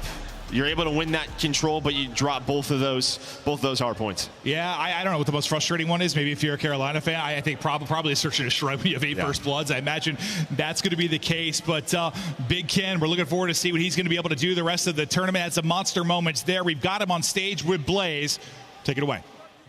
I agree with you, Maven. He definitely has some monster moments in this series. Toronto, show some love for Optic Texas. Coming out with another dub, Ken. Yep. How does it feel to get that win in this crowd against the Ravens? Definitely feels good because it's our first match. You don't know how your first match ever going to go. I feel like it went pretty good. We kind of tried to control, but the crowd is kind of crazy. I appreciate y'all. Yeah, they are crazy. You know, and so definitely could be a lot of nerves and unexpected things that happen in the first match. Yeah. And so the one thing I want to talk to you about was the S&D. You guys played 9 rounds. You win 6-3, 1 first blood. Yeah. Being down so many times in those engagements, how do you stay so cool, calm, and collected to even win in that 6-3 fashion? I think to win like moments where you're down, you got to have a lot of trust with your teammates. Especially like if I'm calm in like the first few rounds, I was kind of making plays. I'm like, I'm making plays, and my teammates trust me to like do what I can. So I feel like that's the biggest thing is trust. I think the S&D went so long because we were trying to force my streak and not really stand alive. But overall, I think we played it really good. Like I said, it's all about trust. All about trust, okay? Now, I guess my next question is, Greenwald, do y'all trust him? They definitely do. What do you want to tell them so I can get you out of here so you can start preparing for your next match? I love you guys. I appreciate all the support. We're looking to win it. They're looking to win it. One more time, that's going to do it for us on the stage. Puckett, take us away. Thank you so much, Blaze, and congratulations to Kenny and Optic Texas. They complete a day of 3-1s. Alley Cat, what's your takeaway?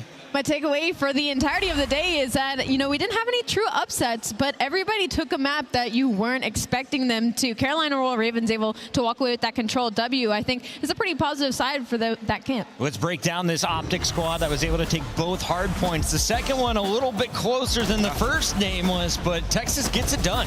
Yeah, I mean, I think both the hard points were winnable for the side of Carolina Royal Ravens. Just Optic has been so clutch. There's like these pivotal points in the map. I'm thinking, you know, for this one, it's like that last rotation. They're down like 70 points. So what do? They end up getting the spawns for P2. They get a majority of the time there, and then they pin Carolina in the back of the spawn, learning from the first rotation, and then securing P3 to P4. We know how that snowball works. They're able to close it out. And then you think back to the map 1. You know, kind of a tough situation as well, but guess what? They get a perfect setup on P4 to make some plays. Pred up top, Snow just slaying them out. Yeah. They have their setups and positions that they like to play, and when they're able to finally get a 4 down, you cannot recover from, and that's what makes this Optic Texas team so dangerous, especially in hardpoint. They're never out. And Kenny was an absolute demon today in the series specifically. I guess an interesting angle I kind of want to take here is in both of the hardpoints, Optic was kind of on the back foot. You talk about that sub base, it was 180 at one point, and then they were just able to chain 3 straight in a row. Same thing on the Rio. They were on the back foot of it for a majority of the game. The second set of rotation, Shotzi and Pred are able to turn up and get those kills. That almost makes me worry and want to pinpoint to the fact that that might be where they struggle versus Atlanta FaZe. Because Atlanta FaZe, you give them an inch, they take a mile. So with Optic Texas, with these slow starts, should they get to that Atlanta FaZe matchup again, that might be what hurts them. It's a fair point. We've seen some incredible final holds and some epic comebacks in the last 2 weeks. This is Optic Scuff, play of the game. Let's take a look at the holds to close this one out. When Carolina got tight, it was Kenny and Crew powering through and Shotzi dropping a lobby-leading number of kills and damage, right? Yeah, 5,300 damage, 32 kills in the game. Just beautiful plays at Optic, right? Like they're able to flip those spawns, rotate over, and fix what they did bad on that first rotation, which was P3 into P4. You heard Joe talking about it. That's everything on this map. They did a great job on P1 as well. So it was spearheaded by Shotzi. Once he gets loose, he's up top. He can make plays anywhere. And that's the guy that you need going, because up until that point in the series, he wasn't having himself the best time. Keep in mind, Optic is now done until Saturday, where they will be continuing on to our winners bracket round 2. Everyone else you saw is going to be battling out in that elimination bracket, with Carolina now dropping down to play LAG. How do you feel about that matchup? I feel like that is not the last series we're going to see from Carolina Royal Ravens. Royal Ravens, Liv Anchi says, how do you feel about the Ravens overall? Clayster and Felony, clearly something was off at the end of the game, despite Felony having a fantastic game 4. Yeah, I mean, it's just about managing your lead, right? I feel like they had a huge opportunity on that sub base as well. And then even thinking about the search and destroy, so many gaps were left open from a team that was so precise in their search throughout this stage. I was not expecting that on the main stage.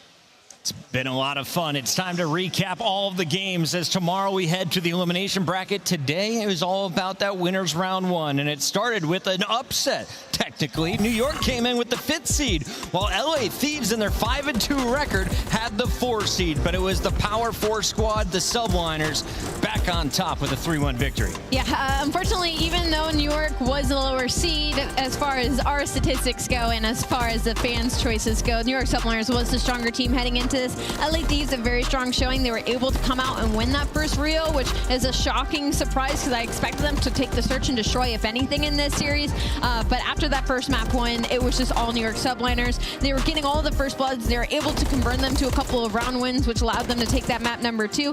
And most impressive, the invasion in a 3-1 fashion. They were able to get that attack. And like I said, Hydra has been a different beast when it comes to those map number 3s. Now, if only he can translate it back into the search and destroys, New York Subliners could make a run. Hydra going on a 14 streak during this series, and of course another 38 kills coming out there in the game 4 as New York gets it all locked up. Tomorrow they'll play against Atlanta, a familiar rematch, Nameless, and we got to talk about how Atlanta got there, because they matched up against the A seed, and they made quick work of Miami Heretics. Yeah, you know, the series started off really, really close. You heard Kenny talking about it. You just never know how your first series is going to go. Atlanta face outslayed them by 79 throughout this one, right? Like they were, Abe was running around on map 1 doing whatever he wanted. That being said, 40-point victory. They lose the Search and Shrine 6-star. It's now 2 reps on it. But the last 2 maps, High Rise Control and Rio Hardpoint, masterful out of Atlanta FaZe. Like that's the full-fledged dominant roster that we saw in the qualifier. And the painful thing on the side of Miami is I talked about it before the series, like allowing High Rise to be map 3 wasn't my favorite thing I've seen out of them thus far, just because it's such a slay-heavy map number 3, and that's going up against an Atlanta FaZe where they're all positive, one of the #1 controlled teams, and we saw it, right? The first round ended on kills, then it went time, and then the final round ended on kills once again. And then the Rio, same thing, like Ann said, they got just heavily outslayed. The fundamentals were there for Miami, just unfortunately they couldn't keep up with the numbers. So if you're looking at our schedule, Atlanta and New York will be facing off on Saturday. We will also see Toronto versus Optic Texas, and this should be another great series. Will we see a game 5? Because none of our top 4 went that way today, Allie.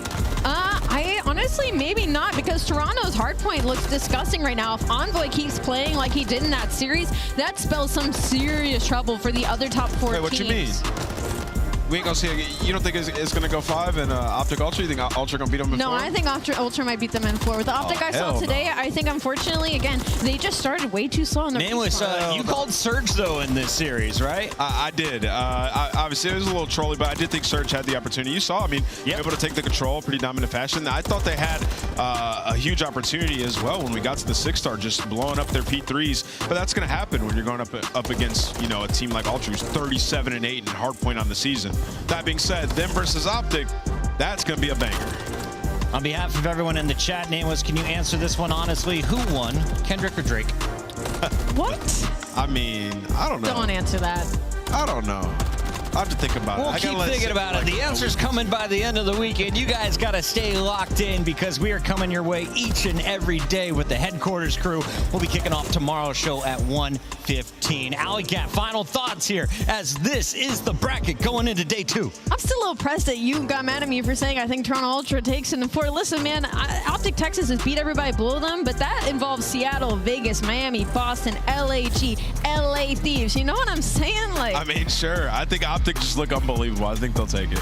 There's a look at your schedule. It kicks off with the match. It's 1:30 p.m. as attached in the Vegas Legion. Look to send Miami Heretics packing. LA Thieves versus Boston. We got the Surge versus Minnesota and so much more. Once again, it all kicks off at 1:15 Eastern. We'll see you for the matches at 1:30.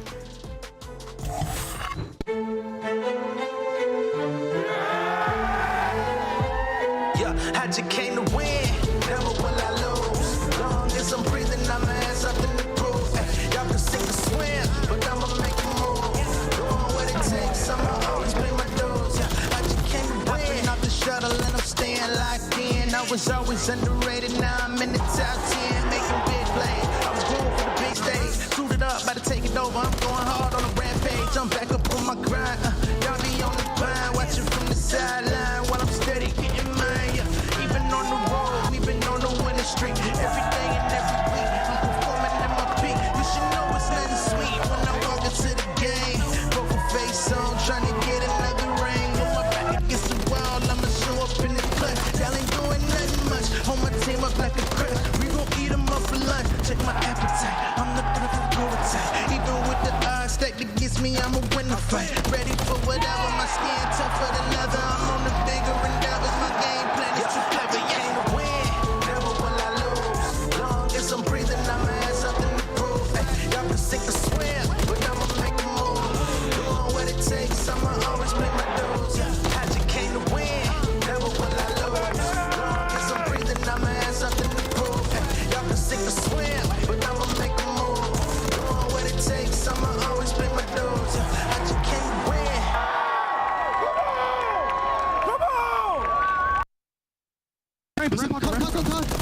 Nice, they don't went off that by the way. Double done. Yeah, you're gonna be half for me. Half ball, what's that? Nice! Okay, I might have ball. Look my grass. I might have ball. Watch out,